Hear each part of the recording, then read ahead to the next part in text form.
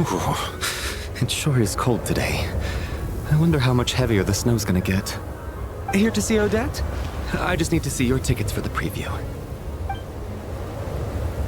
Oh, perfect. Thank you. I'll hold on to your tickets. Come on in. It's freezing outside.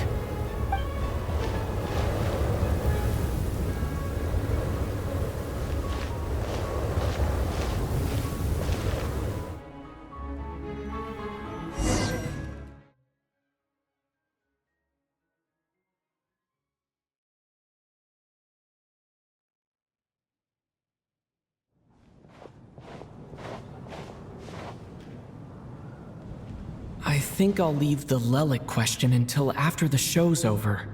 Then I'll go find Odette.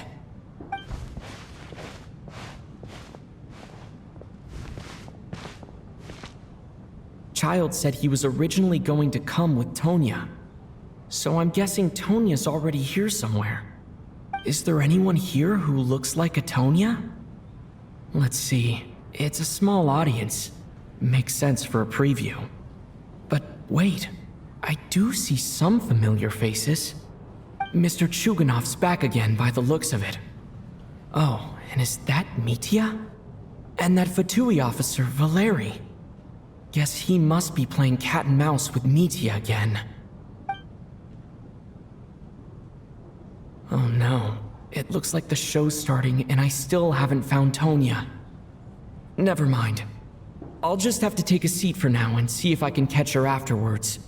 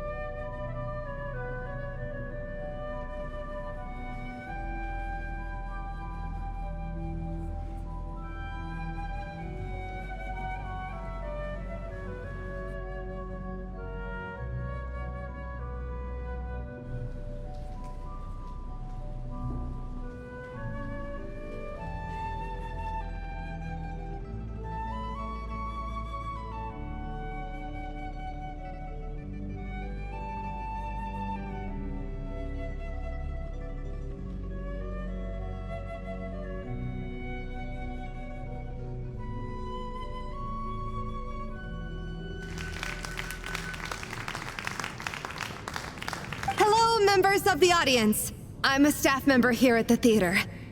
Today's performance was a very special one for us, as it marks the first attempt in a long time to revive the classic Snezhnayan ballet, Spirit Seeker. To commemorate this occasion, we would love to take a group photo of the cast, crew, and audience members present today. Could I kindly ask the audience to please come up onto the stage?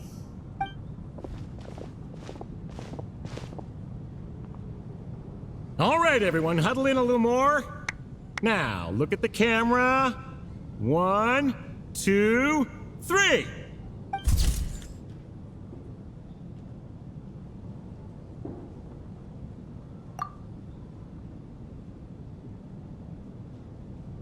Are you quite satisfied, Mr. Energy Scientist? I rather hope you don't have any other escape plans to add to my workload today. What are you talking about, Sarge? This was simply my way of inviting you to watch Miss Odette's new show with me. And wasn't the performance spectacular? In the future, I heartily encourage you to take a leaf out of my book. Find some soul-nourishing pastimes to enrich your time outside of work. It was indeed a fine performance, but I must correct you on one point. This is not time outside of work. These are working hours. Working hours and non-working hours are just a social construct.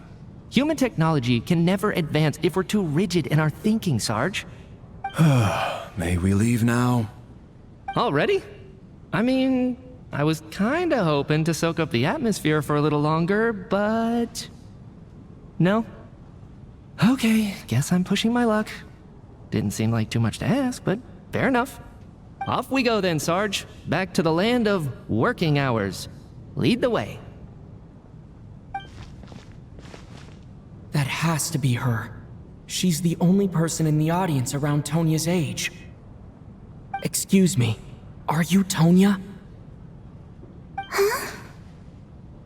Your brother's busy today, so I took his ticket. Don't worry about him, he's fine. Oh, okay. Sorry for the trouble. What's wrong? Are you sick? No, I'm fine. It's nothing. Maybe she caught a cold on the way here because of the weather.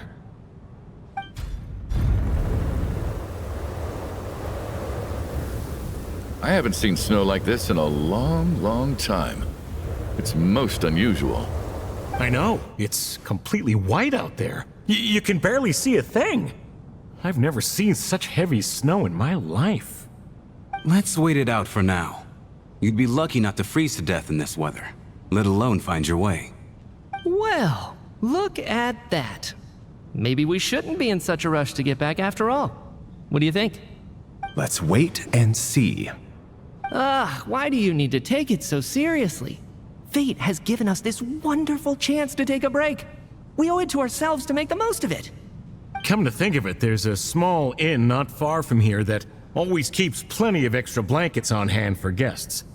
I know the route well. Shall I head over and borrow a few blankets? That way, anyone in a hurry can wrap up warm for the journey back. Just remember to return them next time you're over this way. Sir, there's really no need to go to all that trouble.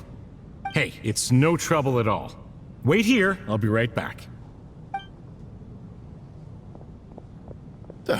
What a kind gentleman. Very good. My wife and daughter are waiting for me at home, so I shall be heading back as soon as I get my blanket. So... are you expecting us to go back to the Armory Palace wrapped in blankets too? Don't worry about that. I made arrangements in advance. Should I not return to the Armory Palace within 3.5 hours after Operation Showtime begins, an armed squad will be sent to collect us. They will escort us back. You are one of our key military personnel, so any weather-related risks must be eliminated. Operation Showtime? So, wait. Every single time you drag me back to work when I sneak out, it's a whole official operation? I gotta say, you've really turned this into quite a moral dilemma for me. It's snowing pretty hard out there. I think you should stay here for now. You seem a little under the weather. Sure. My brother might come pick me up in a bit anyway. Time to get to work. I should head backstage and find Odette. I need to look her in the eye and ask her about Lelik. Excuse me, are you looking for someone? A fan, I'm guessing? Today is just a dress rehearsal, so Miss Odette won't be meeting with fans. She's taking a well-earned rest right now. Sorry, but that area is currently off limits to everyone except the cast and crew. Bad timing, I guess. Well, I might as well stick around. I doubt Odette will be leaving before the snow lets up in any case.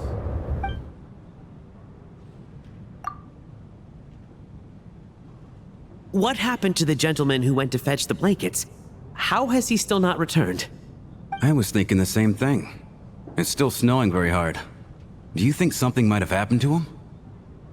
Whatever the reason for his delay, I must say I hate nothing more than people who make empty promises and fail to deliver. Well, I have to treat my employees like that on occasion, but that's different.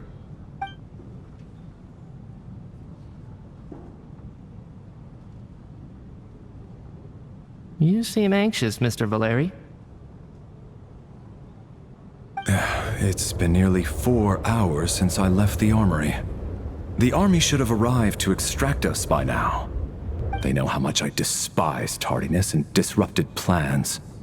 There's simply no reason that they shouldn't have shown up by now, barring exceptional circumstances. Surely a snowstorm like this one counts as such.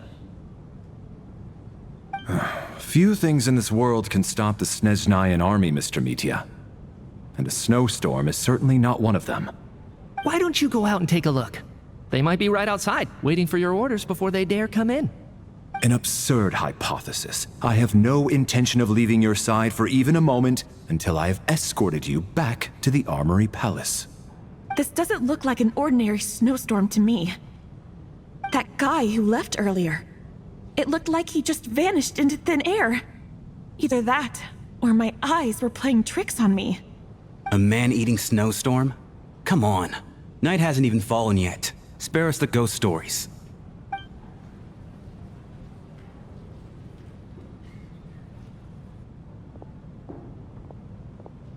Traveler, didn't know you were coming today. How come you didn't say anything? What is it? Something the matter? Tell me, I can help. Whoa, that's quite a snowstorm out there. I've been working backstage this whole time, so I didn't even notice. No wonder the audience hasn't left yet. Is weather like this rare, even in Snezhnaya? Yeah, snow like this. I'm sure I've seen it out in the wild before, but never in the city. Actually, I take that back. I don't think I've seen snow this bad even in the wild. This is something else. It's not normal. If even Alyosha thinks snow like this isn't normal, could it have anything to do with that monster people have been talking about? We can't stay cooped up here forever. Someone needs to go out and take a look. No need. I have plenty of experience with snowstorms. Besides, I work here while you're an audience member. I should be the one to do it.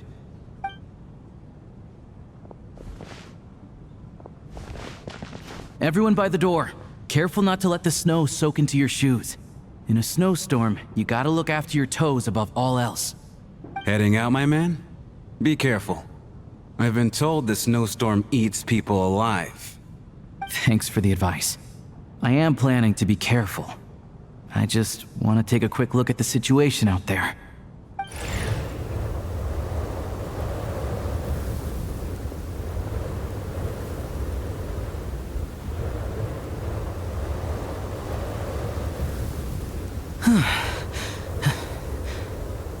He's back! He's back!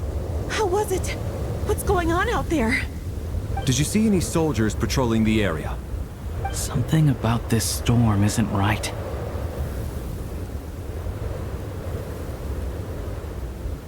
There's no one out there.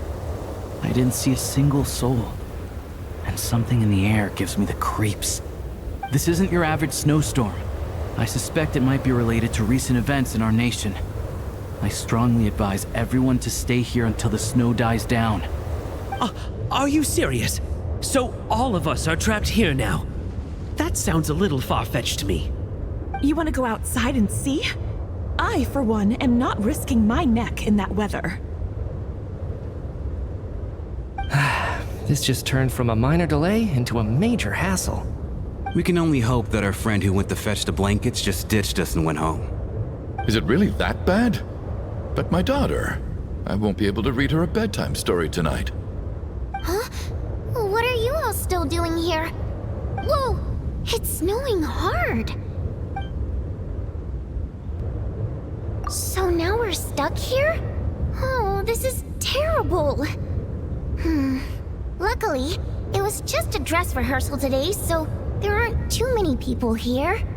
On the bright side, the theater's always well stocked with supplies. If the snow still doesn't let up as we get into the evening, you can spend the night here, everyone. At least, I assume that's alright? Odette? Fine by me. This seems like a sensible backup plan under the circumstances. My thanks to the theater for being so accommodating. What are you staring outside and praying for, my man? You anxious to get home too? Oh, Your Majesty the Tsaritsa, I beg you, please do not let tonight's snowstorm stop. This is a golden opportunity to spend the night under the same roof as the two top stars in all of Snezhnaya. It's a once-in-a-lifetime experience. I think I've changed my mind. Sir, if you so much as look at us funny, you'll be seeing stars in a whole other way. Behave yourself, or you'll be begging for that blizzard. It's getting colder. We need to keep the indoor temperature up. Close the door and lock it tight. Let's head somewhere warmer.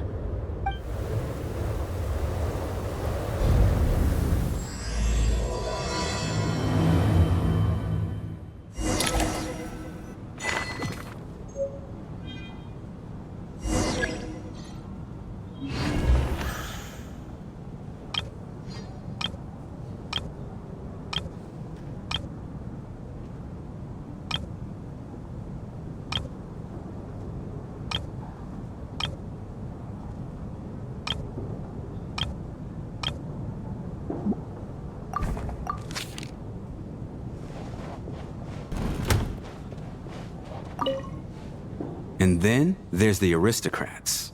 Easiest of all to deal with. You don't need to use any force whatsoever. All you have to do is show them the rope you plan to tie them up with. Do you know why? I don't. Do tell.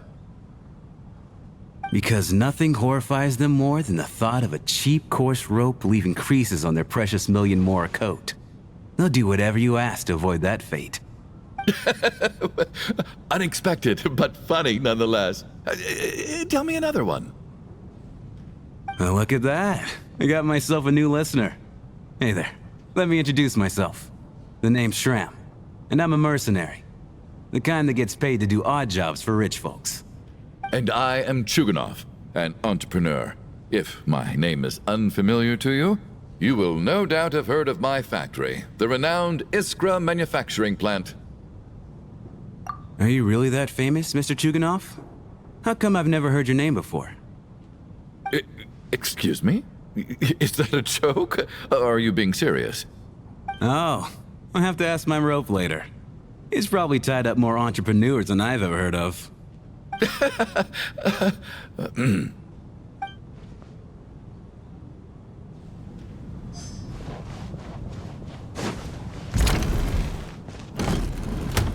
How are you feeling, Tonya? I'm fine. Sorry to worry you. I'm used to it by this point. I take medicine for it. My brother usually helps to get it ready for me. Child must take great care of his sister. He's never mentioned Tonya's illness, though. You know, I actually find this whole thing kind of exciting. Stuck in a strange place thanks to a snowstorm, having to spend the night with a bunch of interesting characters. It's pretty cool, don't you think? Exactly. It's like one of those stories where an ordinary school trip turns into a magical adventure. I've always wanted something like that to happen in real life.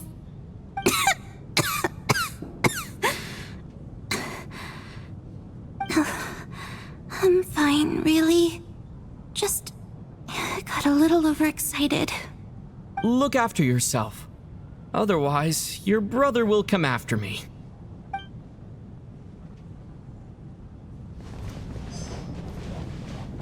My husband has major trust issues. To him, I doubt even this snowstorm is a good enough excuse for me to stay out all night. That's the price of marrying into wealth. You'll get used to it. I'm not about to stop you if you want to leave, but don't drag me along. Hello? Can I help you?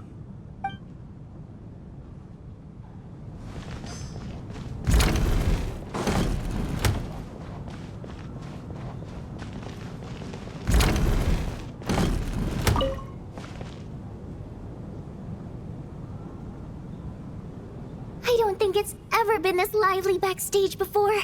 I didn't know you were coming today. Hey, have you seen Chuganov? I heard he was coming today.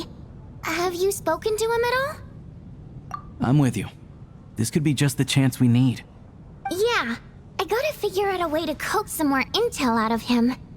I want to know why he suddenly changed his stance on Project Stuja.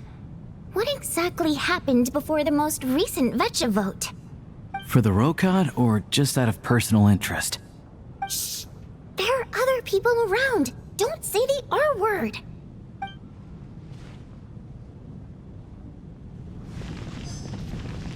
This is highly irregular. A delay of over an hour during an operation like this theoretically warrants a Harbinger-level response. I wonder what the issue is. The storm, or something else. Sarge, the day you learn to let go and just enjoy moments like this is the day you'll finally understand the meaning of life. Why, hello, sir. I believe you were the one sitting at a nearby table back at Podvorye Restaurant. Any friend of the theater's star performers is a friend of mine. It's a pleasure to meet you. I'm Mitya from the Energy Commission. Greetings. Major Valeri, head of the Special Assignment Battalion. Armory Palace Royal Grenadier Guards, 1st Regiment. I am here to ensure Mr. Mitya's personal safety. Please let me know if I can be of any assistance. Mr. Traveler, I cannot help but notice that Miss Odette is stealing glances at me. Any idea what that could be about? I've racked my brains, but I can't think of anything I might have done to offend her. Perhaps she noticed me spacing out during her performance?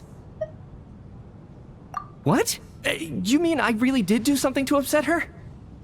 Well, thanks for letting me know. So, Mr. Mitya, is your work related to Project Stuja? Yes, that's right. The higher-ups in the Fatui transferred me from the Energy Commission to the Armory Palace because they wanted me to... Really? I can't even talk about that? Pretty sure it counts as part of my private life. All right, I won't say anything. Sorry, traveler. As you can see, I'm afraid this pleasant chat will have to end here.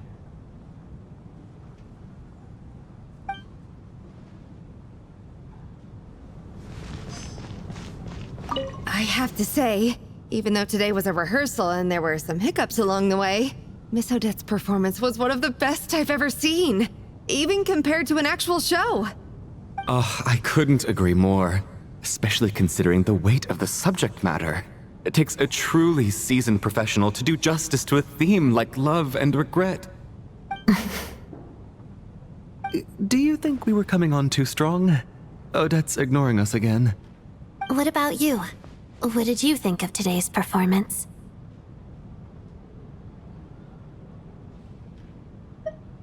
Huh. That's actually a more insightful critique than I was expecting. My mother would agree. She's always thought that was my biggest flaw. Maybe I need to work on making my facial expressions appear more natural. I'll make sure to save a ticket for you when the show's performance ready. This doesn't seem like the time or place to bring up the subject of Lelik.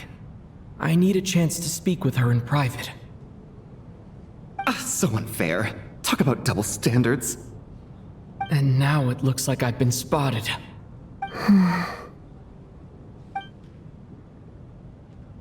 You know Mitya too?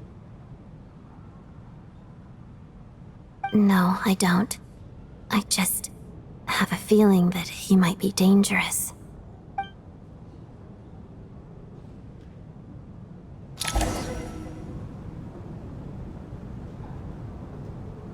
How's it looking, Alyosha? No change from this afternoon. Heavy snow with no sign of slowing down. May I have your attention, please? The storm is unlikely to stop tonight, and it'll be even more dangerous outside at night than it was during the day. We at the theater owe everyone here a duty of care. Therefore, we strongly suggest that you stay on site overnight and avoid going outside unless absolutely necessary. In a few short moments, we'll give you a tour of the theater's various quarters. You can choose to sleep in the VIP room, the office, or backstage. Or on the stage if you'd prefer. We won't mind. I'll pass on sleeping on the stage. What if the snow is stopped by tomorrow morning? The early birds in the audience might think we're part of some experimental new show. A drama about sleeping? That could be fun. Maybe we could come up with a title for the production. What? Gotta admit, I didn't get that one. Anyone who doesn't wish to sleep on the stage, please follow me. I'll show you to the rooms.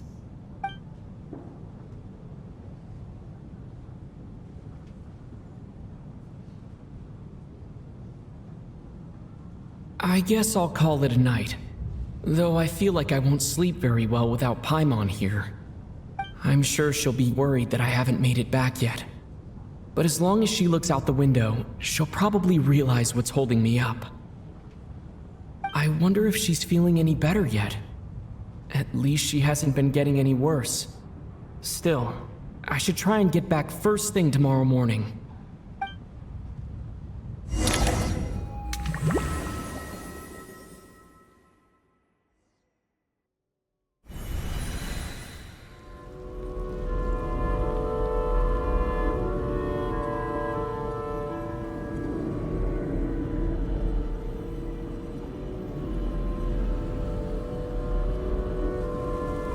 Ah, finally. Welcome back to the world of the living, lazy bones. I was about to wake you. The black mist is almost on us. Still waking up, huh? You know, the black mist. It's been chasing us from below ever since we were born. You're just dozy. There's no way you've forgotten. Come on, let's keep heading up. Onwards and upwards is the only way to survive. Don't listen to a word those black mist cultists say. Here we go again. The endless march toward survival. What's going on? That black mist down there is creeping me out. And it's rising.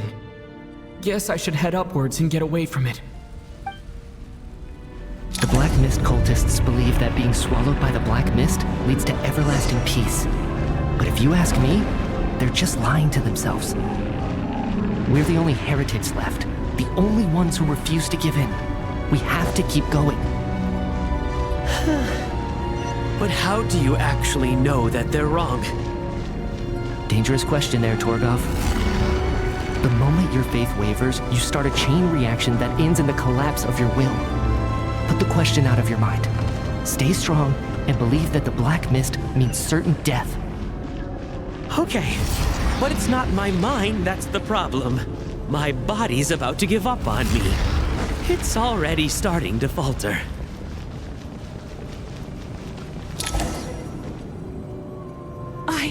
I can't do this anymore. I've had enough of being forever on the run. What's the point of it all? All this will pass eventually, I promise. Keep fighting. It will be worth it. You accuse the Black Mist cultists of being liars. But you're lying too. There is no end to this path. It keeps going up forever. There was never any hope to begin with. The cult of the Black Mist has poisoned your mind, Sobolova. Are you thinking of giving up as well? I am. I think I'll take my chances with the Black Mist over this perpetual torture. As much as I detest the Black Mist cultists, I'm just too weary. Then I bid you both farewell. Let me put my personal opinions aside for a moment and say, I hope that you both find peace within the Black Mist. Fate always appears so impossibly complicated. But at moments like this, its raw simplicity is laid bare. Their fate was sealed from the instant they entertained doubt. From then on, the outcome was both inevitable and irreversible. Let's go.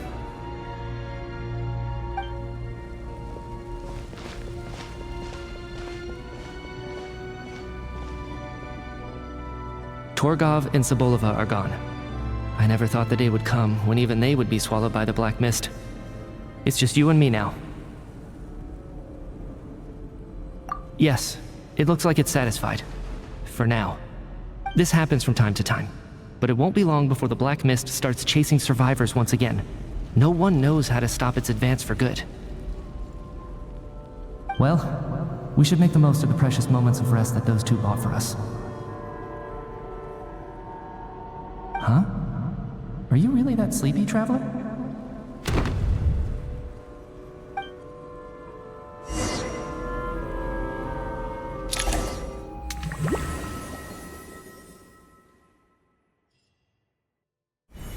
Ah!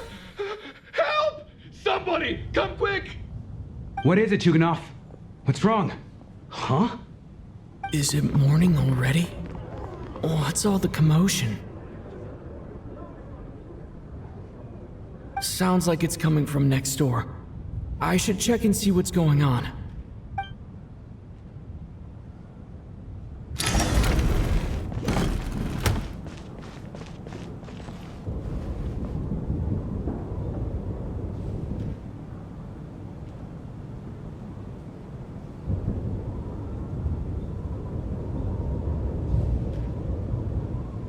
Don't look, Miss Tonya.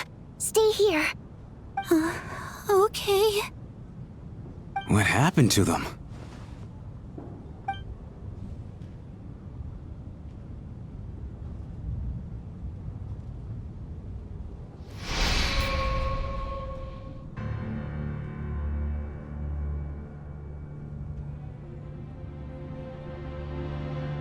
These two people have passed away. And the strange thing is that somehow, I knew this was going to happen. I knew that they would be the ones to die. Have I seen this moment before? Or did I have some kind of premonition? I can't remember what it was. Let me take a look.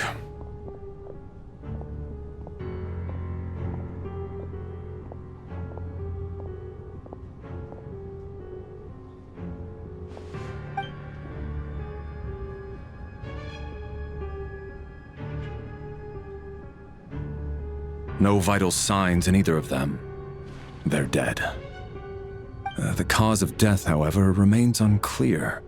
No wounds on the bodies, no signs of a struggle, and no skin discoloration caused by the buildup of toxins. But just last night, they were chatting and joking away. This is so sudden. Could they have had pre-existing medical conditions? Even then, the odds of them both dying of sudden complications on the same night are extremely low. It's hard to believe that they died of natural causes, nor does this appear to be a suicide. Who was the first to discover the bodies? It was me. But these deaths have nothing to do with me, officer. I got up early because I wanted to see if the snow had stopped. Then I noticed that the door to this room was open, and it looked like there was a man and woman inside. I just went over to see what was going on. I had no idea they were... I can corroborate this. I was doing my morning exercises near the stage. When I saw Mr. Chuganov heading this way, I followed him. I can also confirm that I didn't see a single person approach that room before him. The snowstorm was raging all night, and it's still going now. There's no way someone could have come in from outside, correct? You mean an intruder? No, not possible. I slept by the door last night as a precaution. There's no way I wouldn't have noticed if anyone had tried to open it. Everyone, split into pairs and search the theater for anyone in hiding or any signs of suspicious activity. I'll follow up with a full search of my own shortly. Go. There is no time to waste.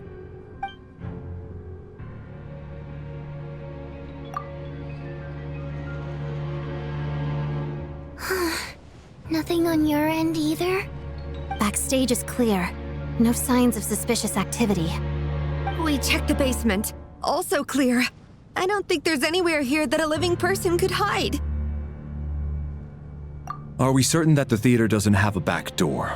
Or any tunnel or passageway wide enough for a person to fit through? No, there's nothing like that. If people were sneaking in through some secret tunnel to avoid buying a ticket, we'd have sealed it off ages ago. I also checked the windows. All of them are locked from the inside, and there's no sign of anyone entering or leaving.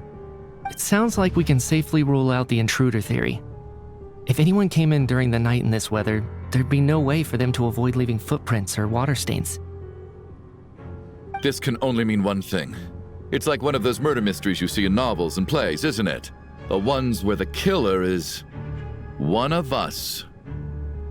We can't quite jump to that conclusion just yet. Could he be right? It's hard to imagine something like that happening in real life. Set in a theater during a snowstorm, a murder takes place, and the killer is among us. It's such a classic trope that it seems unbelievable. Looking at who the killer targeted, and the clean entry and exit, it all adds up. I know what this is. It's obvious now that I think about it. What is? What have you figured out? Both victims were wealthy, well-known local merchants. And the door was deliberately left open so I would discover the bodies and witness the crime scene first thing in the morning. Such ruthless methods. This was your doing, wasn't it, Lelik? Lelik? You mean Lelik is among us? And he's the killer? Lelik. I know this code name. Member of the Rokot, anti-Project Stuja. Always works alone. I've read the case files at the Armory Palace. Walk me through your reasoning, Mr. Chuganov. What do you know about Lelik?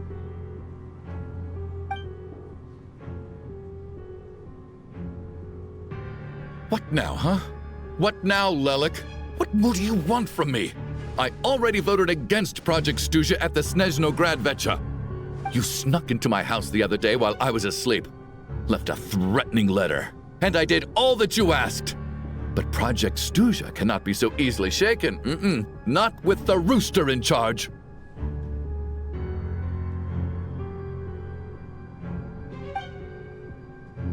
So he really was threatened by Lelik. That makes sense. And now you're resorting to murder to threaten me. Isn't that right? I knew it. The Rokot despises the rich. The lives of the wealthy are but refuse in your eyes.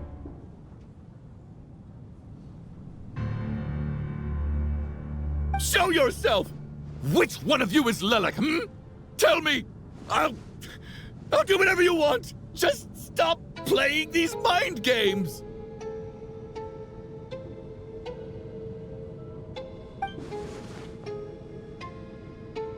Was this really Lelik's doing? Would Odette really do something like this? If Odette really is Lelik, this seems out of character. But then again, how well do I really know her? I'm probably the only one here with a compelling theory about Lelik's true identity. But if I reveal it now, I'll be putting Odette in the line of fire. What should I do? I don't think it's likely that Lelik killed anyone. At least from the stories I've heard, he's never killed anyone before. And his name has never come up in connection with any murder cases. Besides, even if Lelik did want to threaten you, why resort to such an extreme and roundabout method? It's not his style at all. Vodyanitsa doesn't know that Lelik might be Odette, but her assessment is pretty much identical to mine. Miss Vodyanitsa, why do you suddenly feel the need to speak in Lelik's defense? Defense? Oh, no, it's just... I'm worried that we're jumping to conclusions here, so I wanted to share my point of view.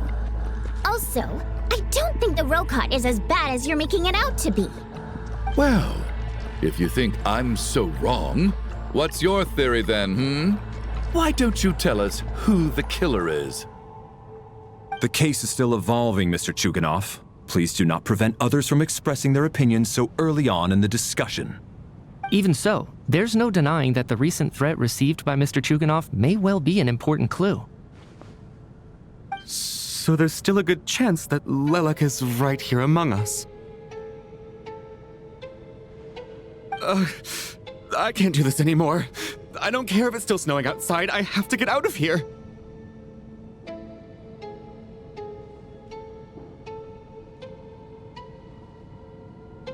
Whoa, take a beat. We all know it's far too dangerous out there. Even the soldiers couldn't get to us. Go out that door, and you might not live to tell the tale. And whoever this Lelik is, they're surely not going to murder anyone in broad daylight. Be sensible, my man. You're safer inside. As much as I regret having to say this, I'd like everyone to cooperate and refrain from exiting the premises until further notice. Because as things stand, every one of us is now a suspect. Unless anyone has further information to share, let's adjourn for now. Feel free to keep searching for clues, but make sure you don't go off alone.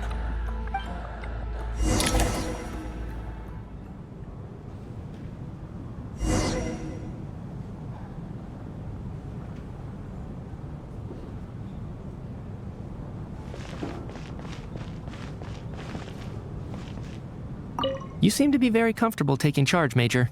You took the reins as soon as things went south. I simply made an executive decision that someone needed to take control of the situation on the military's behalf. Does this offend you?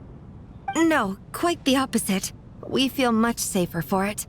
By the way, what does Major mean exactly? Is it a pretty high rank?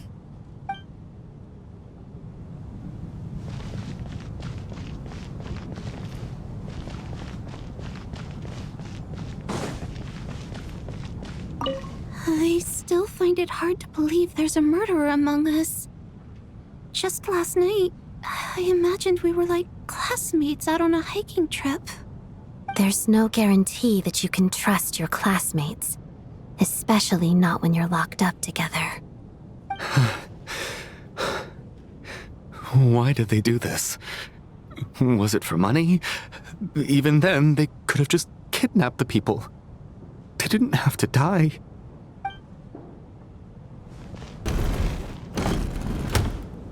You're right. That was my bad. It was a knee-jerk reaction. I didn't think it through. Luckily, no one suspected my identity. Oh, phew. It's just you. I thought someone was eavesdropping. Since Vodyanitsa and I were on the same page earlier, I think I should share my thoughts with the Rokot members first.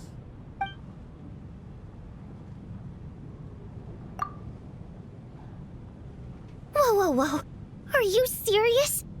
I don't know if this counts as gossip, but it's definitely on track to be the juiciest this whole year. Odette? Really? Odette? Oh god, how dumb does this make me look? Lelek has been right under my nose this whole time, and I didn't notice a thing. Actually, it's exactly what you'd expect. Sometimes, hiding in plain sight is the best strategy. And now that you mention it, the more I think about it, the more sense it seems to make. It all adds up. What are we up to now? 1, 2, 3, 4... Odette's identities. She's my coworker, specifically a ballerina, and also a Fatous, a member of the Rokot. Now, Lelek. It must be so exhausting. I just want to give her a hug. I guess since I've always known her as a member of the Fatui, it never even crossed my mind that she could be involved with the Rokot, let alone be Lelek. I don't understand. If she's with the Fatui, what reason could she have for being so opposed to Project Stusha? Probably best if you ask her that in person. Well, since you waited until now to bring this up instead of announcing it to everyone earlier, does that mean we're all on the same page here? Yeah. Lelek may not follow orders from the Rokot leadership, but as far as I'm concerned, she's never crossed the line. If anything, her actions benefit the poor. We need to confront her face to face. Do you think she'd really admit to being Lelek? I don't know. We'll have to see how it goes. For now, we'll work on the assumption that she didn't kill anyone, and see how much she's willing to tell us.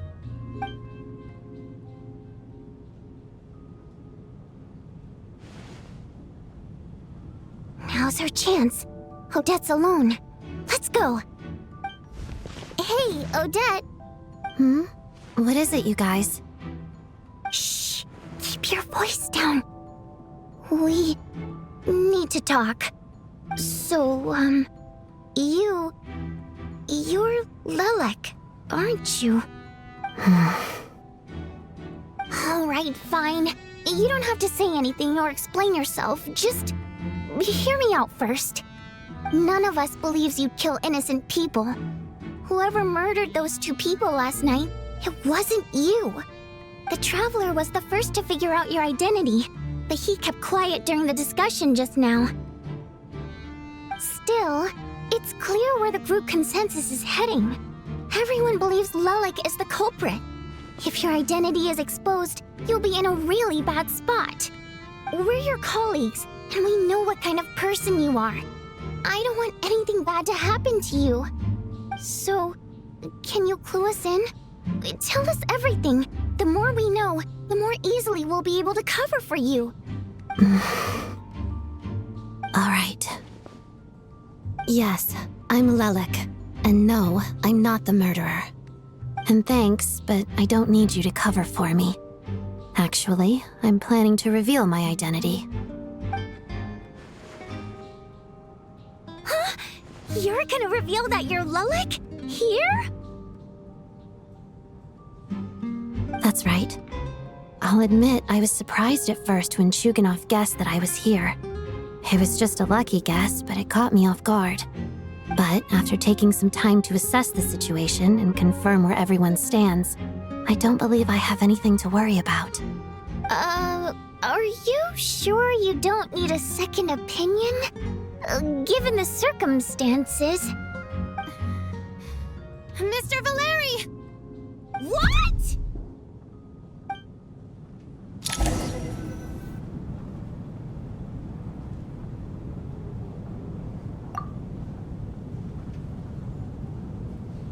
So... Odette is Lelik? I don't know what game you're playing, but you've got a lot of nerve. It's just one identity. So what if it's exposed? I can disappear and adopt a new identity anytime I please. I made my peace with this when I chose to become Lelik. But more importantly, I promise I am not the murderer, which means that someone else is. So, if anyone still insists that I did this, you'd best produce the evidence now. Otherwise, I suggest that you bite your tongue. Because if you really believe I killed 2 people without making a sound or leaving a trace, pointing fingers at me would surely only make you my next target. Is this really the truth, Miss Odette? That's confidence, all right. I believe you. A real no-nonsense attitude. I can see why Marionette said that she's on track to inherit the title of the Fair Lady. Are you seriously buying this? Hey, officer! She just admitted to being Lelik. Aren't you going to do something about this? I do have one question, Miss Odette. Why have you chosen this moment to come forward and reveal your identity? If I didn't say anything, everyone would be focusing all their efforts on finding Lelik. And that is exactly what the real culprit wants. I don't want to be the scapegoat who lets the murderer get away with this crime. Despite all the accusations, she made the smart choice. A remarkable display of rational thinking under pressure. Clearly, Odette's talent extends far beyond the art of dance. She thought so far ahead. Ugh, why do I always feel like I'm one step behind her in everything? You've convinced me. Dealing with the murder case remains the top priority right now. Let's put the name Lelik and all related incidents aside until further notice. Nevertheless, the group still considers you the prime suspect. I assume you have no quarrel with that, Miss Odette? I understand. You're welcome to keep an eye on me around the clock. I have no objections. Mr. Chuganov? For my wife and daughter's sake, I'll let you off the hook for now. But don't think you're forgiven for breaking into my house and threatening me. Just wait till we get out of here, Lelik. We'll settle the score then.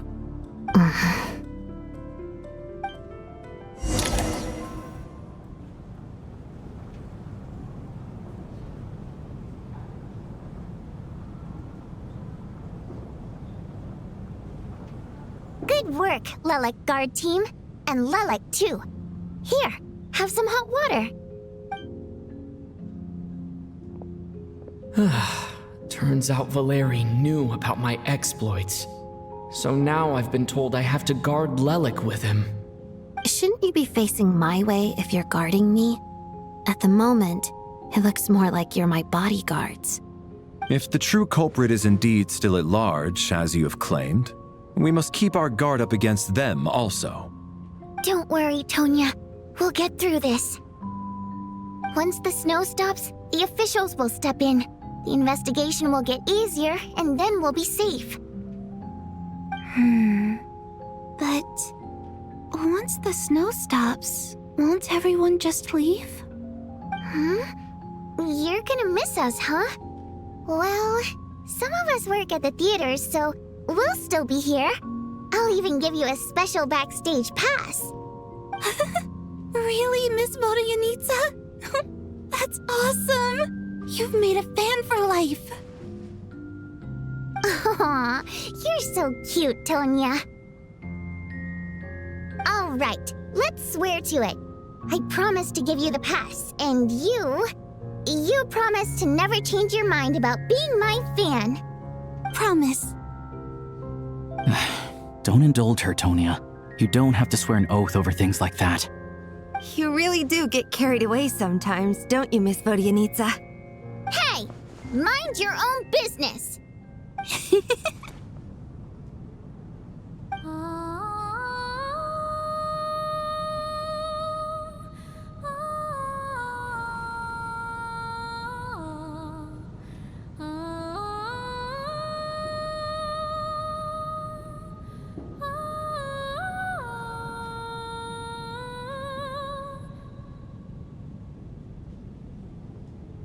Don't be nervous, Miss Water Imp. Everyone's here. There's nothing to be afraid of. Excuse me?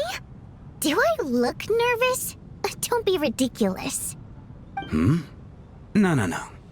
You sound nervous, lass. Oh. Wait, but how... Okay, plenty of people know that I'm a water imp, but still...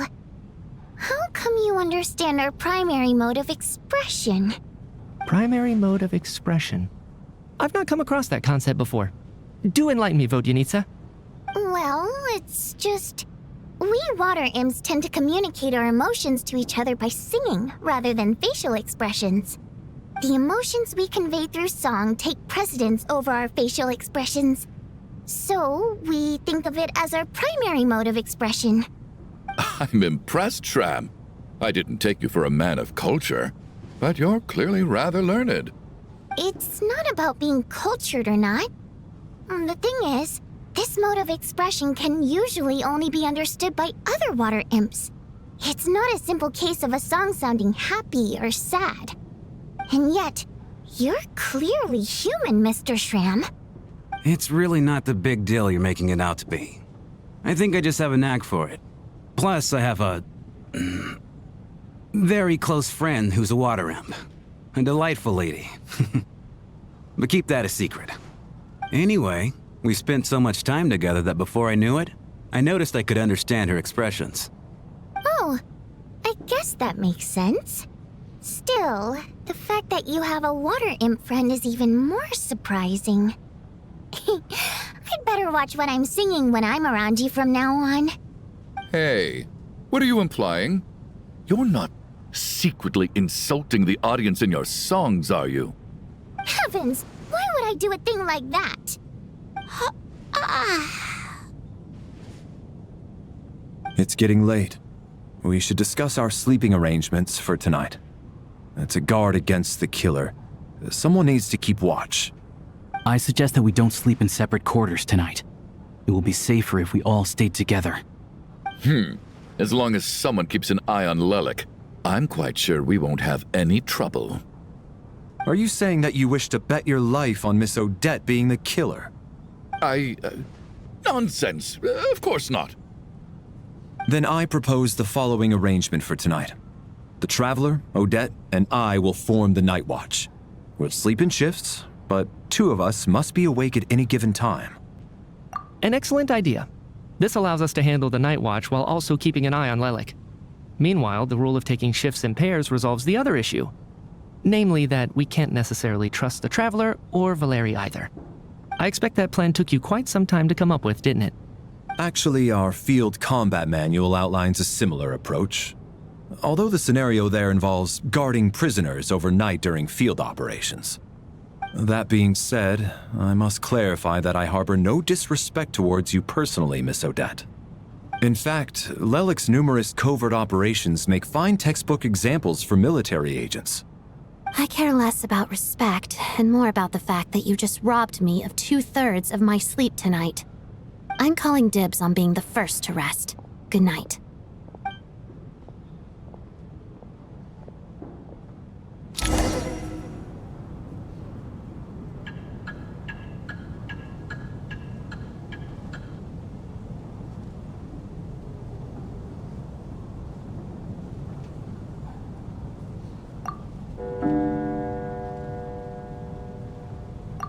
It's almost time. We should wake Odette. How are you faring? Oh, not going to argue with that. I'll take a quick nap. If you start to feel sleepy, wake me up anytime. It's finally time for Odette and I to share the Night Watch. I should wake her up.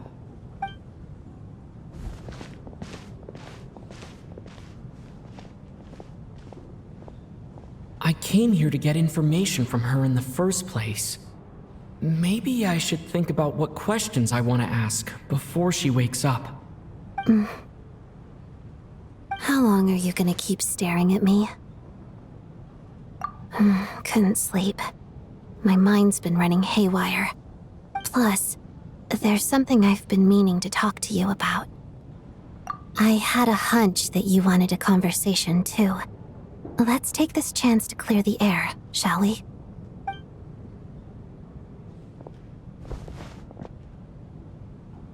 I just had a simple question for you, really. It's, Rosaline. In her final moments, did she have any last words or anything?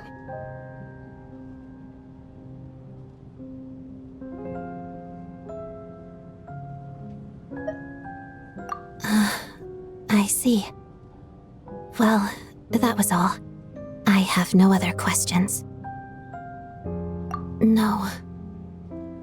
She was utterly ruthless in pursuing her goals. That kind of person should be hard to miss.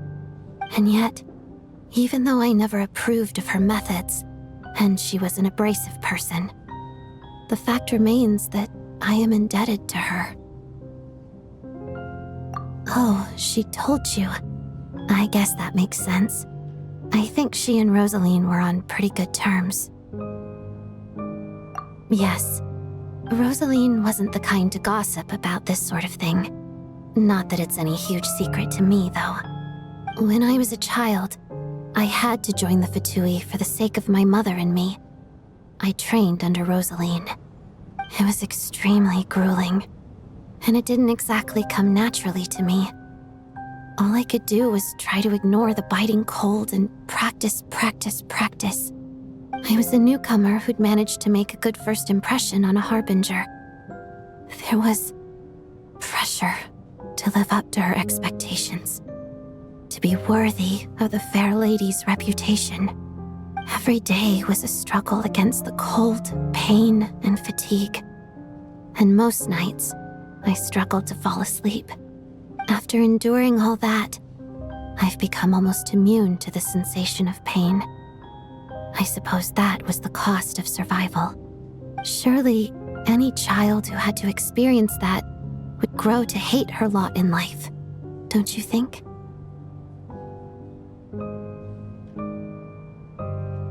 So, I put an equal amount of effort into my ballet.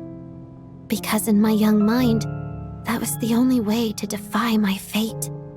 It was my way of telling her, the Fatui's demands and your expectations of me are not what I wish for. One day, I will leave. I think she probably blamed my poor performance and training on my passion for ballet. She knew my heart wasn't in it. One time, when I was secretly practicing a dance at night, she suddenly showed up. I knew she was there to catch me red-handed. I told her, "You don't deserve to watch the dance I learned from my mother." She looked stunned. I guess she was surprised that I lashed out first, before she had the chance. But strangely enough, on that occasion, she wasn't fierce with me like she was during training. Instead, she fell silent for a moment, and then left. After that, she never interfered with my dancing or asked me how it was going. She never came to watch me dance again either. Not even once.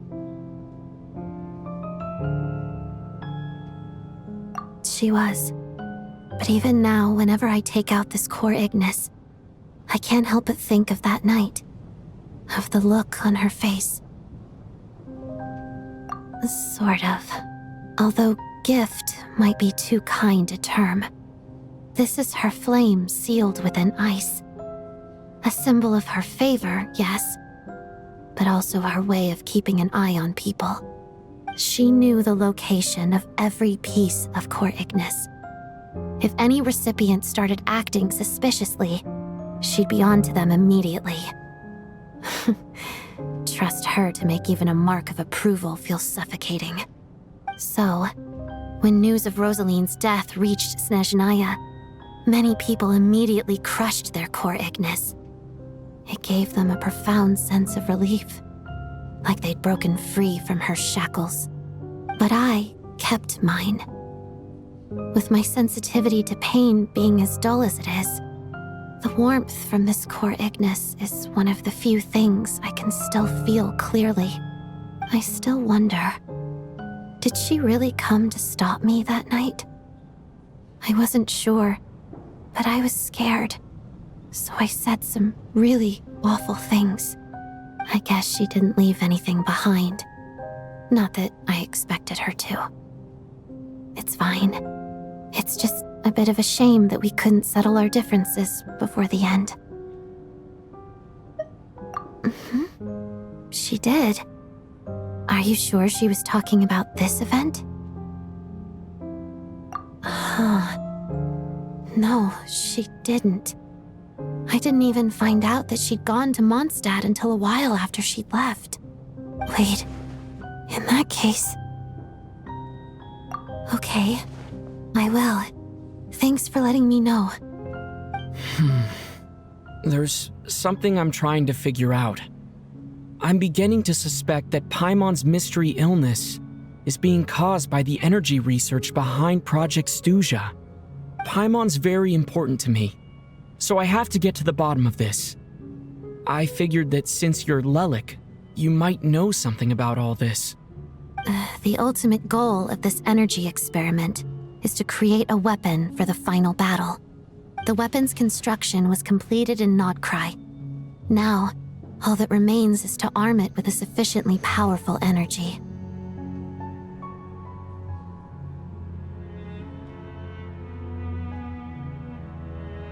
Yes, the weapon's development and all the related experiments are overseen by Lord Piero, the Jester, and the lab is located deep within the Armory Palace. I'm not sure why this experiment would be making Paimon feel unwell, though. The best way to get to the bottom of it would be to go there in person. Once we get out of here, I'll help you apply for an entry permit. And I'm hardly the organization's proudest member, as you know. You answered my question about Rosaline.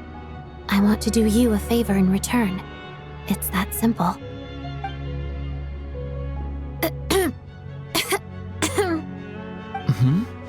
What's wrong? Are you not feeling well? You two seem to be hitting it off. I thought you were sleeping. Of course I was. In the military, one learns to fall asleep quickly, even in the most inhospitable environments. It's vital to staying alert and energized. Why? Is something wrong? Even if he was awake, he can't have overheard us, right? Well, thank you both for keeping watch. Traveler, I'll take over for now. It's your turn to get some sleep. Sure.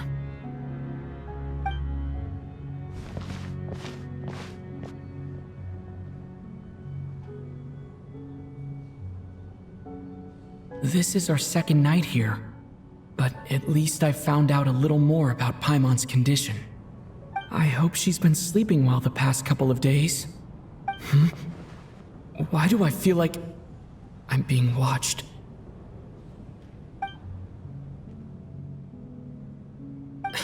Seriously? Is this payback for when I stared at her earlier?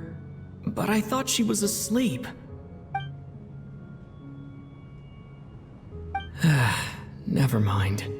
I'd better try and get some sleep myself.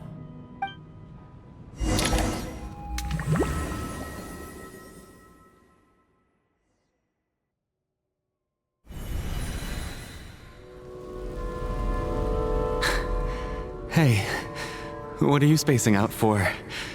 Are you reaching your limit too? How long have we been walking for?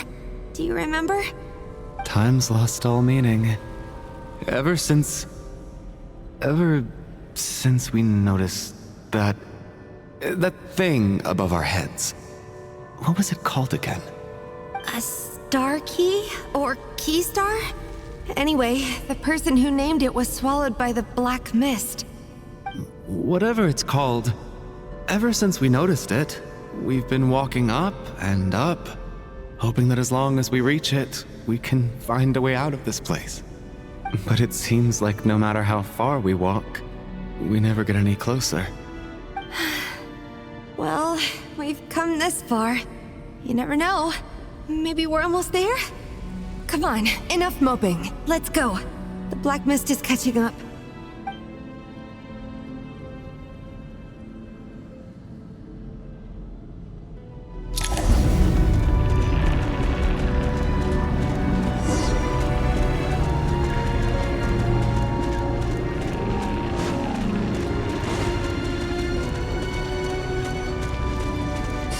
Monsters! Watch out! Not again! I've lost count of how many times we run into them. Be careful!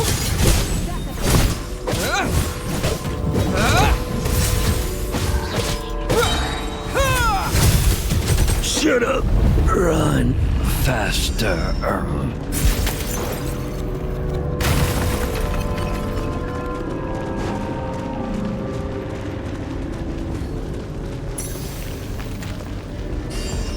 Here they come again! Get ready! Encase! Fighting frog! Learned! Are you hurt, Coolish? No, I'm fine. It's just... suddenly I don't want to walk any further. I get you. In fact, I reached my limit a long time ago.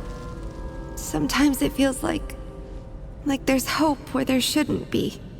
Yeah. The hope that the star gives us is the only thing keeping us going. But I'm not sure it's real at all. It may just be a collective illusion. Otherwise, why would it always be out of reach?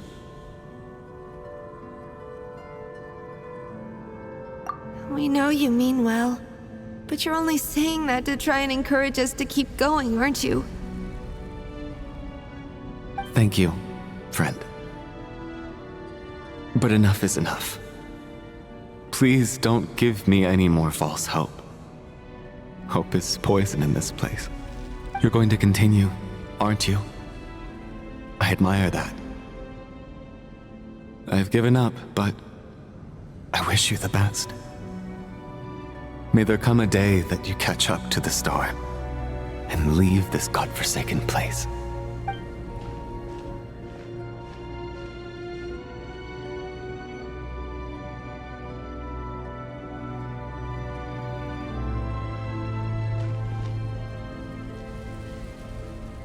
It's not an illusion. We really are getting closer to the star.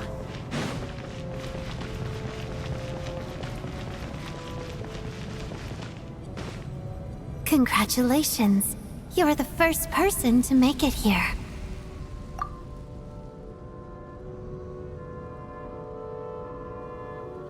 I'm the star's envoy. The black mist has stopped rising. Its hunger is satisfied for now, having devoured your two companions. This is a good opportunity. I'll let you get some rest before we continue. What do you mean, leave? The star represents the starting point. It's the waypoint for the beginning. Congratulations on reaching the starting point. Once you are ready, we will head out and walk upwards. I will be right by your side the whole way.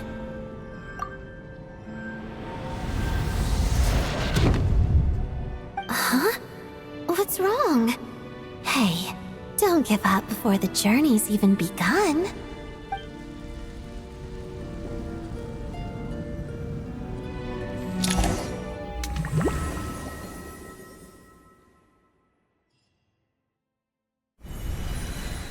Rampana! Rampana! Is that Vodyanitsa's voice? What happened? Coolish, wake up! Please wake up!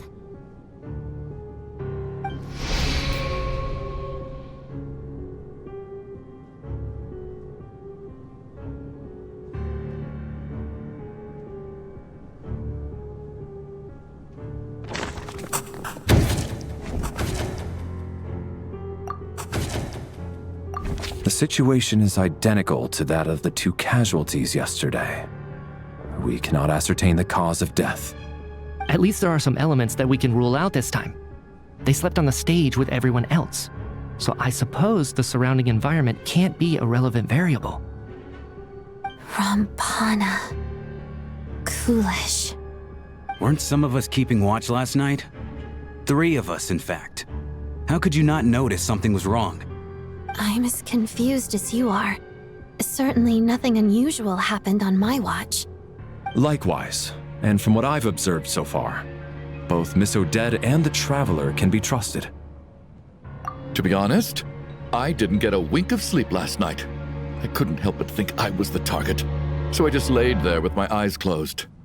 I heard the Traveler and Lelik chatting, but otherwise I don't recall hearing any commotion during the night. Me too. I didn't want to wake everyone up, so I was concentrating hard, trying not to cough. I hardly slept at all.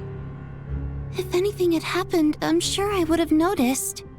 Then, what could possibly be causing this? Once was bad enough.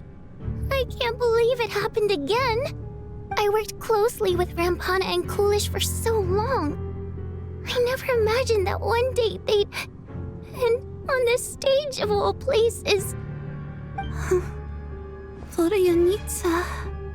4 victims in just 2 days, and we still don't have a single lead. I need to get to the bottom of this as soon as possible. And above all, keep Tonya safe. I'd never be able to look Child in the eye again otherwise. Still snowing? Yes, I just checked. Still no sign of anyone outside either. So we only have ourselves to rely on. If you ask me, this killer can clearly strike whenever they please. The Night Watch was a useless endeavor from the start. Lelik must be an expert in poisoning. Clearly she used some poison that can't be detected on the corpse. Here we go again. Listen, I was already thinking to myself last night, was Lelik's reason for revealing her identity the real story? Well, now I have my answer. It most certainly was not. She's been playing us for fools. You get off on this, don't you? Revealing your identity, only to carry on with your killing spree? That's a hideous thought. One that only a hideous mind like yours could dream up. How dare you? That's enough.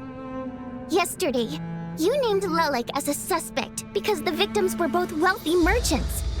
Lelik might have had a motive then, but today's victims were just ordinary people. Not to mention that they were colleagues of Odette and mine. What reason would she have to murder them? Let me guess.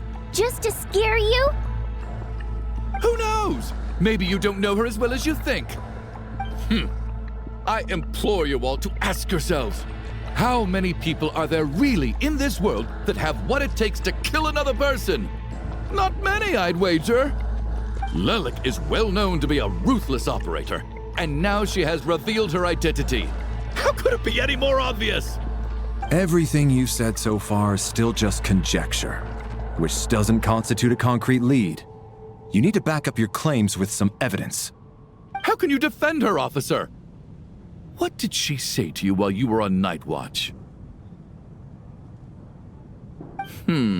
Maybe I shouldn't be so surprised. You military types are always colluding with criminals to target the rich.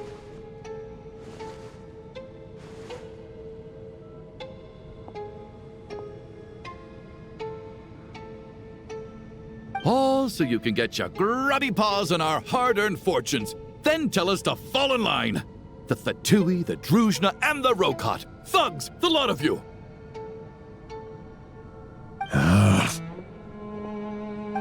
Don't you dare!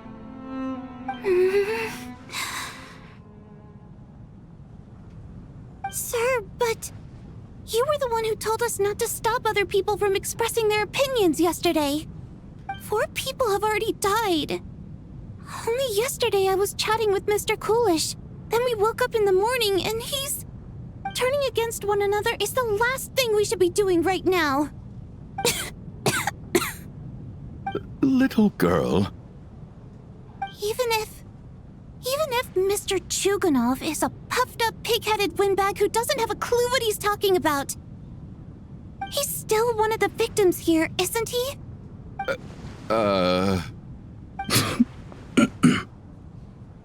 Quite. I had no intention of resorting to violence. But you're right, Miss Tonya. I ought not prevent him from speaking his mind. In any case, I believe Mr. Chuganov has calmed down a little now. We may resume our discussion. I don't think there's any need for that. What is there to discuss? Nothing about this situation is normal. Did you have an idea, Mitya? You're the brainiac here, right? Come on, clue us in. I've been mulling something over. All the leads we have so far concern things from outside the theater. Miss Odette's alter ego, the threats Mr. Chuganov received.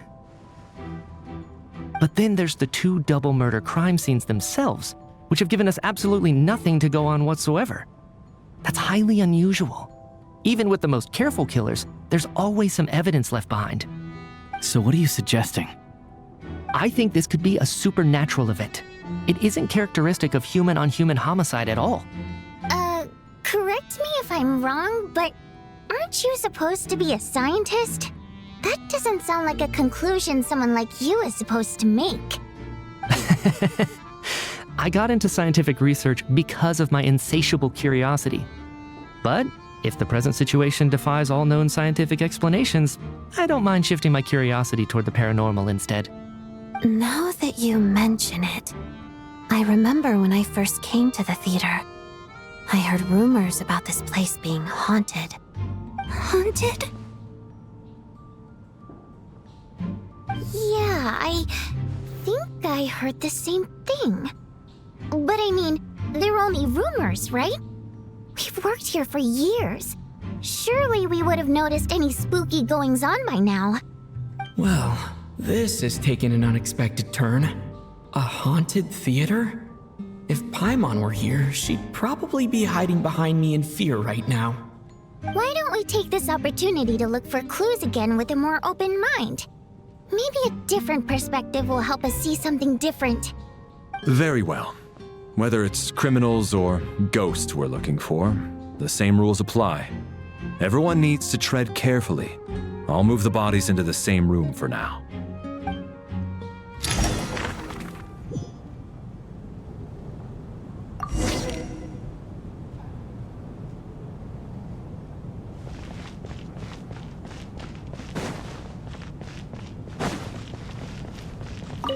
I need to think very hard about whether there's anything that ever needed hiding.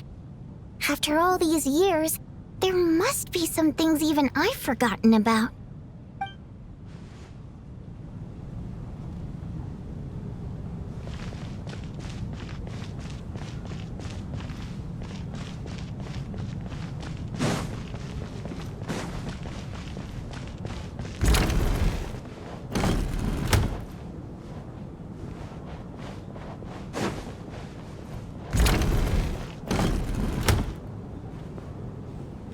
Valeri, come take a look at this. You too, Traveler. Some sort of notebook. What is it for? It's the on-duty logbook for the theater. Kulish was the main person to use it. He mostly used it to record any unusual incidents during a show, audience numbers, exit times, and so on. Yes, he'd always have this logbook with him when he checked tickets at the entrance. This should confirm a lot of key details about the recent show. So, you find anything unusual?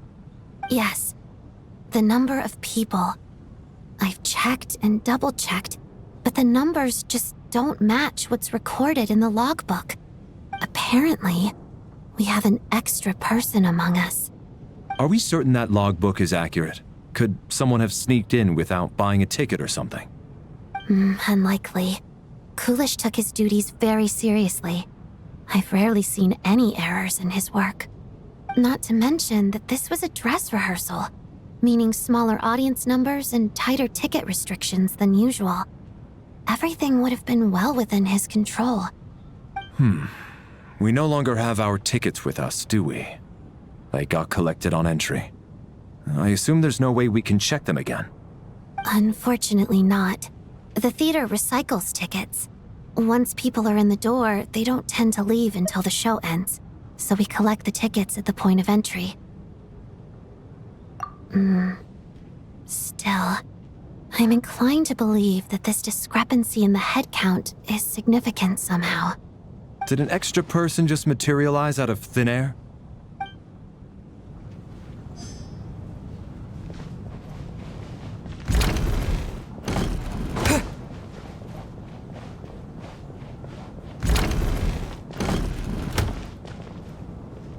Tonya, did you find anything? Not yet. Still looking. So... Are we supposed to be looking for something paranormal? I think I'd prefer teaming up with you than looking around on my own. This looks like somebody's notebook. Shall we read it together?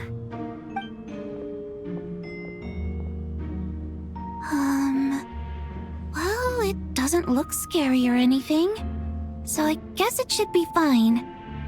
All right, let's read it together.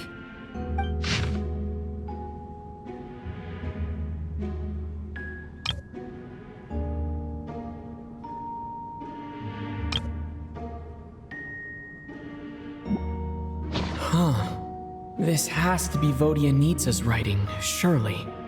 Maybe it's a little rude for us to peek at this. I feel like I just read someone's secret diary by accident. It sounds like she's writing this for her parents, right? I don't understand. Why put this stuff in a notebook instead of mailing it in a letter? Because her water imp parents belong to the aristocracy, who were driven out of Snezhnaya by the Tsaritsa long ago. And now they live somewhere new, where the postman can't get to. We're sorry. It's fine. My fault for not storing it properly. I can't leave things lying around and expect them to get ignored when everyone's scouring the place for clues. All right, give me my notebook back. I'll take over the investigation in this room.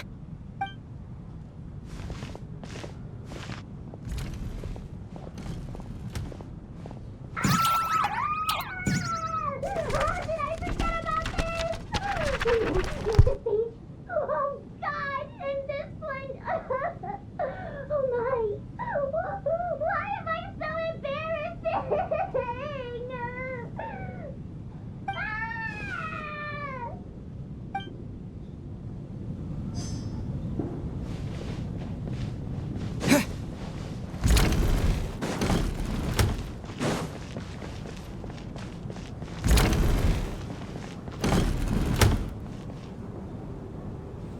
Ah, Traveler.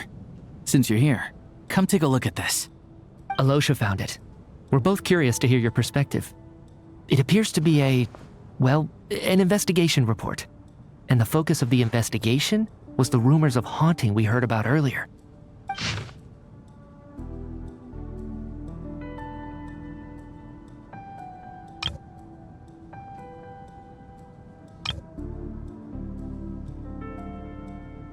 An investigation report, huh? Looks quite old. This person's name looks to be of Sumeru origin to me. Was the investigator from Sumeru? The theater manager must have hired an investigator once specifically to look into this issue. But it doesn't look like anyone ever looked at the report. Presumably, the manager wanted to know if the supposed haunting was dangerous while also being fearful of word getting out in case it affected the theater's business. Anyway, the bottom line is, the haunting is actually real after all. It's caused by an obstruction in the ley lines. Is there any chance this is the key to finally making some progress with the murder cases? Ley line problems are pretty unexceptional to me by this point. And while it certainly offers an explanation for the ghosts, it's hard to imagine what connection it could have to these two murder cases. Some of the language that appears at the very end of the report caught my eye. Angel civilization, ley line renovation? My area of research doesn't touch on any of that, so it's completely outside of my wheelhouse. Huh? A piece of paper just fell out from the report. It landed right by your feet.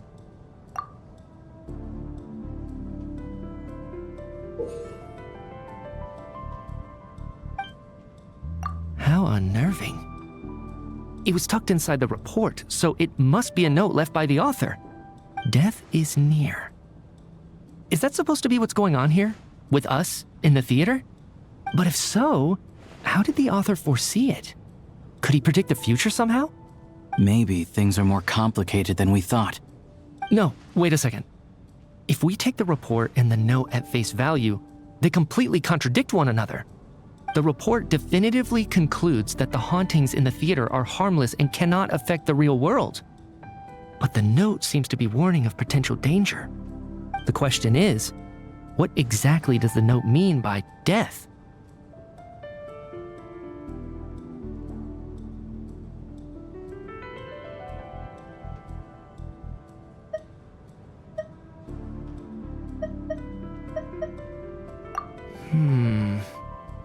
The various ways we could interpret this keyword lead in completely different directions.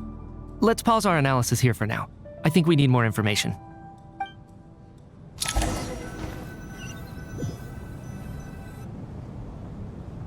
If we take all this together, it's not impossible, is it? If anything, it's the natural conclusion. Oh, I beg to differ. This sounds to me like a product of a researcher's vivid imagination.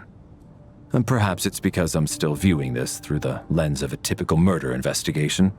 But still, I'm struggling to be persuaded by your theory.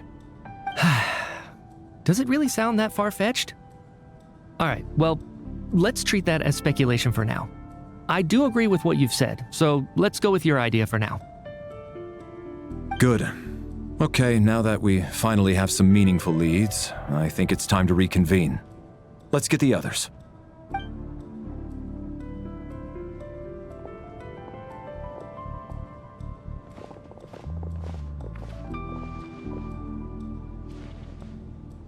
So, that's about everything we've discovered so far. I'll share my theory first. Based on what we've learned from the logbook, I believe the extra person among us is most likely the killer. If the killer had simply bought a ticket, it would have greatly increased the risk of their identity being exposed. I expect he or she either hid in the theater ahead of time, or found a way to slip past the ticket inspection.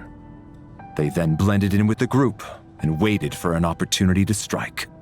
What about the note found in the investigation report? Any thoughts on how that fits in? The killer may have simply planted it there as some sort of sick joke. I've seen my fair share of psychopathic killers. They love playing cryptic mind games. So, it has nothing to do with the haunting of the theater after all. This theory makes sense to me. If we have an audience member unaccounted for, chances are they didn't come here to watch the show. Could it really be that simple? So, in other words, all we have to do is find out who got in here without a ticket, and all our problems will be solved? Then let me make one thing clear. All the theater staff should be well aware that I came here for the rehearsal legitimately, yes? There's no way I'm the one who didn't have a ticket. It's true. I hear you used every trick in the book to get a hold of that ticket, too. Everything short of throwing a temper tantrum and rolling around on the floor at the entrance. I most certainly did not degrade myself in such a way. Probably a stupid question, but I might as well ask. Did anyone here get in without having their ticket checked? Hmm? Guess it was naive of me to expect them to just admit to it. Especially after the unprompted Lelek reveal. Once was already a miracle. Twice would be unfathomable.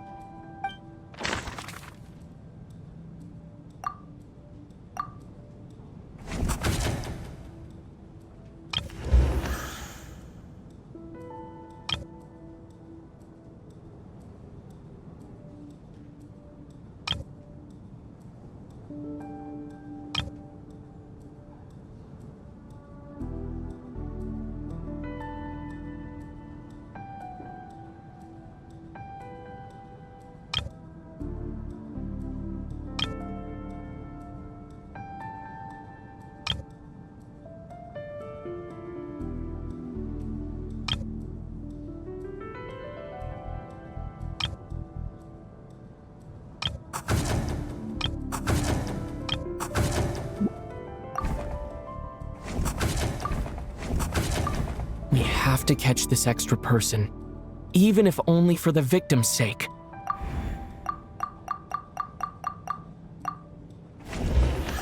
Sounds like Chuganov went to a lot of trouble to get his ticket, because everyone at the theater knows about it. I don't believe any of us here knew Shram before all this. If no one can verify Shram's identity... Mr. Shram, did you really go through the ticket inspection to get in here? Huh? Me? Why am I being singled out, my friend? Do I seem that suspicious? It's not that you stand out as suspicious, more that everyone else has been ruled out as trustworthy. Okay. Well, we spent the best part of 2 days together now, so I'm sure you can all tell what kind of person I am. I'm a true gentleman. I never dream of doing something like sneaking to the theater without a ticket. Yeah, I have no doubt that you're a good person. But the problem is, none of us here actually know you, so no one can say for sure that you are who you claim to be. Although, actually, what was it you said last night? Yeah, you're friends with that water imp, which is why you understand our primary mode of expression. Last time I checked, there were barely any of us remaining in Snezhnaya, since most of the water imps left. Could you tell me a little bit more about your friend? There's a good chance I actually know her. And I suppose it's also kind of a way for everyone else to get to know you a little better.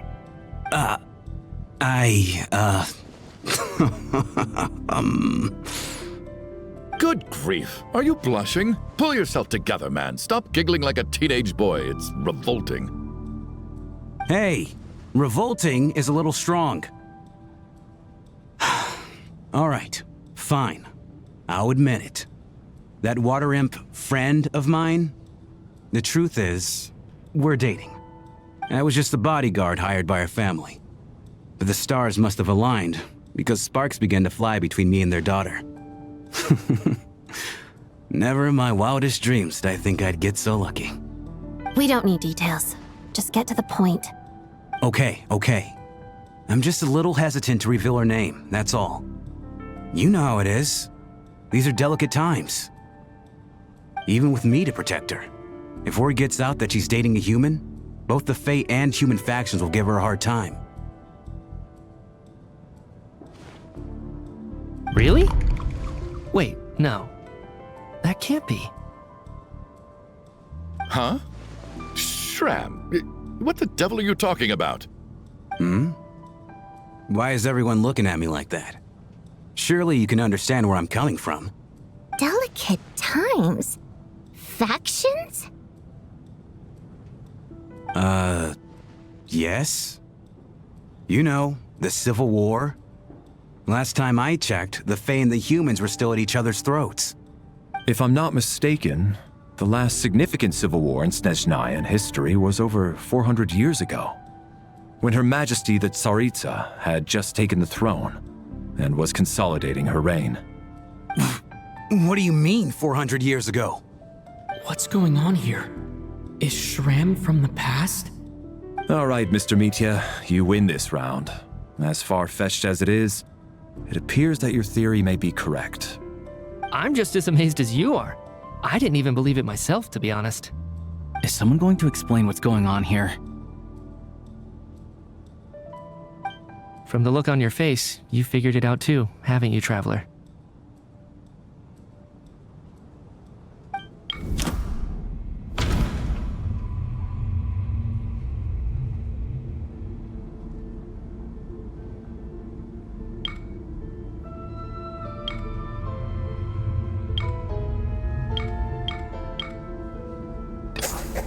The theater's ley lines have been modified to block souls within its grounds from returning to them. Some souls can even wander this place forever. Mr. Shram's statement proves he is from hundreds of years ago. And according to the investigation report on the theater hauntings, Mr. Shram is very likely a lost soul wandering the theater.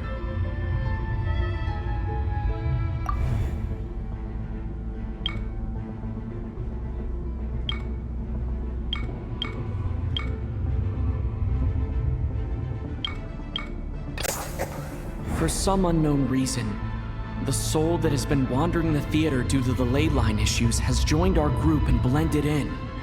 Yeah, that must be the immediate reason why the ticket count doesn't match the number of people present.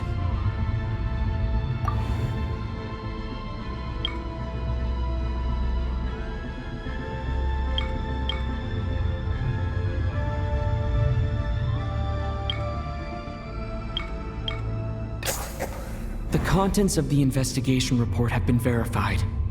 There are indeed ley line issues and wandering souls in the theater.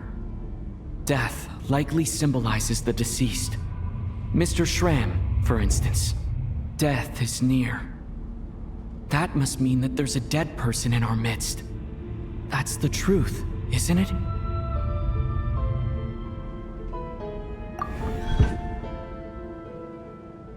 Yeah, the logic is clear now.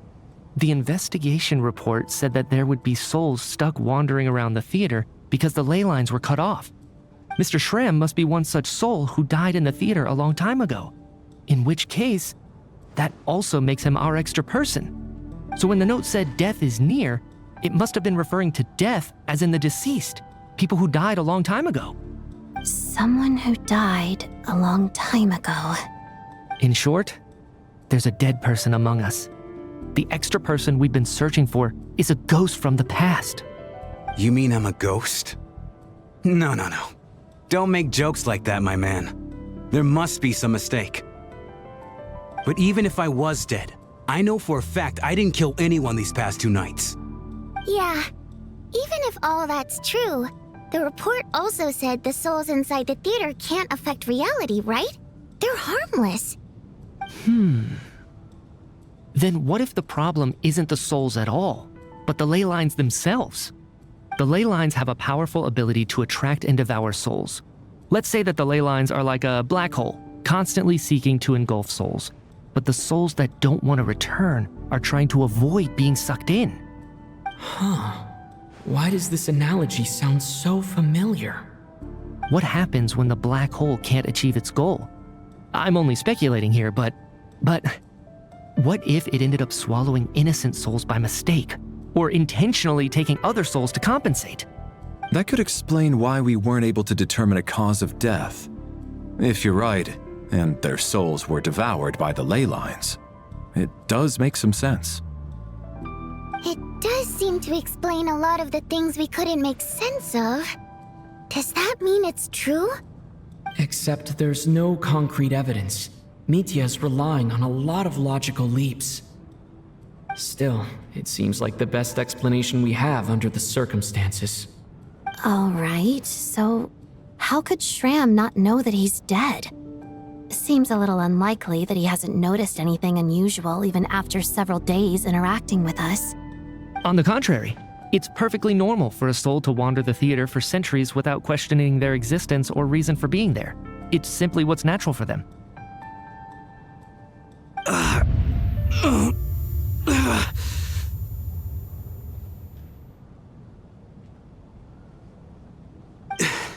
You know what, Mr. Brainiac? I think you might actually be right after all. I'm trying to remember and... even though my head feels like it's going to explode, I think... it's all coming back to me.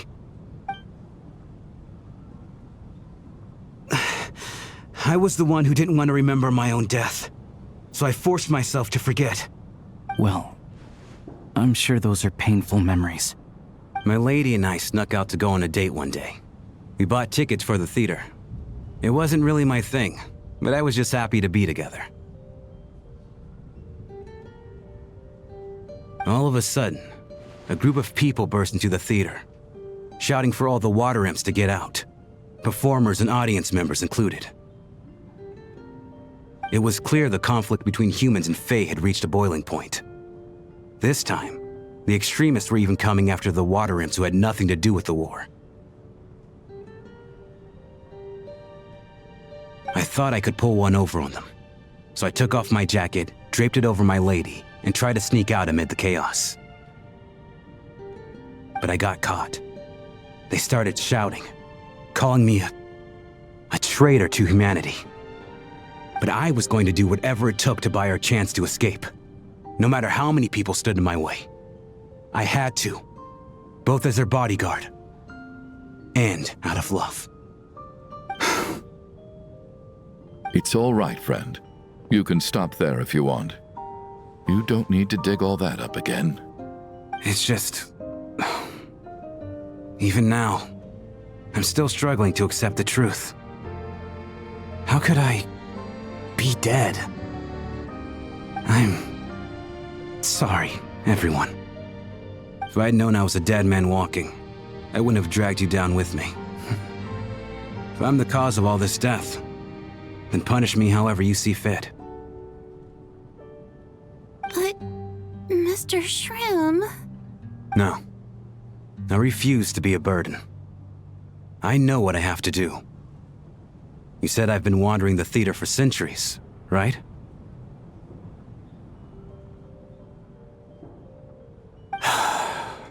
I guess it's high time I got a breath of fresh air. Out there, I mean. I'll leave this place and take all this death with me. Go out on my own terms. Mr. Shram, I'm sure we can figure out a different course of action. My good sir, we both know I'm not supposed to be here. I should have accepted my death long ago. One way or another, this has to end. Unless you're saying this goes against another one of your military principles somehow. No, I'm speaking on a personal level this time. Let it go, man. Oh, wait. One last thing. Miss Wateramp. My lover. Her name was Mitya. Mitya Ozarova. Do you know what happened to her? Ozarova. Oh, Auntie Ozarova. That's what we all called her. I remember her as a very kind elder. She had a bunch of kids, too. I'm so glad she survived. And she had lots of kids? Good. That's... good. We could hardly expect her to stay single just because of what happened to me, right? As long as she went on to be happy, that's all that matters. Besides, I'm dead. My soul's been wandering around here for so long because I was worried about her. But now, I can go without regret. There's no need to see me off, my friends. I've enjoyed our time together over these past few days. Perhaps we'll meet again in the next life.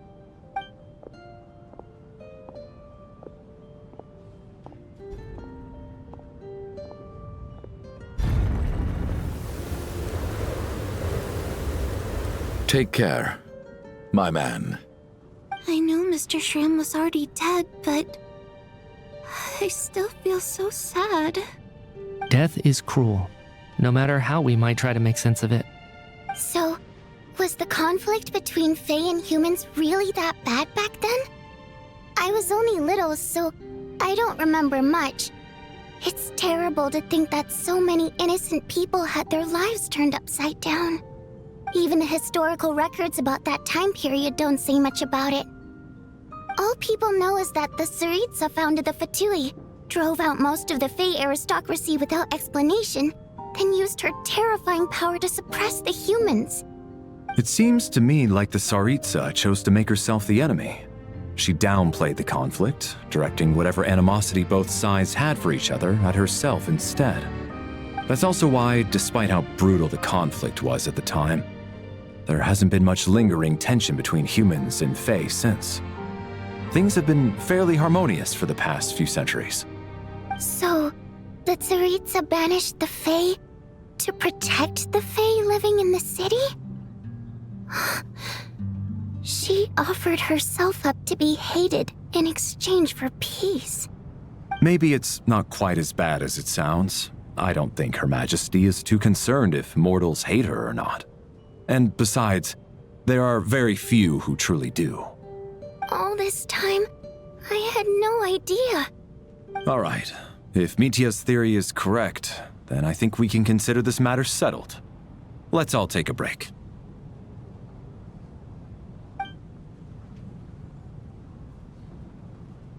Ugh, if only this blasted storm wasn't still raging on.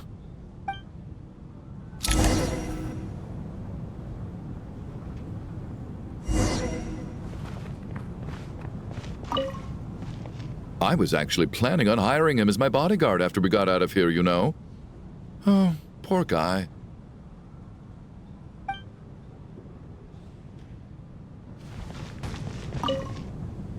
Well, at least it seems like Mr. Shram stayed optimistic until the end. The information he revealed, it's given me a lot to think about.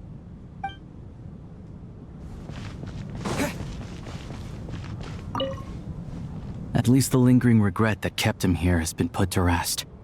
That's not necessarily a bad thing.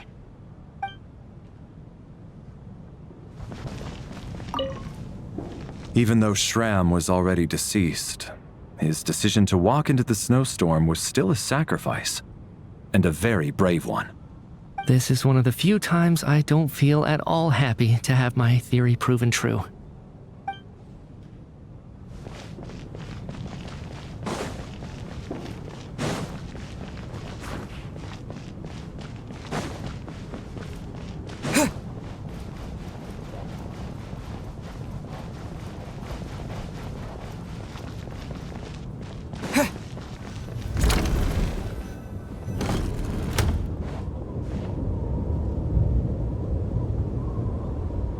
Looks like now we can just rest until the snowstorm stops.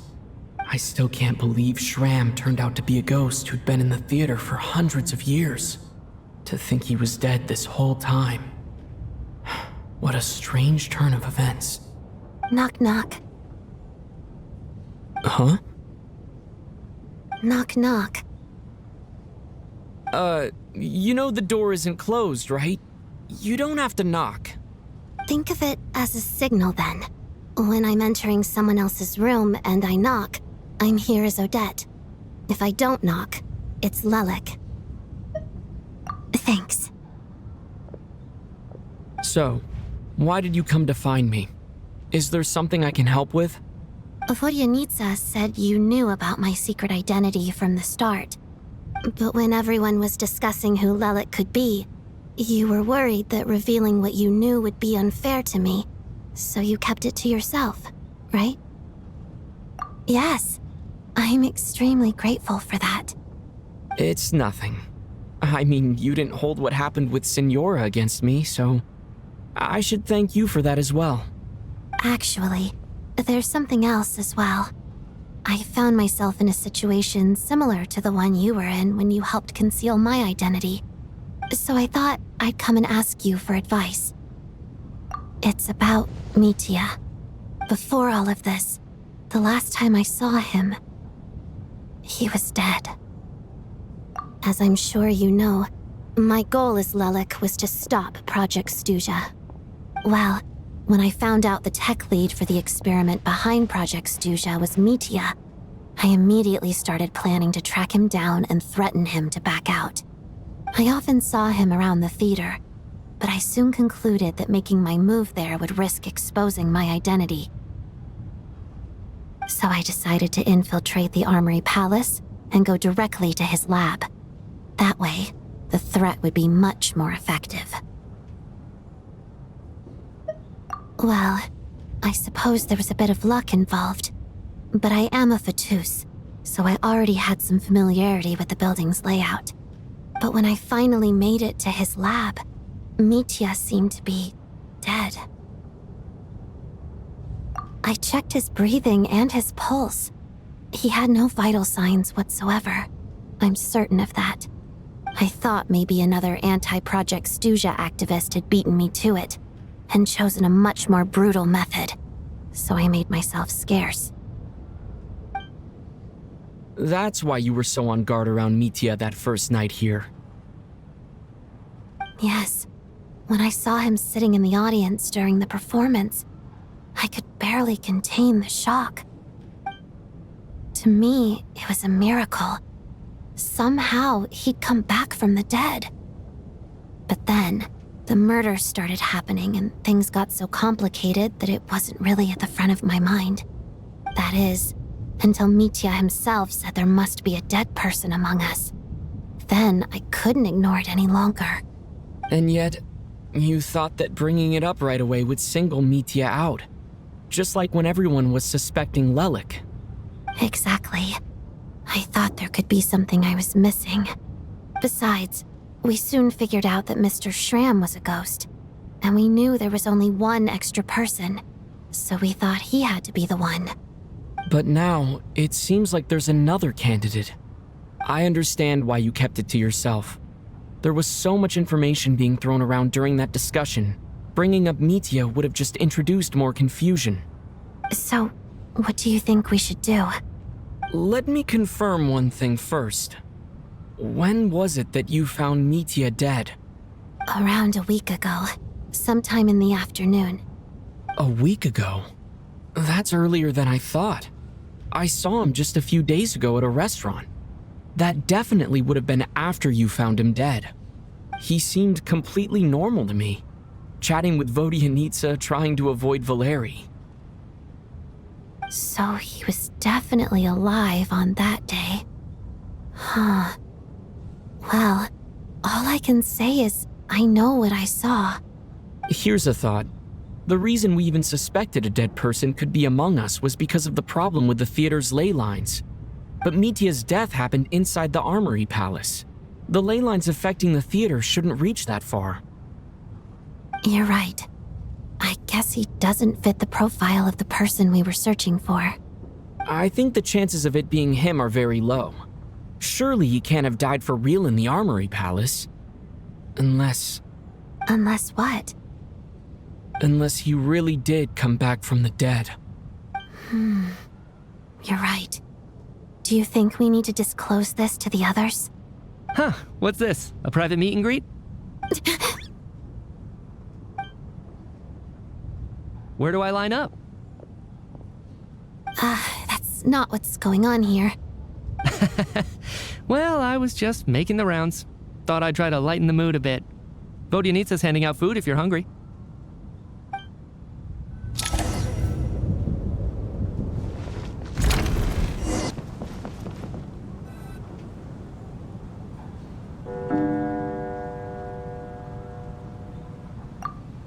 What is going on with this storm?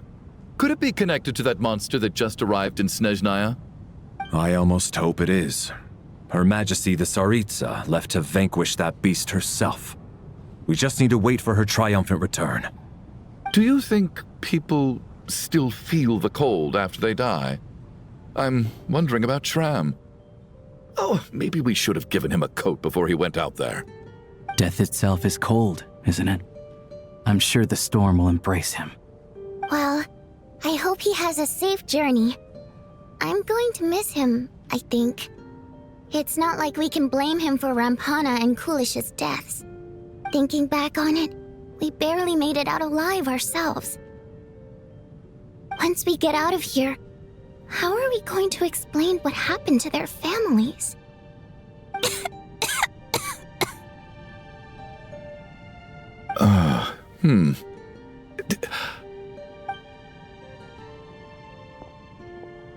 Are you okay?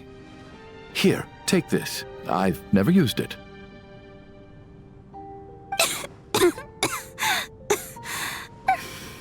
Thanks.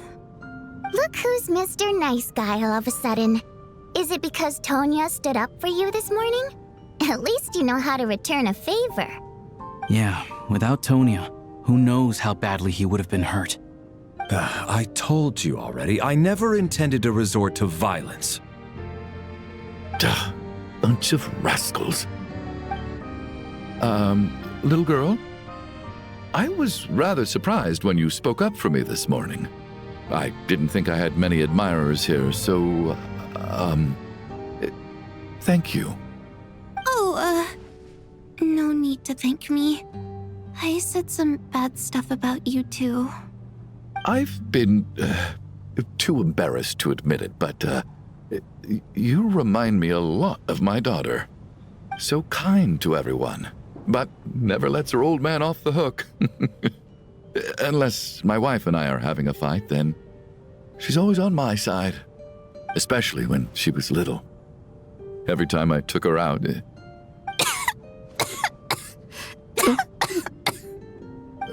All right, easy now. How long have you had that cough, Tonya? I don't know. It's probably been a while. I'm fine. Are you taking anything for it? Yeah. I'll be fine once I see my brother. He's gonna pick some frost fairy flower leaves and brew a tonic for me. I'll feel much better once I drink that. I see. That's good to hear, then. We should probably discuss arrangements for tonight. Now that the deceased has left our midst, there shouldn't be any more incidents. However, out of an abundance of caution, I'll keep watch. Shouldn't we take shifts? I can take one if needed. No need. I managed to get a nap in earlier, so I have plenty of energy right now. After all the tension of the past few days, everyone else should just focus on getting a good night's sleep.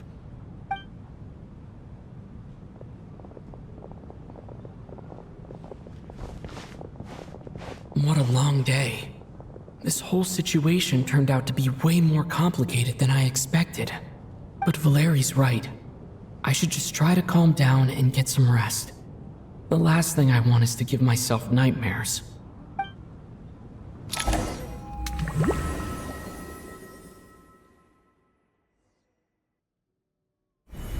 He's awake! He's awake! Get over here, you big lug, and take a look!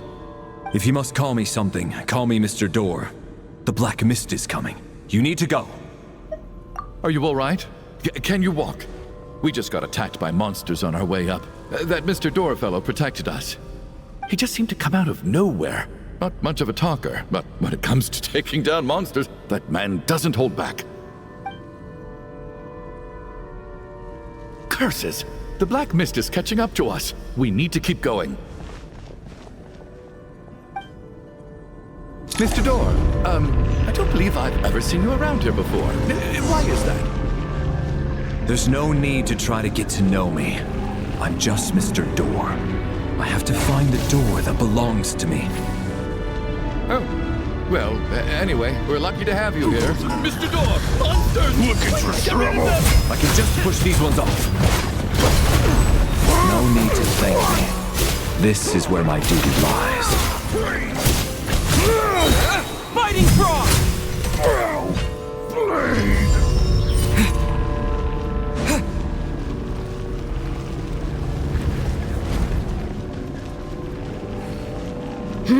So we're doing this. Remarkable work, Mr. Door.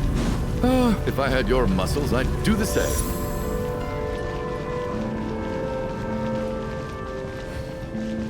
Are none of these doors the one you're looking for? No.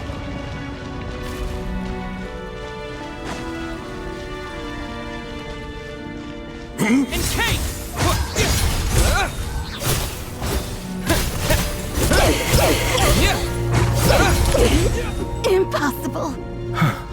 I'm so exhausted. And the Black Mist is still rising. Oh. Wait, look! There's more monsters down there. Are they coming from within the Black Mist? No! They're gaining on us! Quick, keep going, or they'll be at our heels any second!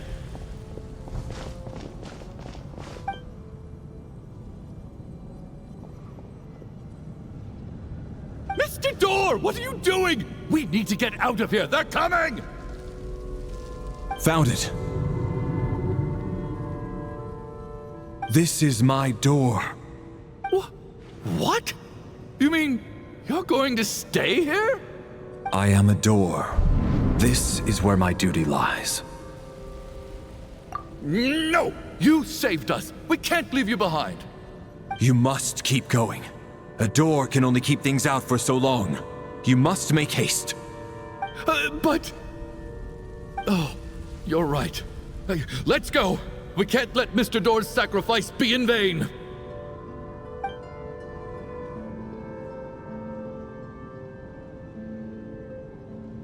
The black mist isn't moving anymore. Looks like both the monsters and Mr. Door are gone. I didn't just imagine all that, did I? Surely I wasn't so scared out of my mind that I hallucinated a door as a human being? Oh, okay, good. There's no way we both hallucinated the same thing. Getting sleepy? Well, looks like we're safe for now. Go ahead. Let's get some rest.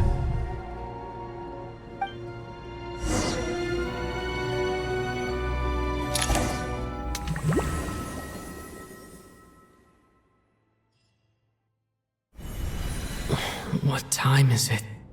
Is it morning? I think I had a nightmare. I guess everyone's still asleep? These past 2 days have been exhausting.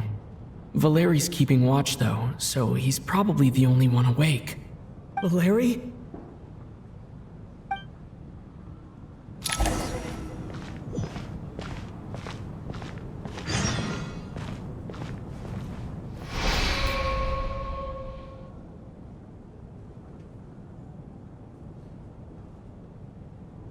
Wake up! Everyone needs to wake up!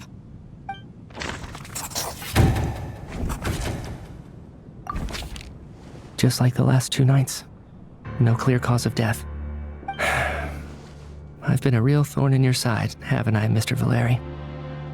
Now you can rest in peace. But for me, life will be all the duller for not having to run away from you, my friend. How's Tonya? Is she okay? I just checked on her, and it doesn't seem like anything serious.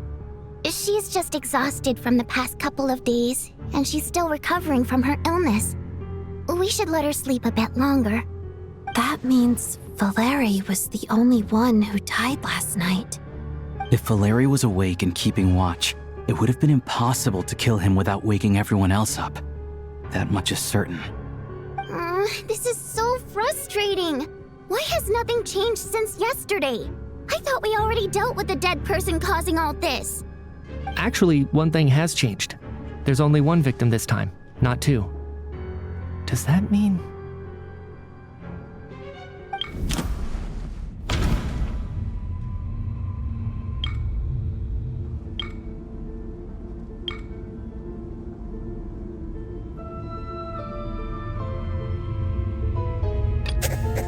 But Mr. Schramm was already deceased to start with.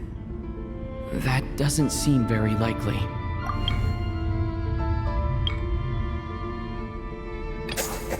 After the deceased Schramm left, there was one less victim last night.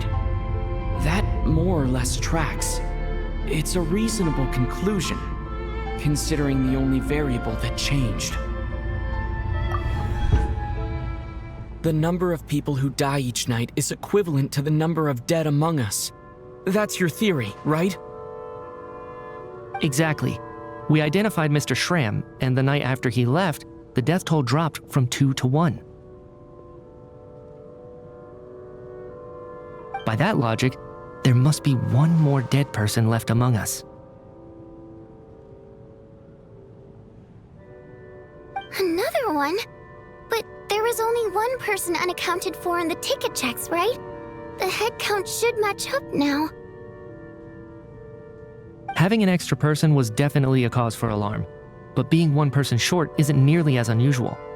Someone could have left in the middle of the show, or made it out before the storm hit. One more dead person among us. If Mitya's theory is right, then what Odette told me seems a lot more relevant. It's just, at the time, we had no reason to think there was more than one dead person.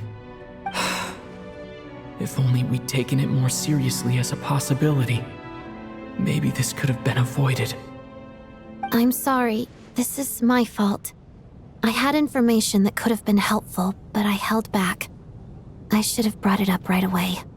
I'm partly to blame as well. I was too quick to dismiss Odette's concerns. What is this about? What have you two been getting up to behind my back? Sounds like there's some big news you've been keeping from the rest of us. Well, we're all ears.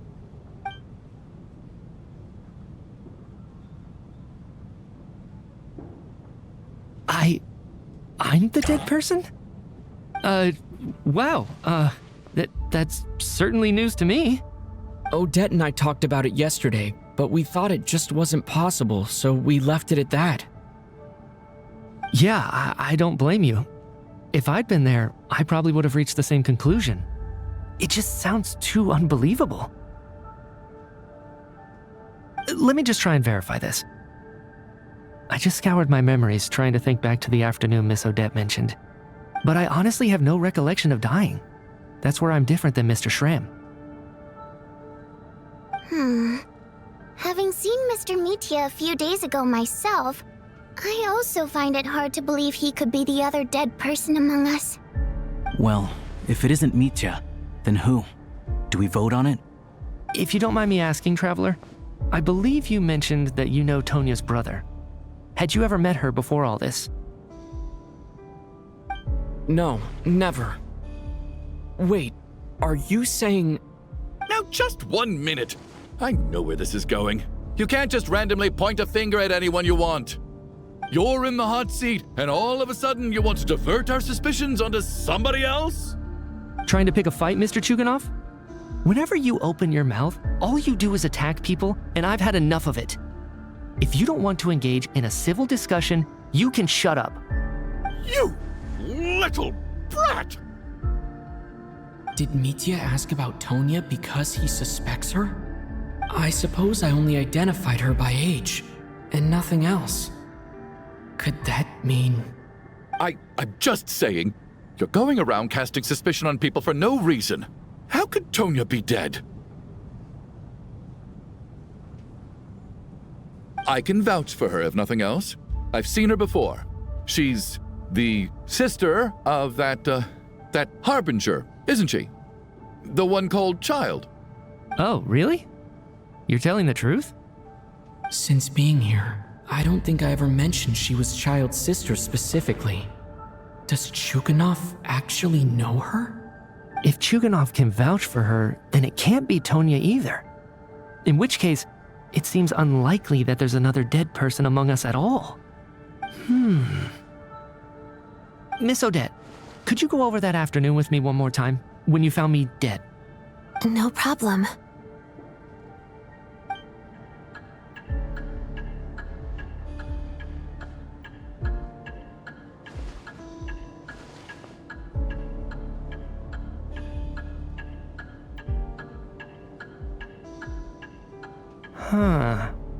No matter how hard I try, I just can't remember anything about dying.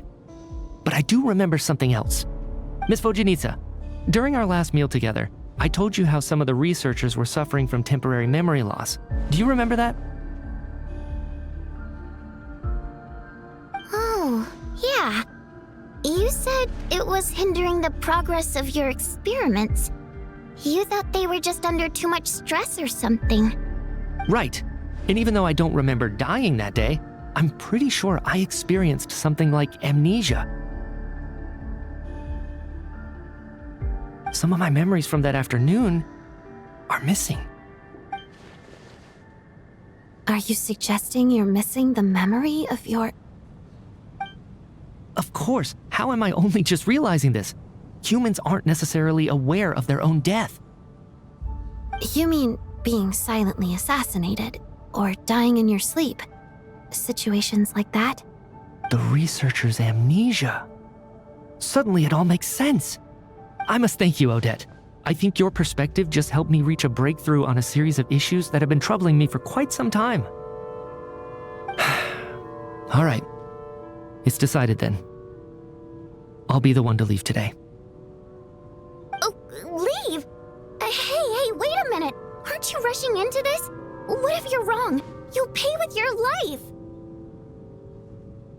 Come on, kid. Aren't you gonna fight for your life? This seems like a rash decision. I have other reasons beyond what's been discussed. In fact, thinking back, I remember during Miss Odette's performance, while I was sitting in the audience stalls, a brilliant new idea for my research popped into my mind. But then, my train of thought suddenly cut off. I can't remember it now at all, and I didn't take any notes. I guess that must be another instance of temporary amnesia. No. Hold on. I see where you're going with this. You're suggesting that each instance of temporary amnesia is a death, right? There's a glaringly obvious flaw in that idea, no? How can one person die so many times? I believe Miss Odette's account. During the period where my memory is blank, I must have been either dead or in a similar state. All it would take is for the same thing to happen in the theater, and I would come under the effect of the ley lines in this vicinity. This increases the likelihood of me being the deceased, does it not? But... There's no evidence to suggest that anyone other than me is a candidate for the deceased. So allow me, as a scientist, to treat this as an experiment. Please relax, everyone. I don't think things are as bad as they may seem. If I really am the deceased, then to leave the theater will be a relief for me. If, on the other hand, I'm still alive right now, well, apparently you've all witnessed my resurrection recently anyway. Who's to say I won't return from the dead again this time? Mitya's right. This is the only thing we can try right now. I think he's deliberately downplaying the gravity of the situation, though. He probably doesn't want to burden everyone. What is a scientist if not someone who gambles on experiment after experiment in an attempt to obtain the truth? With this snowstorm, the ley line phenomenon, ghosts of the dead, and my amnesia, we've been paralyzed by not knowing and powerless to do anything about it. It's a terrible feeling. But if I do get resurrected, you can be sure that I'll come back with the truth of all this. Just you wait.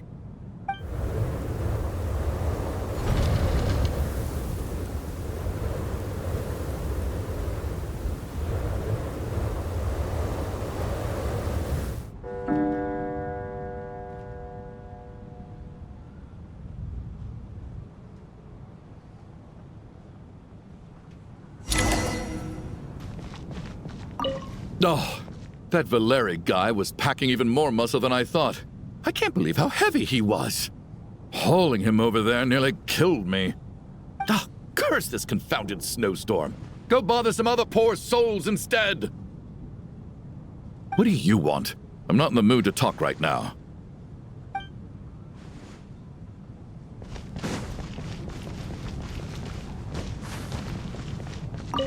What's on your mind, Odette? You haven't said a word.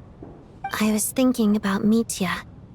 If he'd been unwilling to sacrifice himself by walking out into the snowstorm, that would have made more sense to me. After all, it seems like the dead don't perceive things any differently from the living. Mitya doesn't even remember dying. So, to hear the news that you're apparently dead, and simply choose to walk out that door without a second thought, I can't imagine all the things that must have been going through his head. But when Mitya left, his expression revealed absolutely nothing. Perhaps he is even better at disguising himself than I am.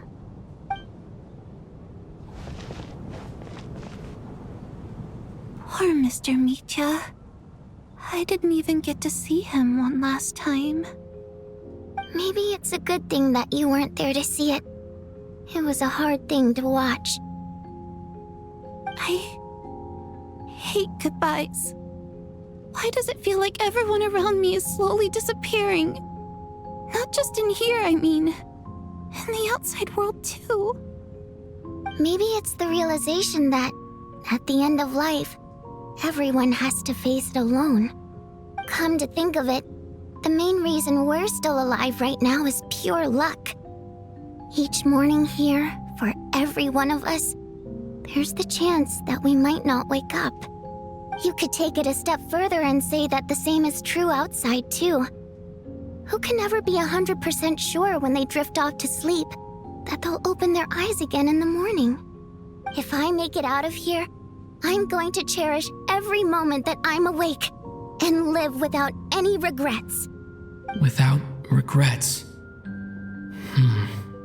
I feel like a strange sense of anxiety has been quietly growing inside me over the last 2 days.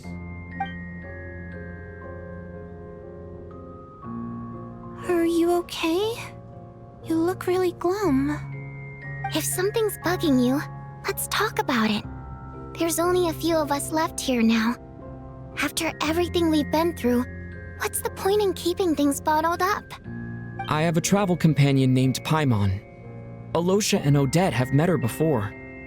She's been feeling unwell recently. You're worried about her, aren't you? That makes sense. We've been trapped in here for days. To be honest, I used to feel like I was just a spectator in this world, watching everything that happens from the sidelines. Maybe it's because I'm a descender. A descender? But with Paimon by my side, over time, I slowly felt my connection to this world growing stronger. She loves eating, sleeping, and having fun, but she's also a great guide. It's her authenticity that makes this whole world feel more real for me. Over the last few days that we've been apart, I've often caught myself wondering, what would Paimon say if she were here right now?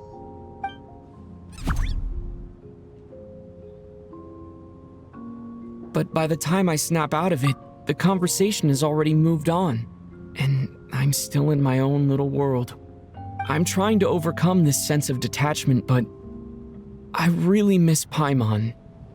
I guess, in a way, she means the whole world to me. I bet she misses you when you're not there as well. Maybe you're her entire world too. I don't know if this will make you feel any better, but back when the water imps left Snezhnograd in droves, I also felt like the whole world was suddenly empty. I could be surrounded by people all smiling and having fun, and still feel completely separate from it. So, I totally understand how you feel. Later on, I started to think, maybe accepting the fact that our loved ones won't always be with us is something that takes a lifetime. All we can do is cherish their companionship from moment to moment.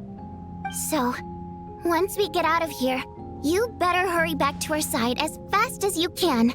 You can't let your story end in regret. That's the trope I hate the most. Thank you. That's exactly what I needed to hear. But Vodyanitsa, if you hate goodbyes too, why didn't you leave with your people? That's just the choice I made. I used to regret it, but I don't anymore. Like I said before, singing is a water imp's primary mode of expression. It's how we convey our emotions. Our songs have echoed through this theater for hundreds of years, each one a story pieced together through moments of joy and sorrow. But does a story exist without someone to read it? To me, the answer is no. So I made the choice to stay. That way, there would still be someone left to sing these songs and listen to their stories. Otherwise, they could have been lost forever. Could you teach me how to understand your people's songs sometime? I want to be able to truly hear them, like Mr. Shram. A fan after my own heart. Thank you, Tonya. How about I sing something for you, and you tell me what you hear? Okay, I'll do my best.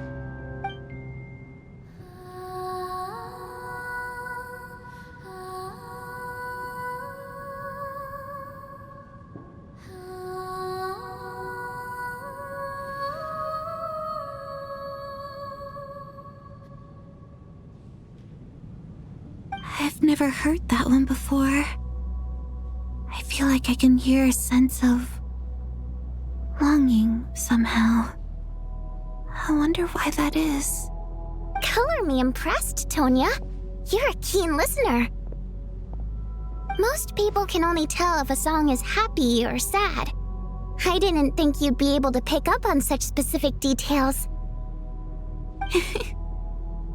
So, what's the song about then? Come on, tell me! I've actually never performed this song in the theater before, because it has more of a ceremonial purpose for our people. It's not meant for the stage. It means something like, "May those we have lost watch over us, and follow this song back home in the night, so that we might be reunited once more." No wonder I could hear that sense of longing. You sing it for loved ones who have passed away. I hope it reaches them. It's getting late, Tonya, and you're not well. We should all turn in early. I suppose there's no reason to keep watch tonight. Okay. But, before I go to bed, could you sing that song a couple more times for me, Vodyanitsa? Of course. Anything for my #1 fan.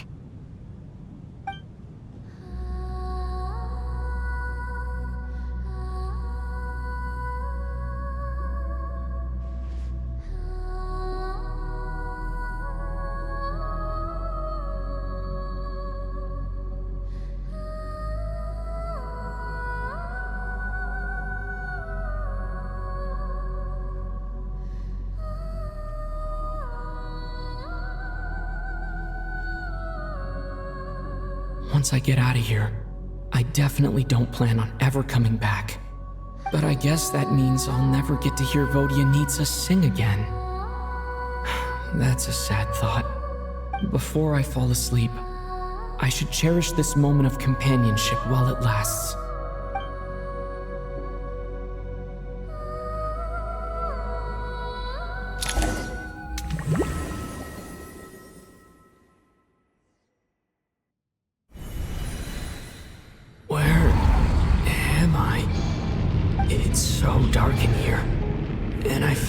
Dizzy. Am I alone?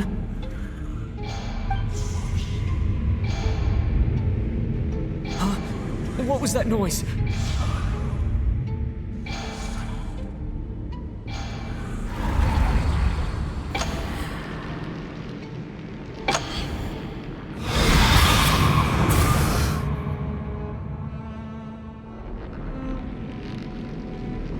Return, O spirits.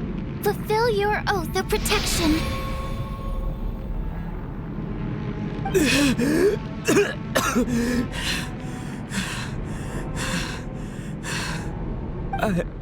I'm alive? What just happened? No time for questions. Quick, over here. Turn on the switch. We need to bring back the light.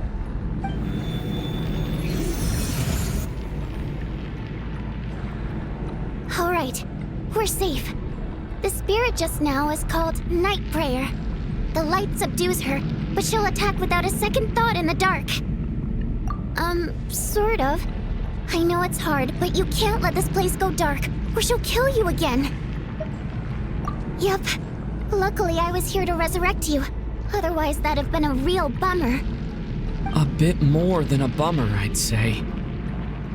Wait, so you have the ability to resurrect people? Sure I do. I'm your guardian spirit after all.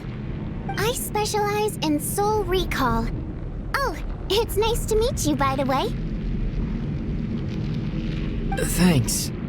It's nice to meet you too. All right, there's no time to waste. The black mist is already catching up. We need to avoid it at Night Prayer at all costs. Come on, let's go. We need to reach the next switch before the place gets too dark.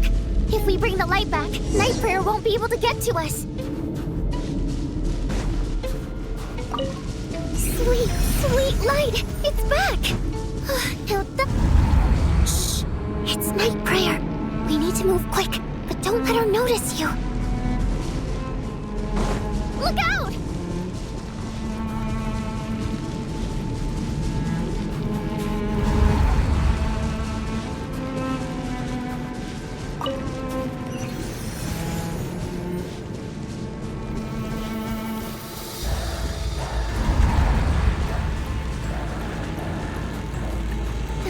Which is over there.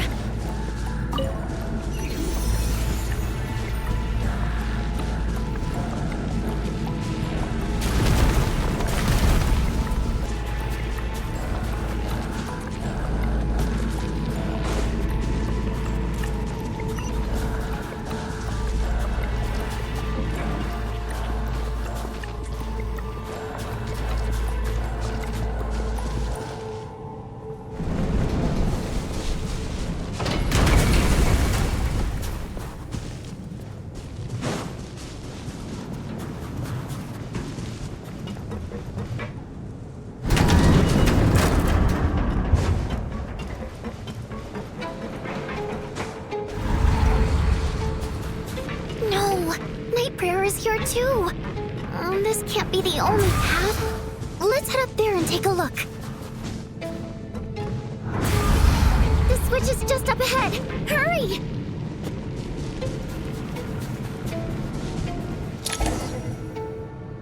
It's too dark. We're not gonna make it. Come on, faster!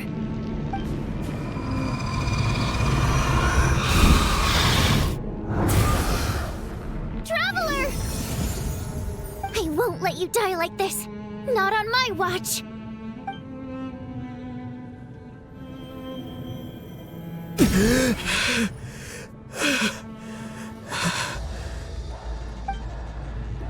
Even though it's not permanent, dying is definitely not a pleasant experience. Great. You're back. Yeah, thanks to you. Time for you to get out of here. Quick, before the light runs out. What about you? You're not coming with me? I can't. I've already been used up. A guardian spirit's skills are finite. I can only resurrect someone so many times. I might not look any different, but my essence has been exhausted. Now, I will slowly start to fade away. I can go no further. The black mist is where I belong. It's okay. Why didn't you tell me sooner? Because it wouldn't have changed anything. That knowledge would have just burdened you. And a guardian spirit's role is to protect. But... Go. Now, before it's too late. I already hear night prayer approaching.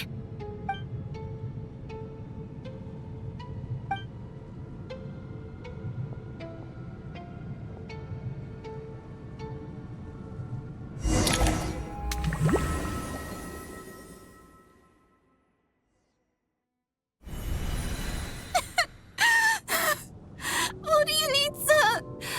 How could this happen? Vodyanitsa! Well, I guess there's no need to inspect the body.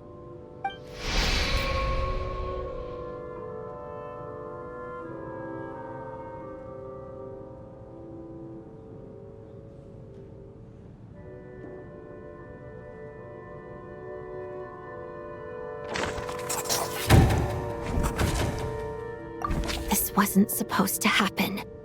You lied to us, didn't you, Chuganov? You've been lying from the start. Take a long, hard look at yourself before you go around accusing other people. I suspected you on day one, Lelik, and now look where we are. By some strange coincidence, you've never been targeted. You just happen to have survived this long? No, you should be the prime suspect. And you, little hunter, ever so content with staying on the sidelines. Yet you were the one who stopped us from leaving from the start. Why are you trying to keep us here? Now you're just lashing out indiscriminately. That's either a sign of anxiety or a guilty conscience. Where was all this passion and bravado before? Decided to fight until the bitter end. Is that it? Is that a threat? Fine, bring it on. You think I'm afraid to die after all this? You want to kill me? Go ahead. I'd like to see you try. After all the trauma of the past few days, everyone's been pushed to the breaking point. Valerie and Mitya aren't here anymore. Someone else needs to step up and take charge. But first, I need to think this through. Considering everyone left, who's the most likely candidate for the deceased?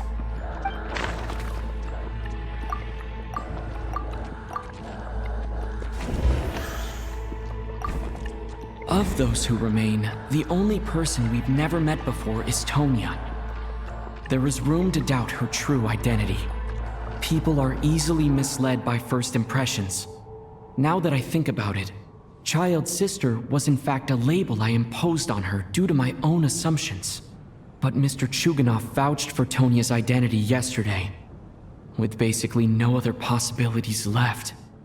Could it be?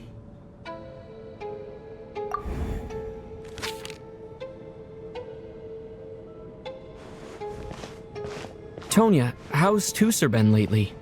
Tusser? Your brother Ajax must have mentioned me in his letters home, right? Did he say anything about a blonde traveler? No. And my brother's name is Razik, not Ajax. Oh. Chuganov, looks like it's your turn to do some explaining. Yesterday, you said you could vouch for Tonya. Why did you give us a false testimony? I knew you were behind this, Chuganov. You've been lying through your teeth from the start. Everything about you is fake, down to the wife and daughter you're always talking about. Your entire family man persona is a charade, isn't it? That night, when I infiltrated your place as Lelik, I noticed you were home alone. Didn't think much of it at the time, just thought everyone else was out. But thinking back on it now, that doesn't seem very likely. My guess is, you live alone, don't you? Even that was a lie? But why would he lie about having a family? Oh! Curses! Oh! Why is there no end to this blasted snowstorm? If it would just stop! If it would just stop. I think I remember now. I know how I ended up here. It feels like a distant memory. But at the same time, it's just like it was yesterday. The reason I'm always coughing is because I got sick with frostbite. The locals usually call it the snow cough. It's not a very common illness. It's partly genetic and partly caused by the cold climate, but it can be fatal. They sent me to the hospital as soon as they found out I had it, and I spent so long lying there in that hospital bed. After a while, I felt myself growing weaker and weaker.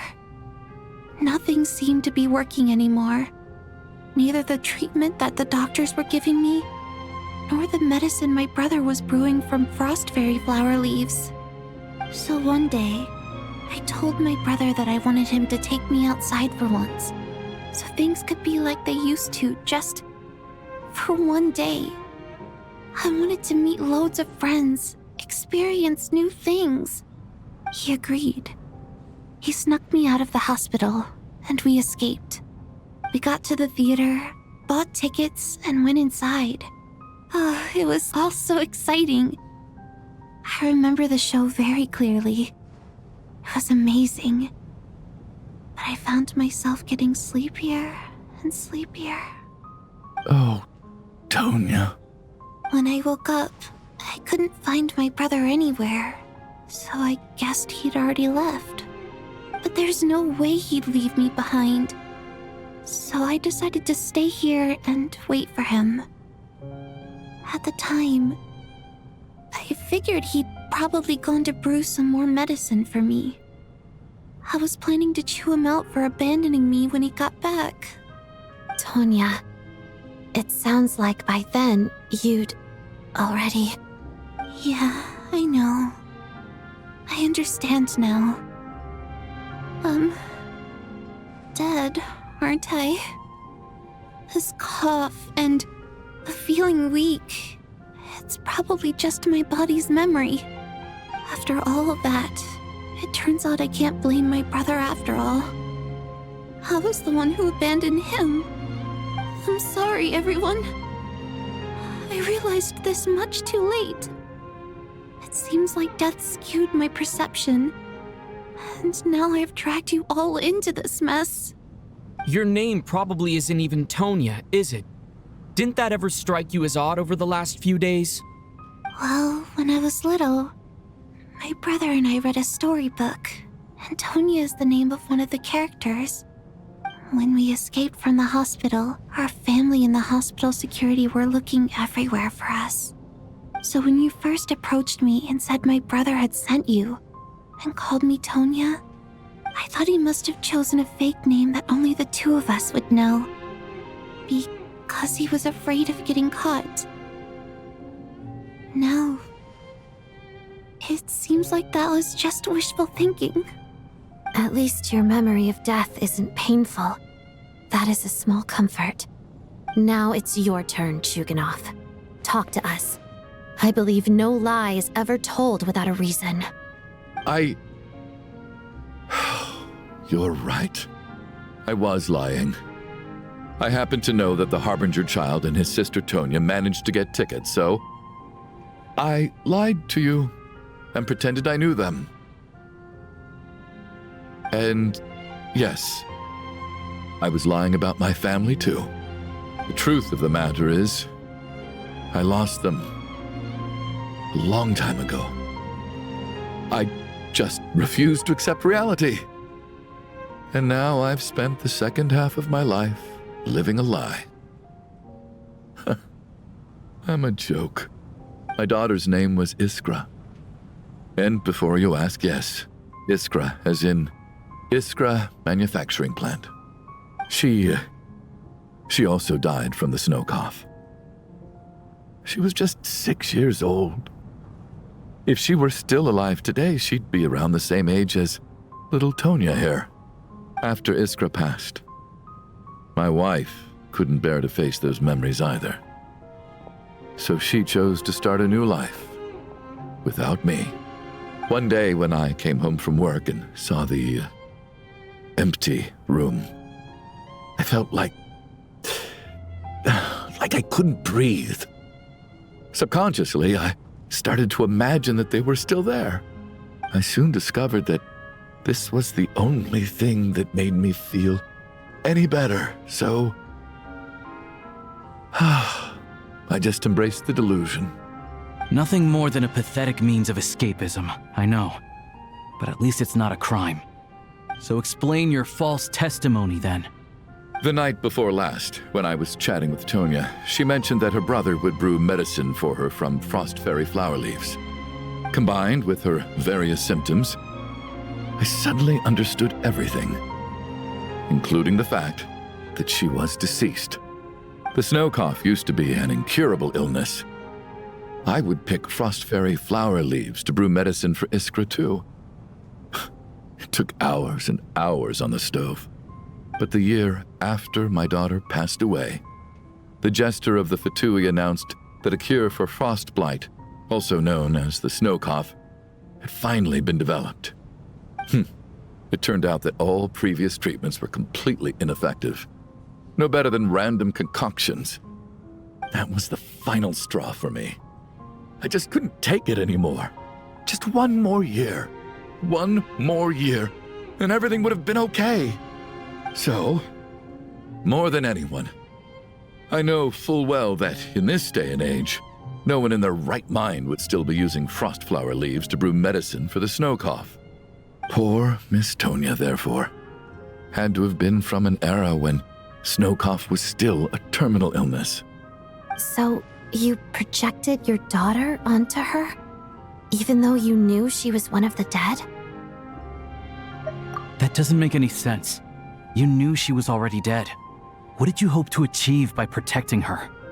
I just don't believe in your crackpot theories, nor do I approve of your actions. How can you just declare a living person dead and throw them out into that snowstorm? Mitya's gone. My good buddy Shram's gone. And now it's Tonya's turn, isn't it? The others I can make my peace with, but little Miss Tonya, here she is, standing right in front of us, alive and breathing, and fighting her own battles. Yet you're quite happy to say she's dead? I just want her to live. Once this snowstorm is over, the very moment it stops, I'm going to march out that door and find someone who can fetch the very best medicine for her snow cough. I'll be damned if I'm gonna let you cast her out into the snowstorm before I have the chance to cure her. Not again. Not this time. Not when the cure is right within our grasp. I'd never be able to forgive myself. Mr. Chuganov, stop. I can't let you do this. Tonya. By the sounds of it, you've known I was dead since the night before last, right? I really liked Mr. Valeri, Mr. Mitya, and Miss Vodyanitsa. And now they're all dead because of me. I'm not happy about that. The reality is, you've been trying to fight your own demons through me. But all you've really done is trap me inside your delusion along with you. No! Listen to me. I want to save you. I do! Well, at this point, I'm quite sure that I'm dead. I don't need to be saved. The time I got to spend with all of you is more than enough for me. Despite all the bad things that kept happening, I got to meet so many interesting people and spend so many days and nights by your side. Since the day I escaped that hospital until now, this has been an adventure I never even dared to dream of. I'm very fond of you all. If it were only possible, I'd trade my soul to bring back the ones who died. If it meant things didn't have to end like this. And that's why I'm not fond of you at all, Mr. Chuganov. I'm sorry. It's them that you owe an apology to, sir. Not me. Well then, I suppose this is it. It's time for my adventure to end. I've caused enough trouble. You're leaving already? It's still early. Don't you want to stay a little longer? No, thank you.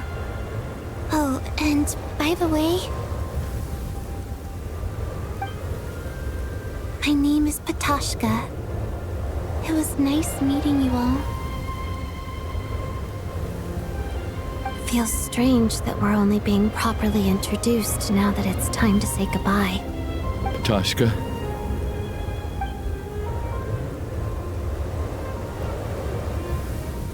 What are you doing, Chuganov? Are you crazy? Let me leave. I can't keep lying to myself anymore. In your dreams. Don't think you're getting off that easy when you had a hand in the deaths of so many people. The Fatui have honed quite an array of enhanced interrogation techniques since they were founded.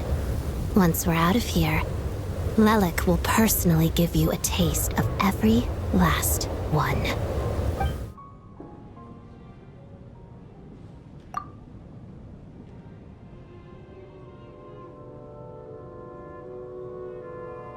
I think we should leave. I doubt this snowstorm is ever going to stop. For all we know, this storm might have destroyed all of Snezhnaya by now. Maybe even the whole world. Wait, we finally solved the mystery of the haunted theater today. Maybe let's at least try to enjoy tonight? Fair enough. I don't particularly feel like dying in Chuganov's company anyway. And yet you won't let me die first.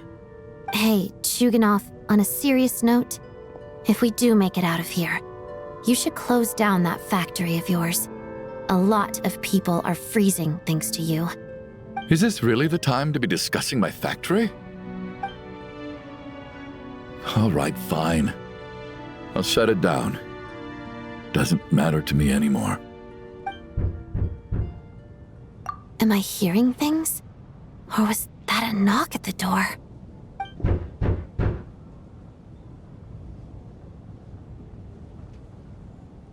There it is again. But I don't understand. The snowstorm hasn't stopped, has it? Should we open the door? Is this it? Is this nightmare finally over? If the last few days are anything to go by, I probably shouldn't be getting my hopes up.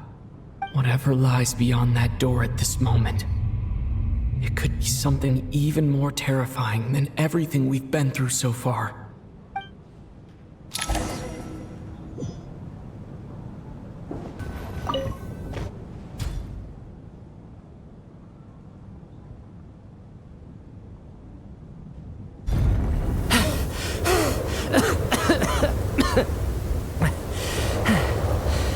Hey everyone, I'm back. How are you doing? Feeling any better? Much better, thanks. Whew, it is so good to have you guys here. I was a little worried that the theater would be empty by the time I got back. Let me see. Tonya and Vodyanitsa are missing, which means Vodyanitsa died last night. And then you discovered that Tonya was the other dead person. Am I right? Not Tonya. Pitashka. First, tell us how you made it back here. Given the conditions outside, no one should be able to return alive. You're right. The thing that got me back safely was a song. I heard someone singing. After walking into the snowstorm, my mind grew hazy. I don't know how long I walked through the storm before my mind completely slipped away. Then, suddenly, I heard the sound of singing. The voice instantly brought me back to my senses, and I regained consciousness. So I followed the voice, searching for the source of the singing. I searched and searched, until finally, just a few moments ago, there was the entrance to the theater, right in front of me. I've actually never performed this song in the theater before, because it has more of a ceremonial purpose for our people. It's not meant for the stage. It means something like, "May those we have lost watch over us, and follow this song back home in the night, so that we might be reunited once more." That must have been Vodyanitsa's Requiem. Who knew it actually worked? That song is meant to guide the souls of the dead. Mitya, that must mean that you... Huh. No kidding. Huh, seemed like I guessed right then. This is what I've been so desperate to tell you about. When I first stepped out of the theater, I was still quite lucid. My memory of it is still pretty intact. I remember the outside world being completely different than what I'd expected. It was like this was a world where only the snowstorm existed. There wasn't a trace of any humans or buildings ever having been there. I don't know how else to describe it, except to say that it just didn't seem like the real world. And as for the Requiem, if I was guided here by Vodyanitsa's song, it can only mean that I must already be dead. And this is my soul, not my body. But I didn't experience a clear moment of death while I was out there. Nor do I feel any different now than before I walked into the snowstorm. You don't seem any different to me either. In fact, this is something I've been wondering about for a while now. If souls aren't physical, shouldn't they lack tangible form? Both Shram and Pitashka were clearly deceased, and yet their souls didn't look or feel like ghosts at all. They were visible, tangible, no different than you or me. This raises a truly terrible thought. Is that really what Mitya is suggesting?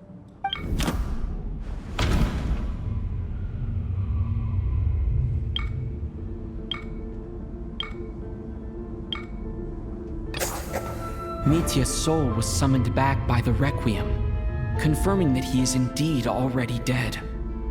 And yet, he looks no different from us.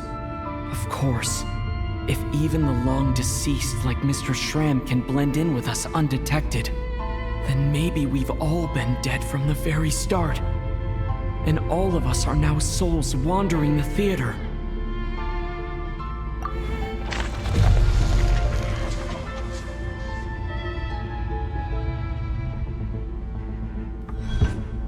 Yes. I think that this is probably the afterlife. What did you say?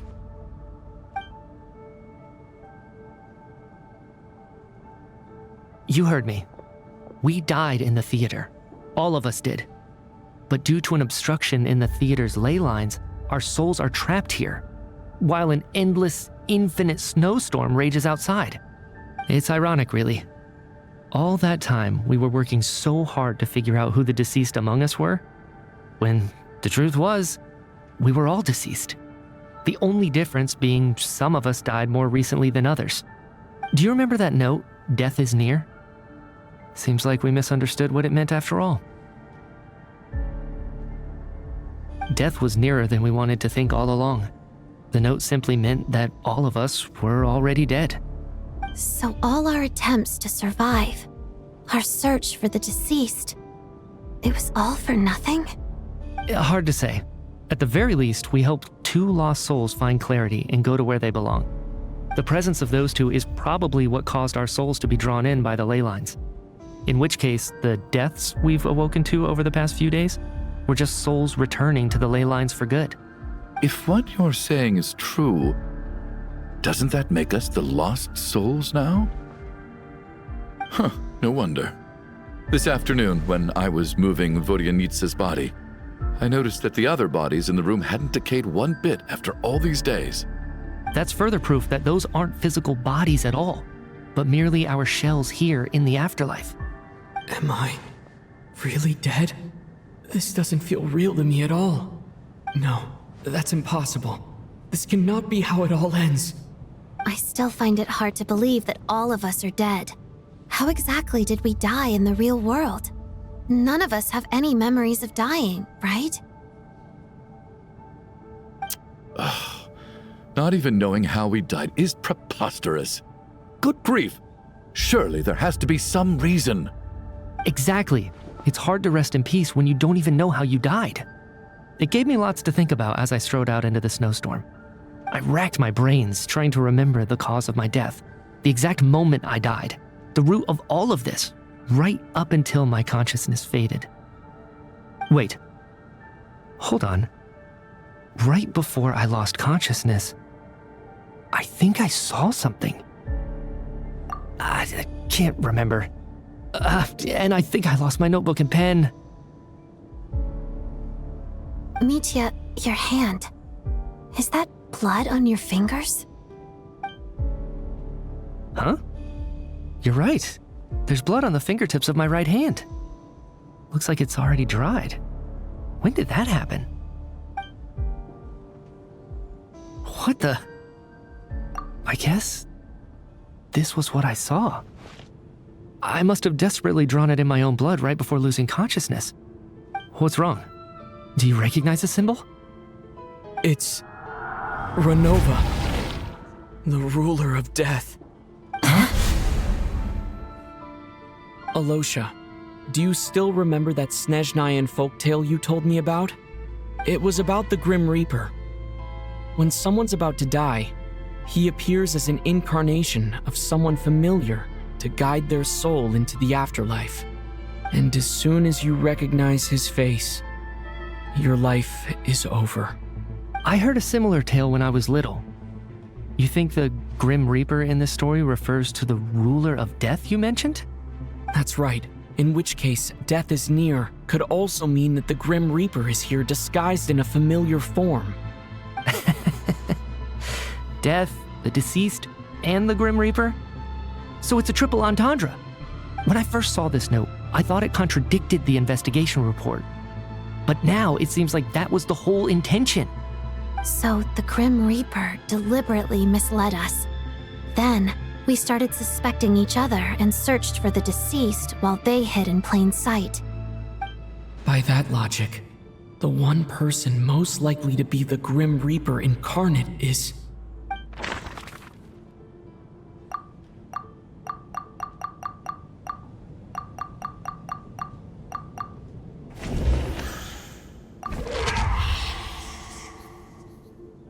No doubt about it. It's Alyosha. Looking back at how everyone has acted over the past few days, Alyosha is most likely the Grim Reaper lurking among us.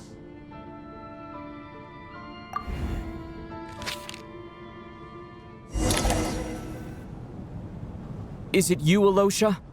You were the first to discover the investigation report, and you had plenty of time to slip the note inside to mislead us. So? Surely you can't suspect me based on that alone. What if someone else found the investigation report first, slipped the note inside, and then put it back without telling anyone? There's no denying it. The note could easily have been slipped in much earlier than it was discovered. That's not all. I've also noticed that although on the surface, Valeri, Mitya, and sometimes I were the ones taking charge of the situation, looking back now, even though you didn't say much, you were always subtly guiding everyone from the sidelines. What do you mean? You were the one who emphasized how dangerous it was outside and insisted we all stay here. It was also you who suggested that we all sleep in the same place. And earlier today, you tried to convince Patashka to stay. I don't understand why, but it was out of character. So, you didn't understand my intentions, and now you're assuming the worst. Seems pretty unreasonable if you ask me. He still won't admit it. Fine. Let's see how he responds to the most damning evidence of all. The biggest question I have right now is, if the Grim Reaper is impersonating Alyosha, then where's the real Alyosha? When did they switch?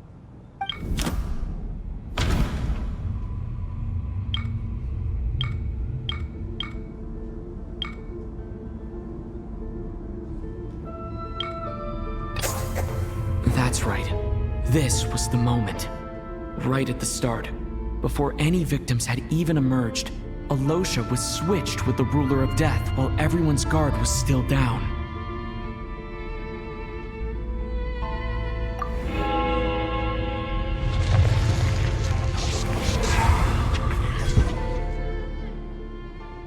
When all this began, right after the performance ended and the snowstorm began to pick up, no one suspected anything unusual. We just assumed we were snowed in. It wasn't until we discovered the bodies the morning after that we realized something out of the ordinary was going on. But it's clear now that the oddities actually started earlier than that, when Dimov walked into the snowstorm and never came back. Right. So Mr. Dimov was the first victim, not Sobolova and Torgov. And if we pinpoint that moment as the beginning of this incident, then one thing becomes clear. Alyosha, you are the only person who walked into the snowstorm and came back without the help of Vodyanitsa's Requiem. More precisely, Alyosha never came back at all. The one who came back was the Grim Reaper. Not bad. Well, since you've backed me into a corner, I suppose there's no point in keeping up the act anymore. Alyosha? You're the Grim Reaper? I am no such tired cliché. Mortals should address me as the Ruler of Death.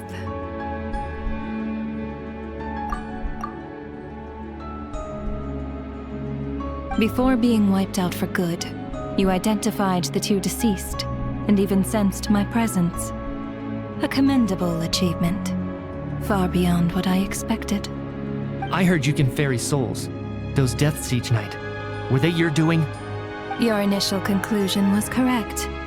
Due to the existence of the two deceased, the ley lines yearned to reclaim those long-lost souls. Every night they devoured an equal number of souls to fill the void. This required no intervention from me. Though, of course, ferrying souls is indeed my authority. Here, take a look.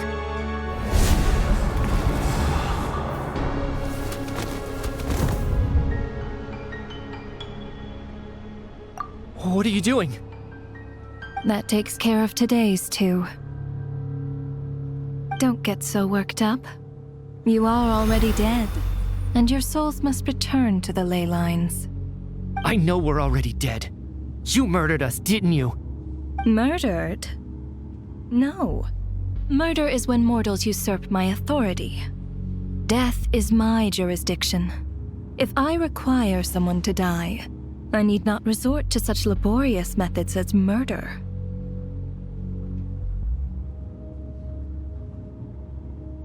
You simply met the criteria to trigger my curse of death. I know about the curse of immortality. So there's another death-related curse too? You cursed us? When? And why would you do such a thing? So often, humans pray to me, begging to know when their death will come, and what form it will take. But few people ask why. If you must have an answer, know that death comes simply because one's time has come. So you're not gonna tell us the truth? Hold your tongue. By all rights, you shouldn't even be allowed to speak with me. Those angels from the past are to blame for the reckless renovation of the ley lines here. It's made my work on this occasion infuriatingly complicated. Work? So trapping us here, making us watch our friends die, that's just another day at work for you? You clearly have a lot of questions. Fine. As a reward for your remarkable accomplishments over the past few days, I shall answer a few of your inquiries, provided they aren't too unreasonable.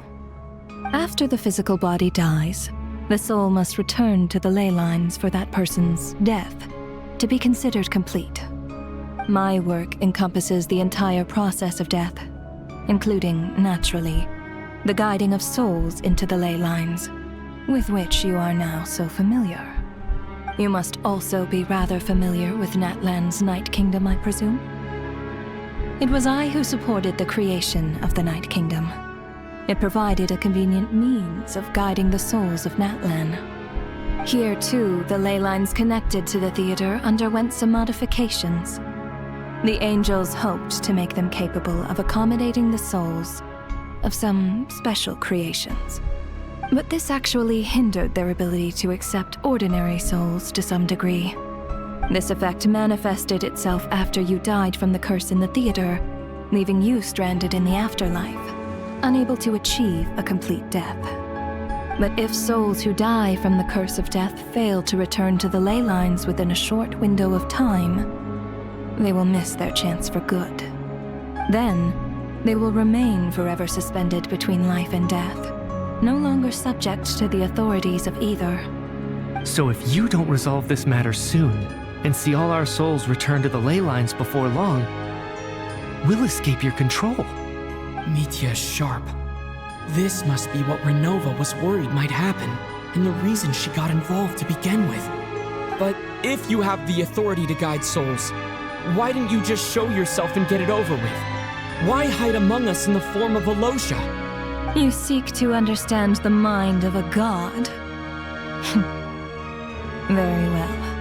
I'll tell you. This is a theater, and I decided I wanted to watch a show about death.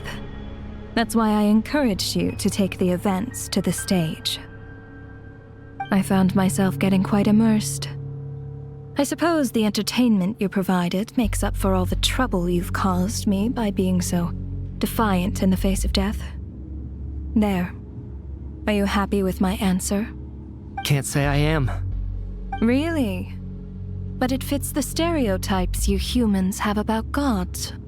Just moments ago, you were complaining about how infuriatingly complicated your work here has been. Work is work, I get it.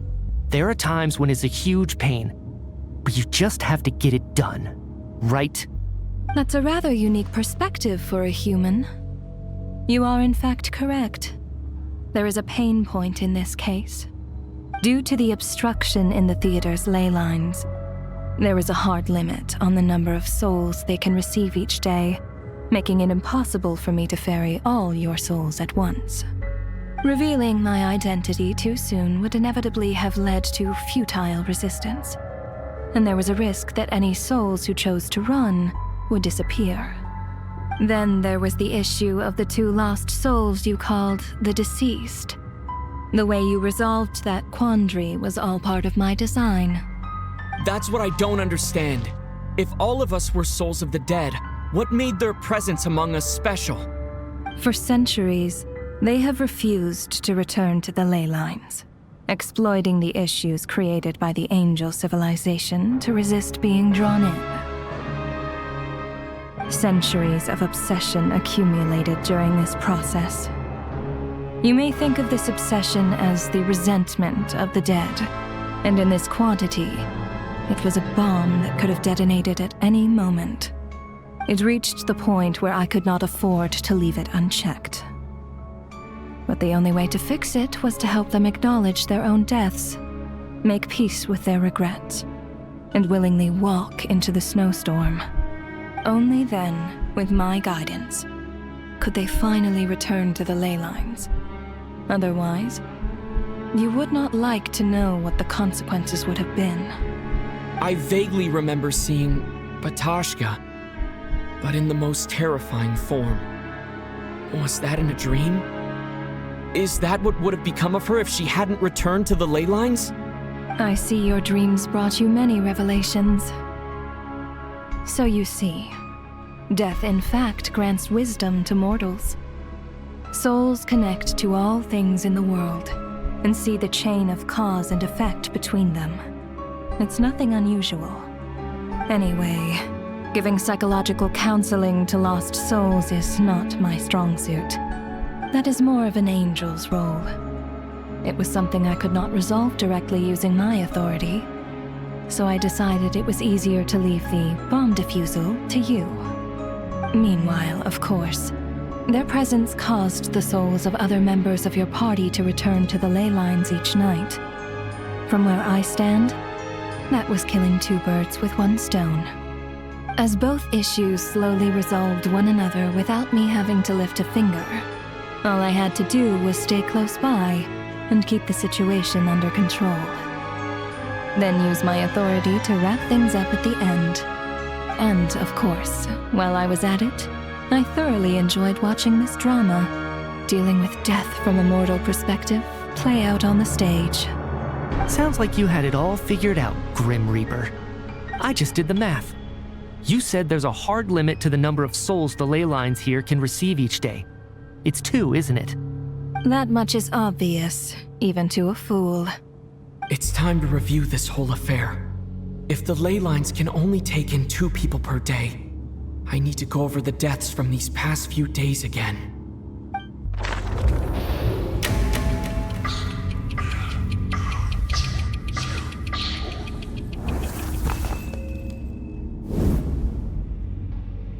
Looking back now, none of us had the faintest idea at the time. From the moment that staff member named Dimov walked into the snowstorm, the incident had already begun.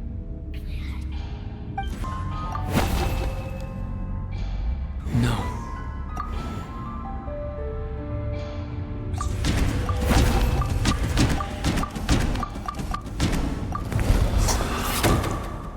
Alyosha was the second to walk into the snowstorm after Dimov to investigate.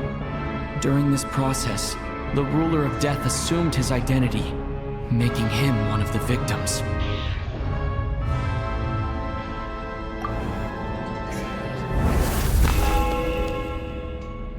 During our first night in the theater, everyone was caught up in the novelty of it all. No one could have expected there would be victims the very next morning.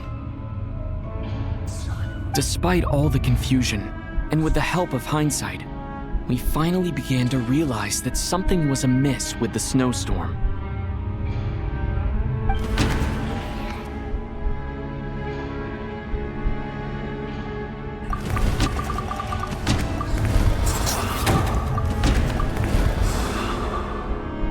The ley lines devoured Torgov and Sobolova on the first night. At the time, we thought this might be a murder case connected to Lelik.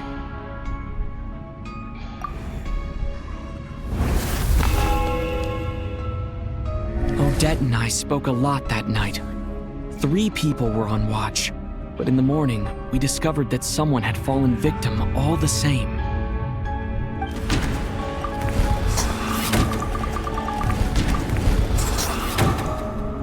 The deaths of Kulish and Rampana caused everyone to stop suspecting Lelik. Unexplainable phenomena occurred one after another, leading Mitya to suspect that we were caught up in a supernatural event.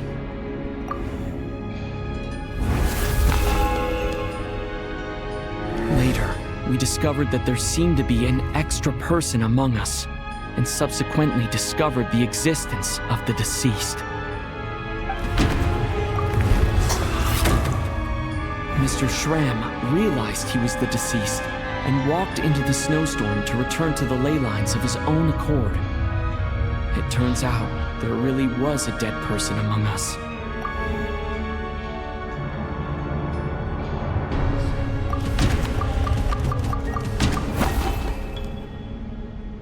No.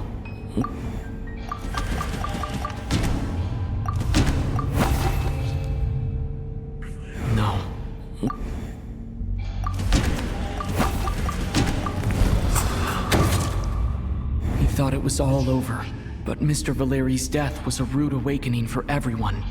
The ley lines consumed him during the night regardless. A lot happened today. Mr. Valeri's death led us to discover the connection between the number of deceased and the number of victims during the night.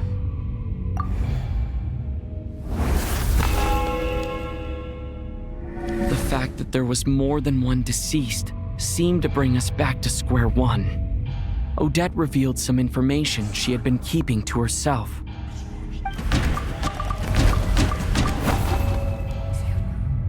Although Mitya did indeed walk into the snowstorm that day, he returned from the ley lines with the help of Vodyanitsa's Requiem.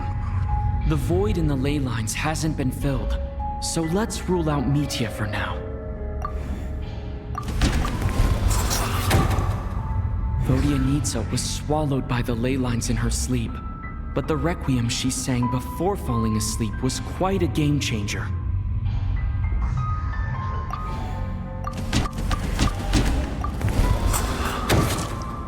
As it happened, Patashka filled the void left by Mitya's return from the ley lines by walking into the snowstorm this morning. The girl I thought was child sister Tonya turned out to be another of the theater's deceased. Come to think of it, Patashka was about to walk into the snowstorm at that time. And Renova, unaware that Mitya would return, was concerned that her soul would overflow from the ley lines. That's why she used Alyosha's voice to try and persuade her to stay behind. Looking back, I suppose that was an early slip-up on her part.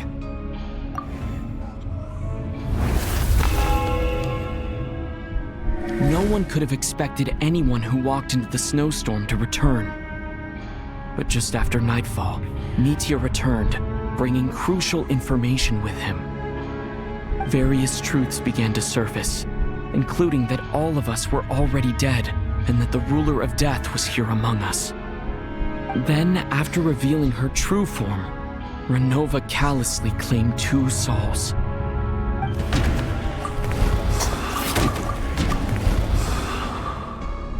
In fact, everyone was already dead by the time we took the photo. And in the days since, we've experienced many more partings in the afterlife.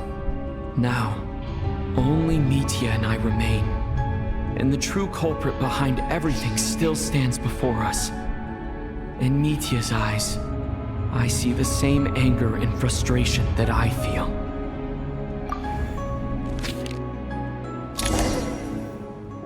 That covers everything. It's all clear now. Your work isn't finished here yet, is it? The Traveler and I are still standing here, safe and sound. The water imp's song threw things off a little, but it is of no consequence. The ley lines have already anchored your soul, and the first ray of light tomorrow morning will take you back. I, meanwhile, need to review my attitude towards the water imp race. So the reunion in the night that Vodyanitsa mentioned, I suppose that was never meant to be a permanent reunion.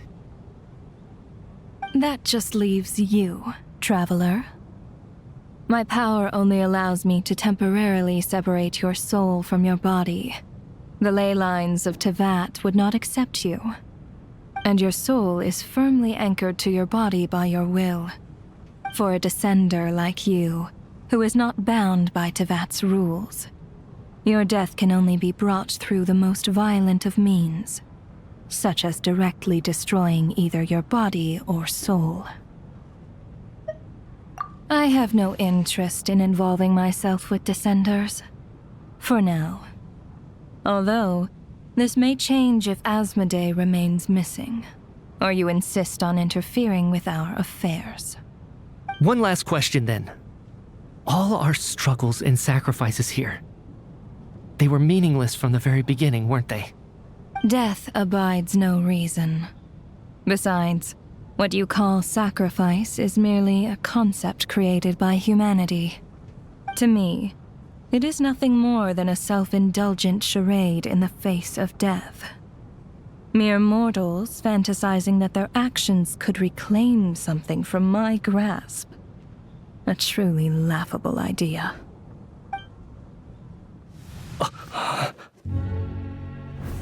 Grim Reaper.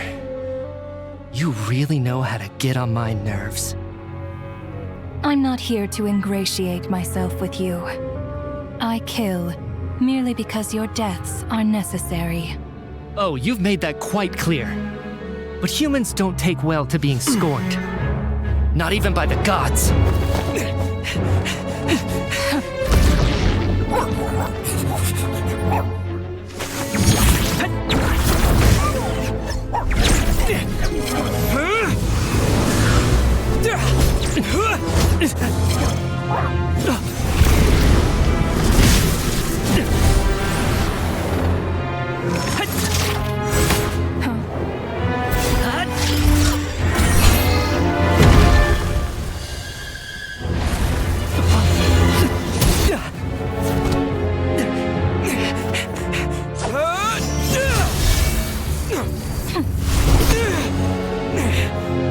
This is futile. You must know that you are powerless against me in my own domain. I suggest that you save your strength. For what? Maybe we can't change it. But if nothing else, we can at least teach you to have some respect for the dead. Audacious.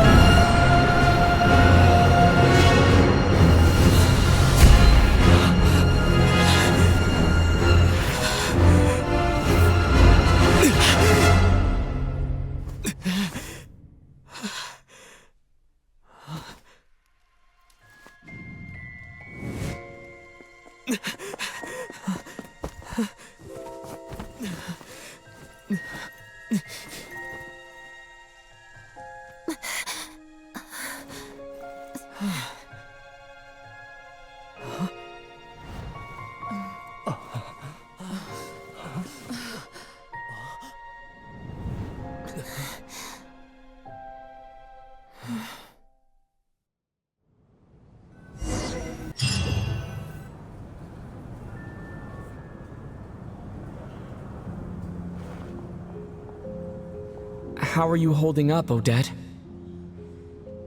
What happened to me? How much do you remember?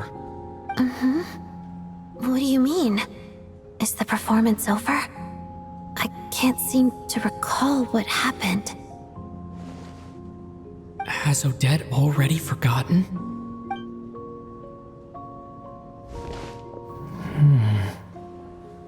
Mitya? Oh, I'm sorry. I guess I spaced out there for a second. Remind me who you are? Don't you remember anything?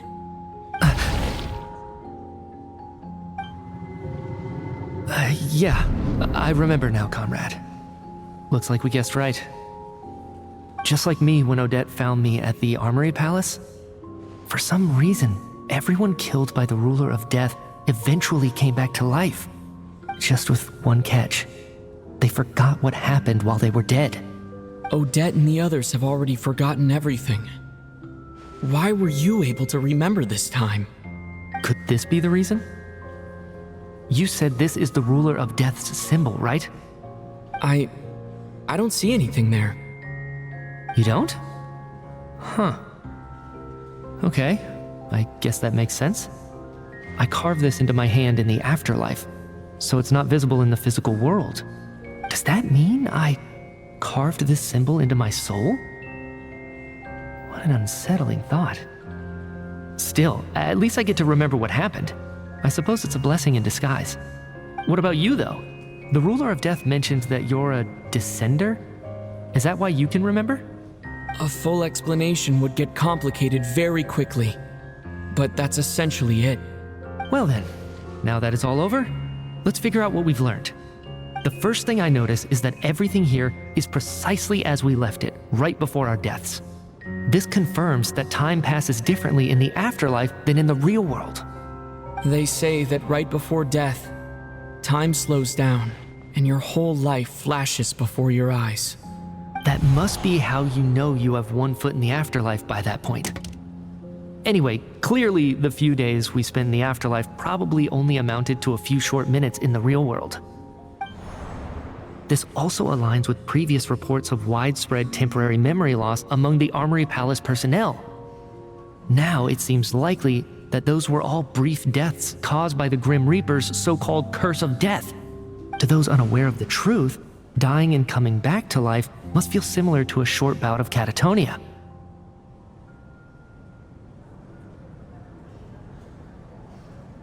This leaves me with a couple big questions. What are the conditions that trigger this so-called curse of death? And why are we resurrected after we die? If nothing else, I think it shows that killing us wasn't her ultimate goal. We still don't know her true reasons for subjecting us to death. Right. This time only got complicated because of the situation with the theater's ley lines. That's why she had to approach it differently. If the previous incidents of amnesia among the researchers are anything to go by, killing us is usually a pretty routine matter.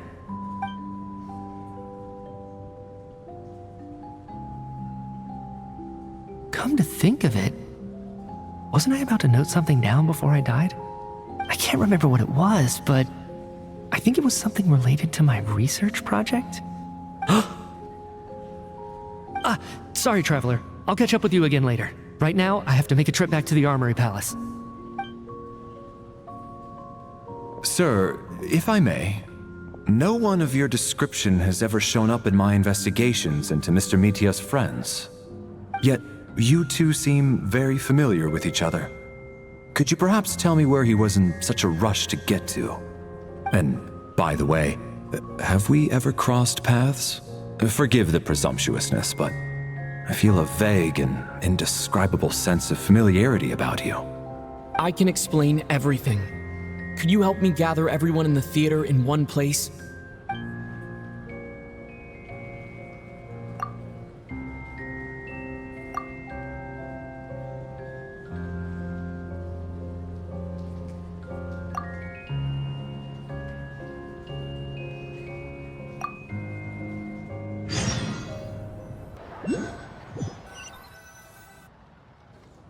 So Chuganov really is going to shut down the factory. I guess this theater incident actually did us some good after all. So, you said I promised to take you to the Armory Palace while we were in the afterlife, yes? I believe you. I think I even have a vague memory of it. Agreed. Let's check in on her first. The whole reason for our trip to the Armory Palace anyway is to figure out what's going on with her health.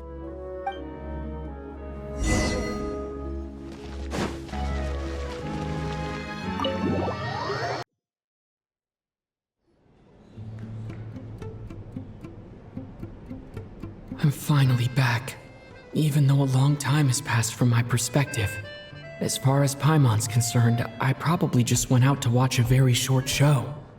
I should keep my emotions in check when I see Paimon again, or it'll seem weird. Wait. The atmosphere here feels off. Shh.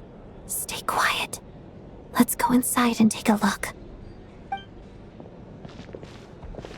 Have we still not been able to notify Child yet? We need new orders.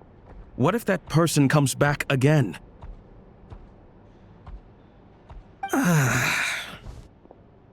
I'm so sorry. Under the circumstances, there was really nothing we could do. Tell me, what happened to Paimon? It was the Jester. He came here in person and escorted Miss Paimon away. He's the director of the Fatui. His authority supersedes all others and cannot be questioned. We There was nothing we could do. How long ago did he leave? And what was Paimon's status? It was about an hour ago. Miss Paimon was fast asleep at the time. The Jester simply walked off with her as if it was only natural. I assure you, he absolutely did not use any force. Do you know where they went?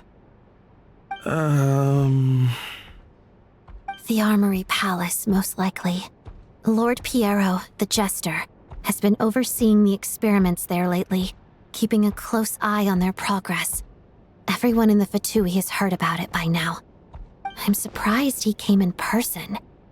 Whatever his reason for taking Paimon, he'll most likely return to the Armory Palace first, which is exactly where we were headed anyway. Then lead the way, Odette.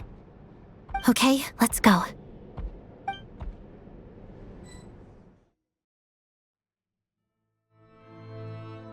It's just up ahead.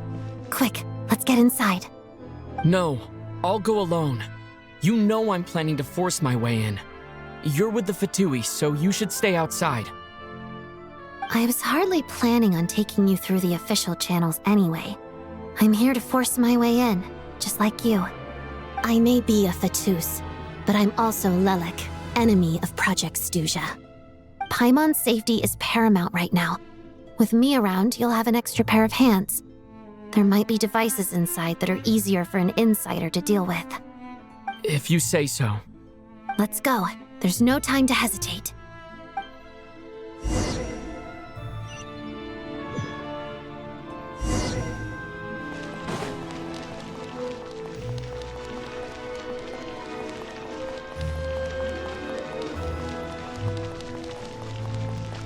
Hey, who are you? This part of the Armory Palace is under restricted access. What do you think you're doing? No questions, please. We're short on time.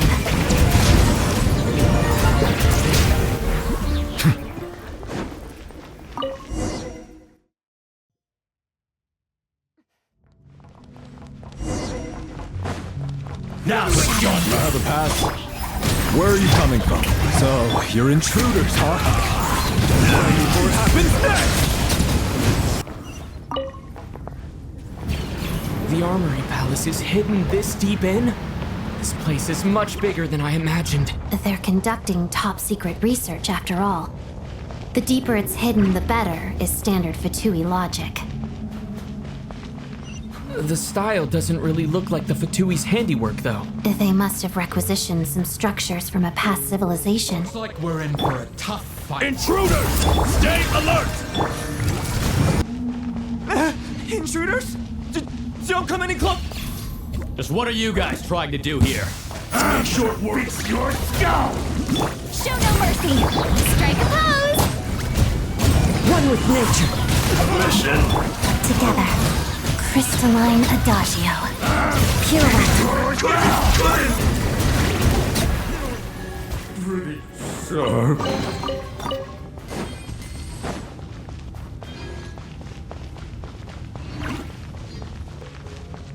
Looks like no one's guarding this place. There's something off about that decoration over there.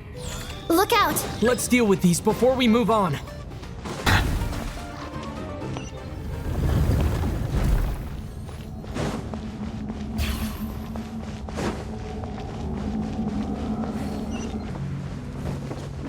The researchers here probably don't know that we're uninvited guests.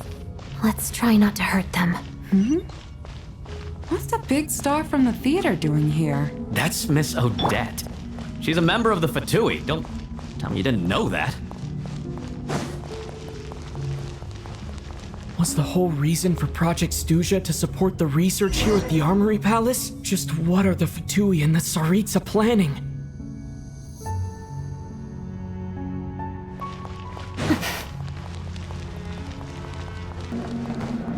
Whoa! Who are you?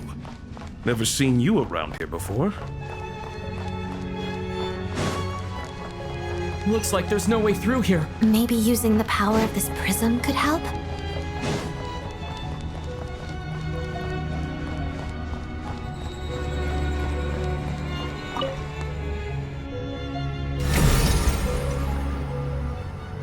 I think I see some images. It's the prism's power at play, causing images of the past to reappear, albeit only as illusions. Paimon. And the Jester. Is this another scene from the past? Yes. It looks quite old, though. I don't think it happened in the recent past.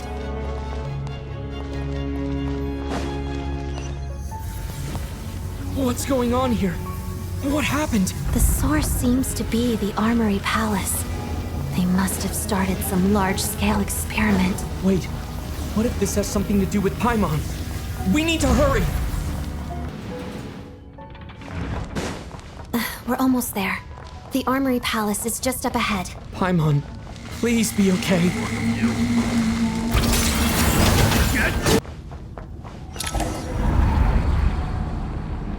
What's going on? Wait, I remember this feeling. It's the curse of death. No, not now! Why is the curse of death striking again already?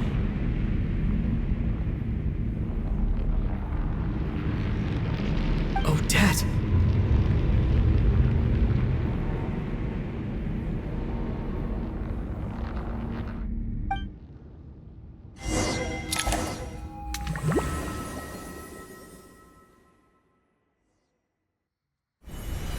Is this the afterlife again? I need to find a way back to reality. Is that Odette's core Ignis? Could that be what just woke me up?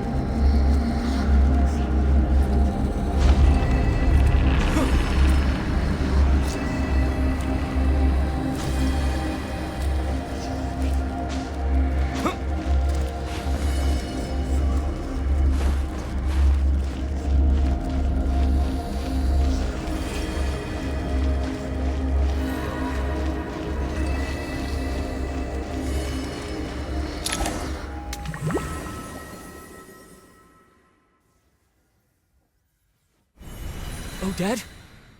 Odette! No signs of life. But past experience says that she should be resurrected before too long. Right?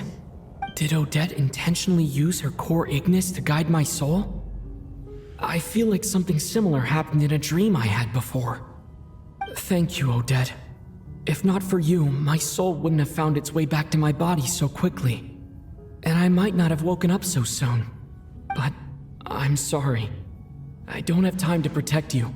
I have to use the time you bought me to get Paimon back.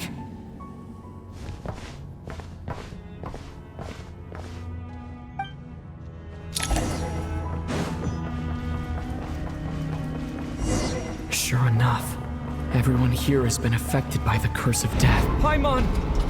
Paimon! No, wait. Paimon probably didn't escape Renova's curse either. She won't be able to respond to me right now.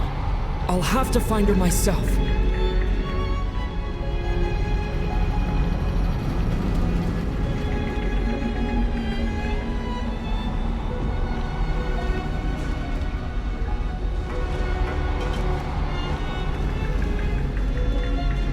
Mitya! Is this the laboratory he works in? What happened here to trigger the curse of death again so soon? I'll have to ask him when he wakes up. Finding Paimon has to take priority now. found her. Paimon really is here.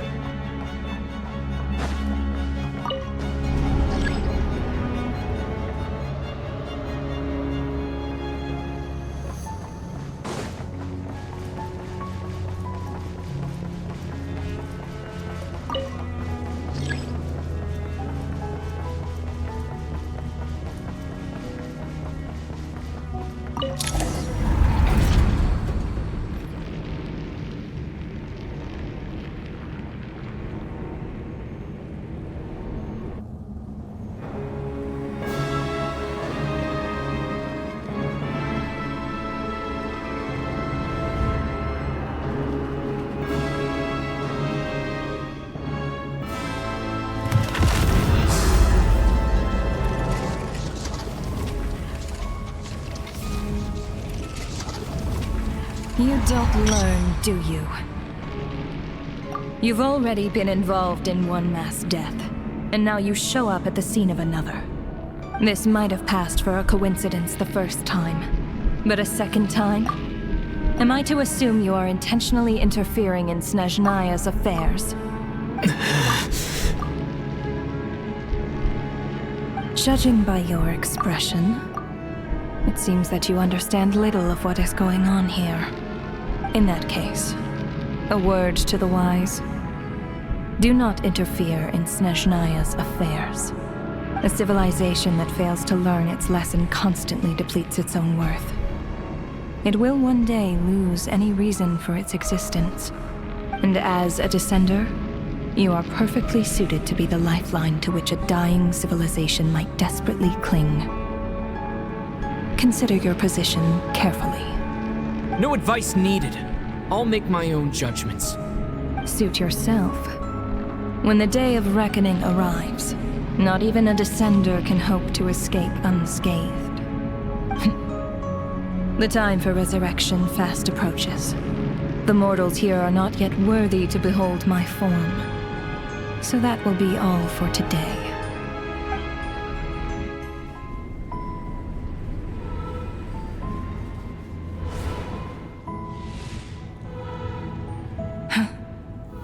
That thing is coming with me.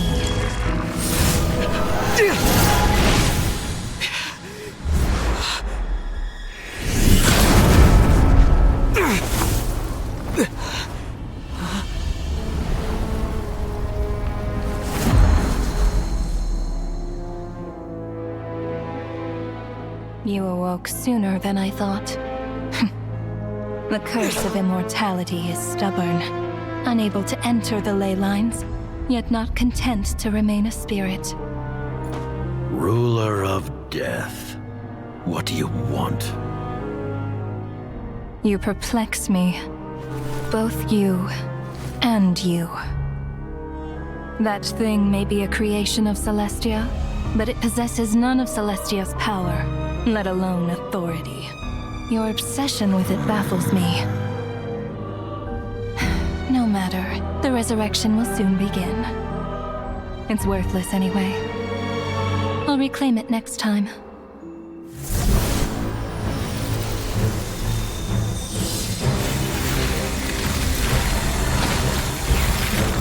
Hey, who says there'll be a next time?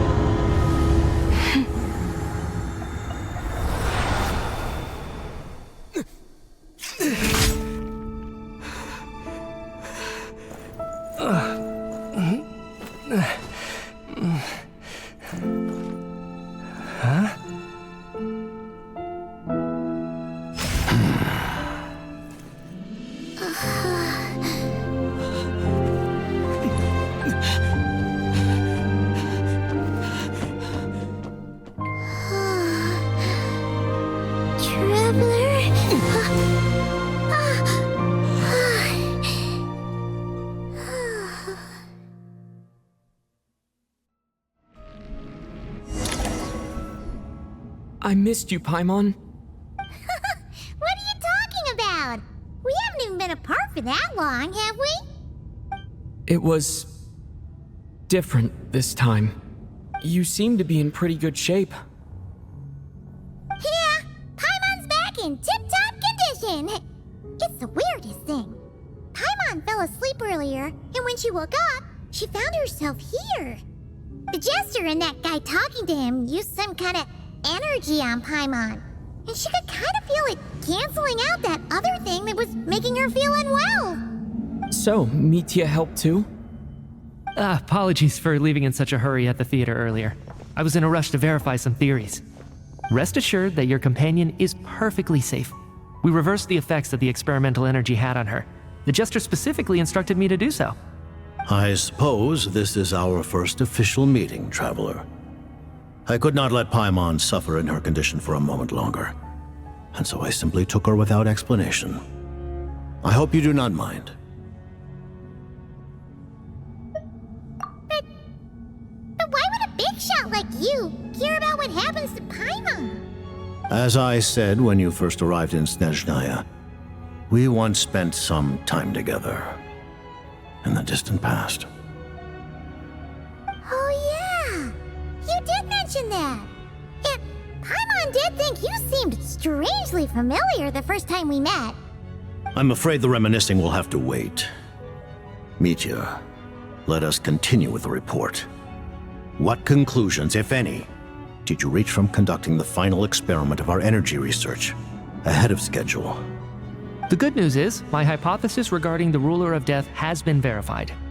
As for the bad news, I recommend we suspend the experiments and Project Mistleton until further notice. Currently, we have no means with which to make a breakthrough. I say this purely as a scientist, guided by reason alone. I will trust your judgment.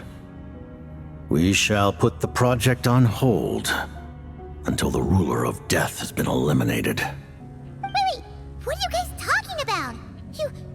You want to get rid of Renova? Like, how? By killing her? By whatever means necessary, so long as it removes the threat she poses to us. Until then, everything we do will be in vain. After what just happened, I've ascertained Renova's goal. Or rather, the trigger condition for the Curse of Death. Okay, let's hear it. What she's doing is blocking Snezhnaya's technological progress, preventing us from possessing any means with which to threaten the heavenly principles. Just like the little lapdog she is. So, any ideas, research, or experiments that lead to technological progress can trigger the curse. Just now, for instance, I was set to launch a final phase energy experiment ahead of schedule. If the experiment was successful, we could have achieved a crucial breakthrough. As expected, though, the moment the experiment began, all the researchers, technicians, and witnesses died from the curse. All that effort, not to mention the energy and materials we relied on Project Stuja to gather for us, went to waste. In the end, nothing was gained. Does that mean something similar happened when we were at the theater? That's right. During the performance, I thought of an important breakthrough regarding the experiment, and wound up dragging everyone into this. So the nature of the curse seems to be something like, when moments of technological progress occur, all life in the vicinity is taken away. What a violent method.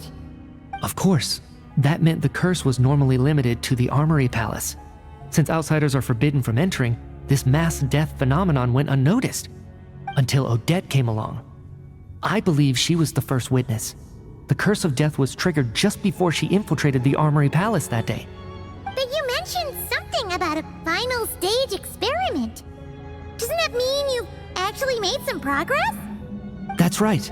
Even with the gods locking certain key components out of reach, humanity can still advance technology in incremental steps accumulated over time.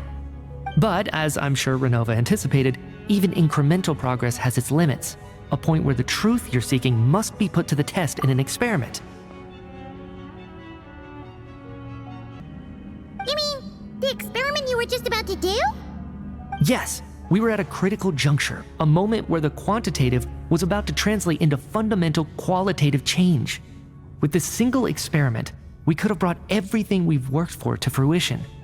But now, after already being forced to fumble around in the dark all this time, it feels like we've truly hit an impenetrable wall.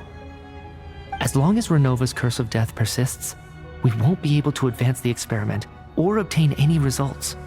And with Project Stuja having been in effect all this time, at our nation's current strength, repeated trial and error is simply unsustainable.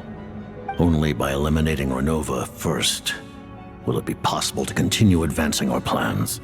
But she's the ruler of death! She can just kill whoever she wants, right? That's gotta be the scariest power ever! Is it even possible to beat her? We'll see. But one thing's for sure. She definitely can't just do whatever she wants. The best proof of that is me, standing here, very much alive. You're saying... Wouldn't it be easier to just kill all of us researchers for good? Why resurrect us over and over again? Why let us advance our technology to this point? So, you're saying even the ruler of death has limitations we don't know about? Exactly. And I think that's where the key to our breakthrough lies. Regardless, the ruler of death has always been an obstacle we must overcome. Indeed, we must face life, death, time, and space. After all, our goal is the heavenly principles. The Fatui want to challenge the heavenly principles? For a long time, I've had a vague suspicion the Fatui and the Tsaritsa were targeting the heavenly principles. But hearing the Jester admit it is still a shock. No wonder the Tsaritsa's goal has always been kept a secret from the people. What kind of road will that lead Snezhnaya down? In that case... Lord Jester, I would like to request some leave. I'd like some time to organize my thoughts and go over the data. Granted. Get some rest, put the experiment out of your mind, and take care that the curse of death doesn't affect any civilians.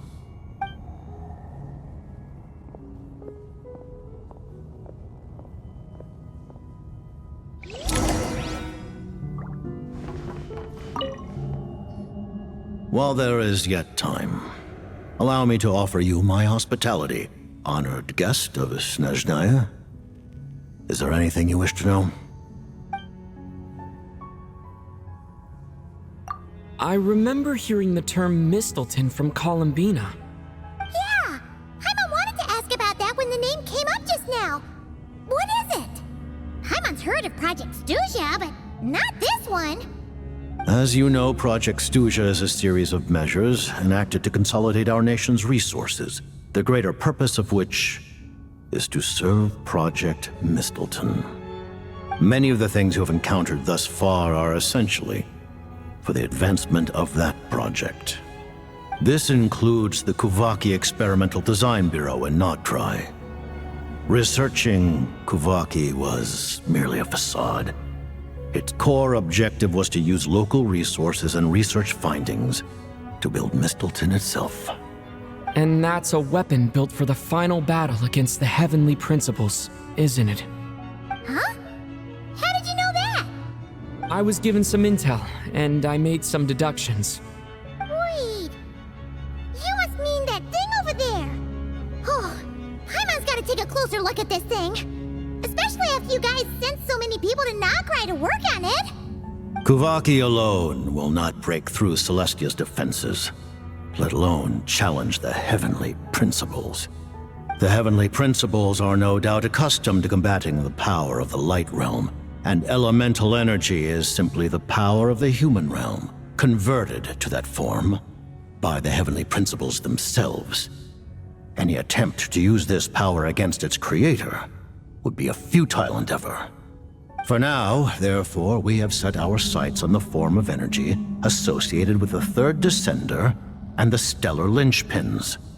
This may hold the potential to allow Mistleton to contend with the heavenly principles. You could say that by reverse engineering the stellar linchpins to extract the energy within, we have obtained a source of anti-Celestia energy. The Kulagi Experimental Design Bureau, Project Studia, and the new energy experiments. Huh. So, Project Mistleton is what ties it all together. And it looks like your plan is almost complete. No wonder the ruler of death came after you.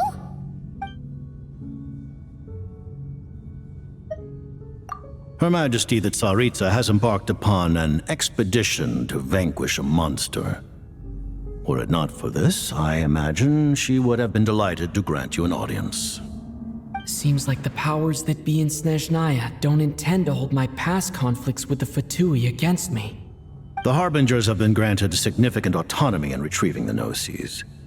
But by the same token, they do not completely represent Snezhnaya's official stance. You read my mind. Speaking of the Gnosis, Paimon's been dying to ask this question since forever. Why exactly does the Tsaritsa want to collect them? Is it something to do with the fight against the Heavenly Principles?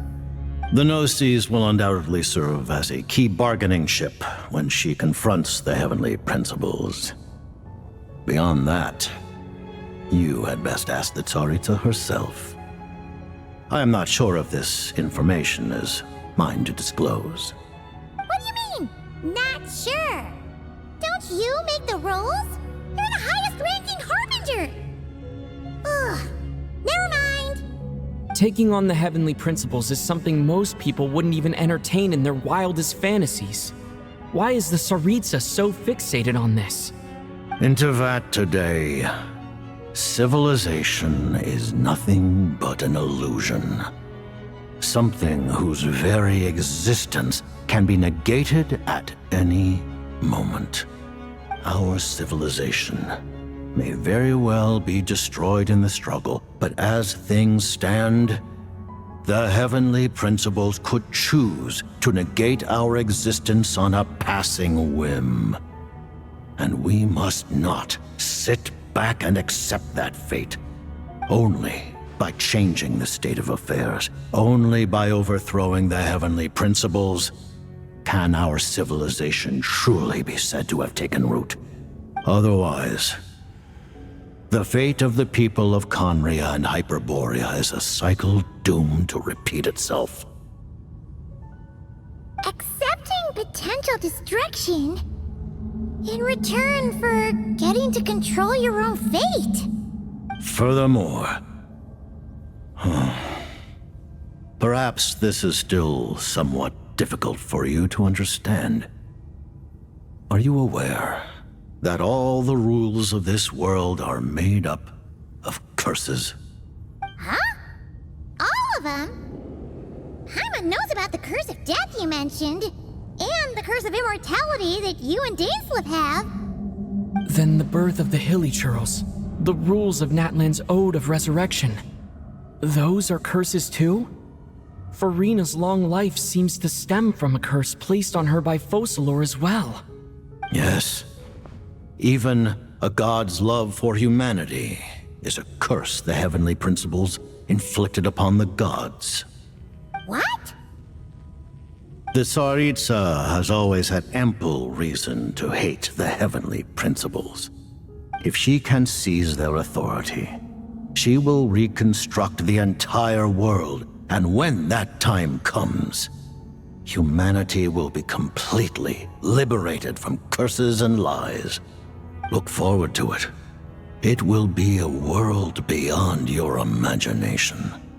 Though the ordinary people of Snezhnaya may not understand these details, in this frigid land locked in a ceaseless struggle against the environment, in this nation to which the gods have never shown favor, we all believe that standing in solidarity with the Tsaritsa in our shared struggle will surely usher in a new and better world.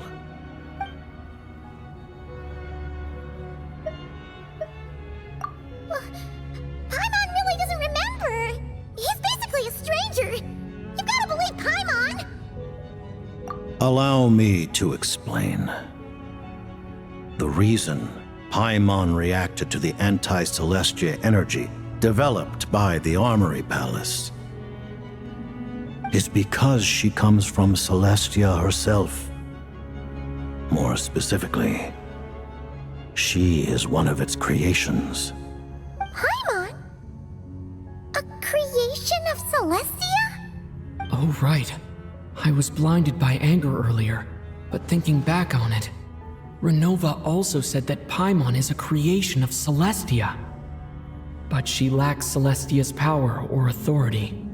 As you know, the lunar fragments in Nodcry were pulled down from the sky using Fatui technology. But the first application of this technology was in Conria over 500 years ago. I used this technology upon the heavens, and the response I received was none other than Paimon descending from Celestia. I presented her to the Vinster King, but he took no interest in this gift, nor did it satisfy him. Paimon then took up temporary residence in my palace until, of course, the arrival of the Cataclysm. Wait, Paimon's a little confused. You're talking about things that happened in Conria 500 years ago. You're saying Paimon was there for that? But Paimon doesn't remember any of that. Falling from the sky? Being given away as a gift? None of it! Having lived through the Cataclysm, perhaps you too were burdened with some manner of curse. Although, losing your memories would indeed be the smallest price I've ever seen paid. But it's not just her memories from Conria. Paimon doesn't even know how she spent the last 500 years. She only has memories from the past few years. No matter how hard she tries to remember. What was Paimon like back in Conria? Did she know a whole lot because she came from Celestia? Was she super smart? Unfortunately, when you arrived in Conria, your consciousness was like that of a newborn infant. None could say what kind of being you once were in Celestia. During the time you lived in Conria, your personality was no different from how it is now. Aw, man! Paimon's plan to get her memories back and become super smart is ruined before it could even start. You know, even though Paimon lost her memories, she still feels weirdly close to you for some reason. That must mean you took pretty good care of Paimon back then, huh? On the contrary, I completely ignored your existence. I was entirely focused on my struggle against Tartaglia the Wise. But now, as I see it, it is as if you are the only sane thing that survived that era of insanity, and thus are worthy of protection. Noted. Man, Paimon's gotta stop projecting friendship on everyone she meets. But, Traveler? Even though you know Paimon's some creation of Celestia now, you still want her, right? You're not going to abandon her? Oh, phew! That's a relief. Paimon's just learning about this, too. She's barely even processed it.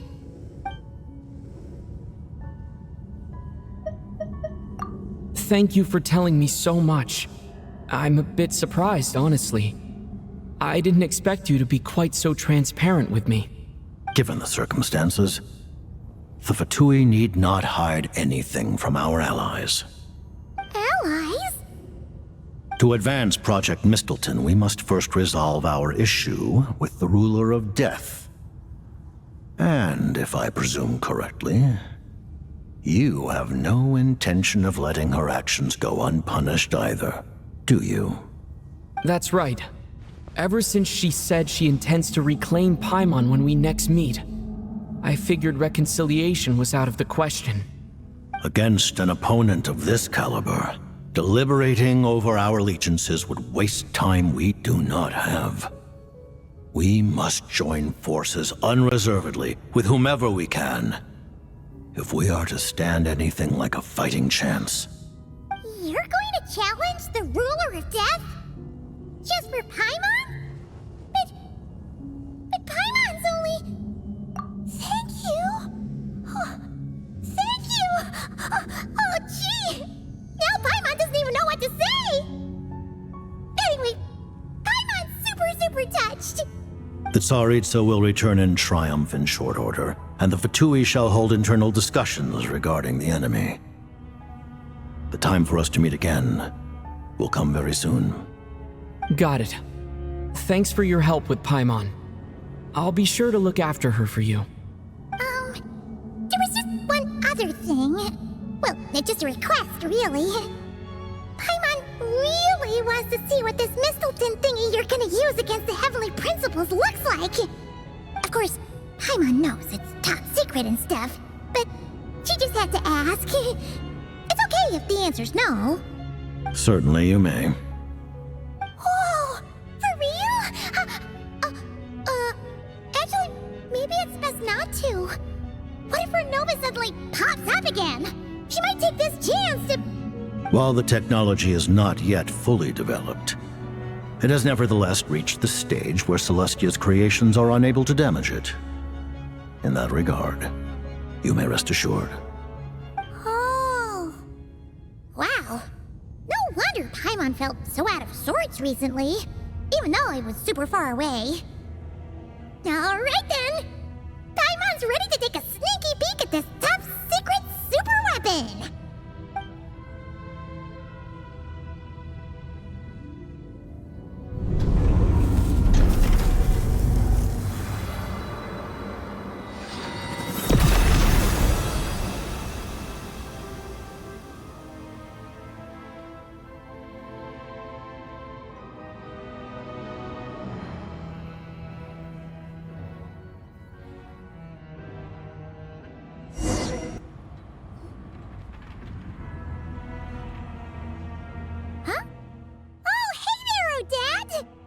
Paimon?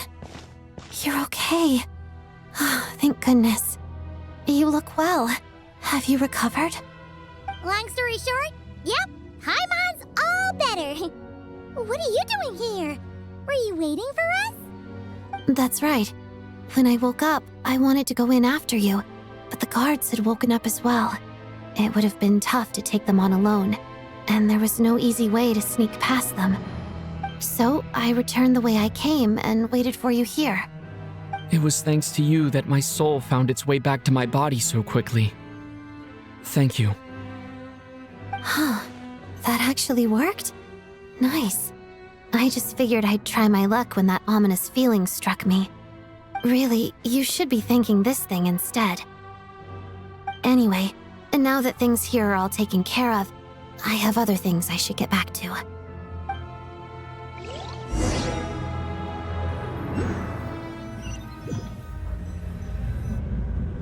Ah, Director Chuganov, you're back. We just received notice that Project Stuja has been suspended, so we've convened an emergency meeting. This is the preliminary plan. In addition to expanding production capacity, we've also discussed feasible layoff plans to optimize revenue and expenditure structure. Our calculations indicate that the factory's profits will increase by at least 30%. Just give the word, Director. That won't be necessary. Leave the energy for those who need it. Whether they use it just to get by or to run a business, that's up to them. Start preparing to halt production and lay off the staff. Make sure the workers are able to land on their feet and that they are duly compensated. Thank you all for your hard work during this time. Am I hearing you right? Why? After all the tough times we made it through, now is exactly when we should start to turn a profit. I just suddenly don't want to do this anymore. Huh. Does there have to be a reason? Iskra, it's time to rest. Dear esteemed members of the Rokat, given the effects of Lelek's radical actions upon our organization's reputation and social stability, a decision has been made to permanently withdraw this codename from use.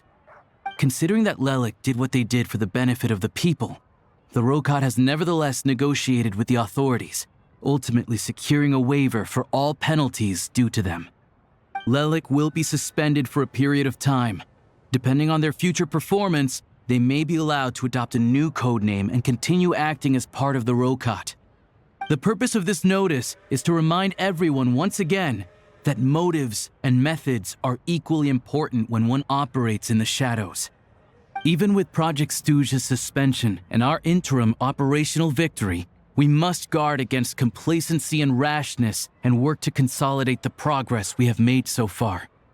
We act only for the greater glory and solidarity of our nation. May the aurora shine ever on, and the tundra always stand firm.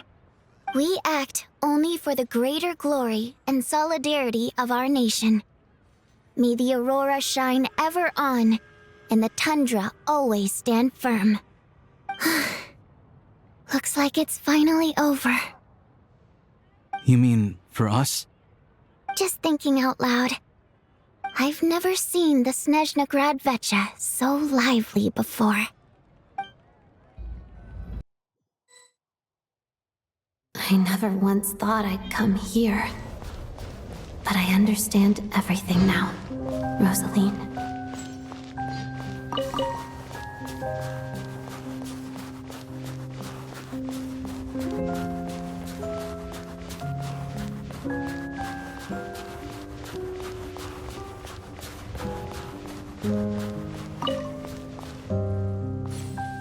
I've seen Spirit Seeker performed many times, including by your mother.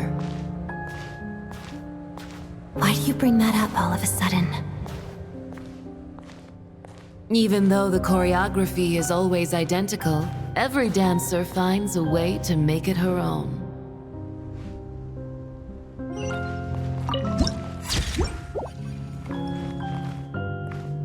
So you actually want to talk to me about ballet?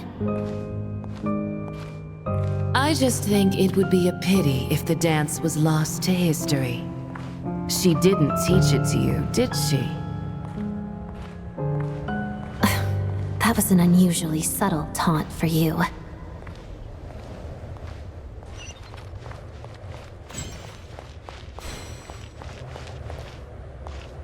We embraced one another on the snow-swept plains, melting the ruthlessness of time. But when our bodies, in pieces, are cast to the winds, what of our love will remain behind?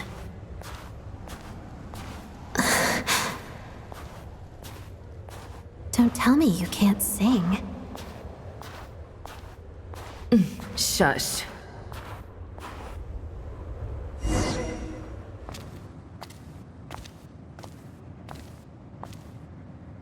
I understand her hatred. The Fatui robbed her of the life she should have had. I never opposed her dancing. Yet still I became an enemy of her ballet. I'll just keep my distance. Many despise me. I'm used to it. You're certainly not one to shy away from confrontation. But children, they need a different approach. I'm hardly the most maternal figure. Yet she is a child. In my experience, while a father commands authority, he must still yield to love. You should tell her what you think about her dancing.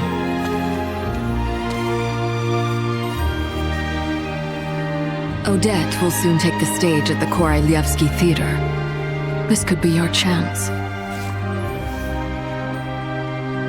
Geonosis secured. It went smoothly.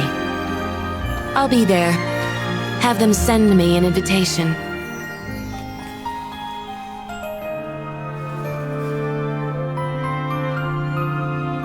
Sadly, things didn't work out. Her final words are inside that block of ice. This? Aren't these for monitoring her subordinates? Not yours. This one isn't her witch's flame, but my two worlds' flames. The two worlds' flames can burn away memories. It was my parting gift to Rosaline.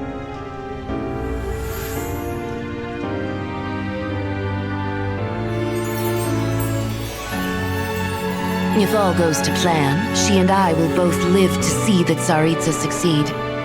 I believe she'll find peace. But if anything happens to me, she needn't follow in my footsteps. The cryo energy will fade away in time. Then the two worlds' flames will burn away all memories of the Fatui. She'll be free to dance. She deserves this.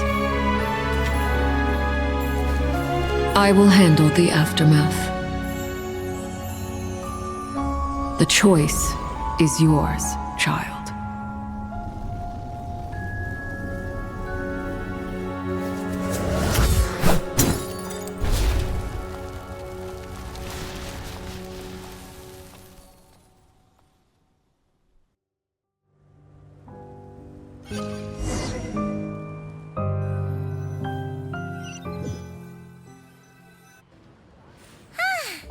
Fresh air at last!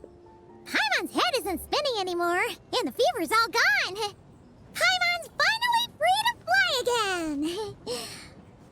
Oh, it's nice to finally know where Paimon came from, too. It did make Paimon a little nervous at first, but it's such a relief now. Like, who cares if Paimon's a creation of Celestia? She's probably not anyone that important. Probably just the fairy of food and fun or something. And like you said, this doesn't have to change anything between us. You're not gonna just... Hey, hurry up! Why are you walking so slowly? You've spent the last few days lying in bed and stuffing your face. I didn't think you'd be able to fly this fast. Says who? Paimon's as agile as ever. They don't call her White Floaty for nothing. Paimon originally wanted to check out the bookstores in Snezhnograd, but she's more in the mood for flying around right now, so let's save that for later. Wait, they've got light novels from Yai Publishing House here too. Huh? And this is Paimon's favorite mystery story from Fontaine! Wow! It got a sequel! The local Snezhnaya books look pretty interesting too, but also kinda heavy. Not the easiest things to look around. I thought you were in the mood for flying around. Paimon can read while she flies. Hey! Look at these two dolls! Which do you like better?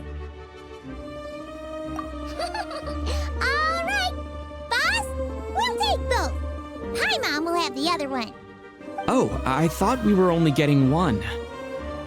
All right, fine. I'll pay. There you are. Thanks for visiting. Paimon will grab this and then... Huh? Huh? Huh? How many layers does this thing have? And what are you laughing at? You knew all along, didn't you? A whole bunch of people are gathered over by the plaza. Hey, look! That looks like Tartaglia! Hey, Tartaglia! I know that voice. Of course. If it isn't Paimon and my old comrade. You're looking well, Paimon. All better? Yeah! The Jester knew I was wrong and fixed Paimon right up! Thanks for sending someone to keep Paimon safe, too. Oh, yeah. About that. That was kind of embarrassing.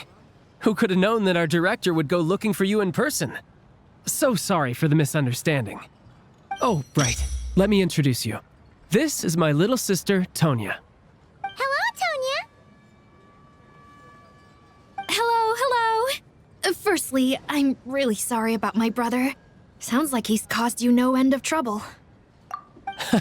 Hey now, why'd you have to start with that? Not that it isn't true, of course. So she's the real Tonya. She said you two didn't manage to meet up at the theater. She waited ages for me, and when I didn't show, she got a little worried and went outside.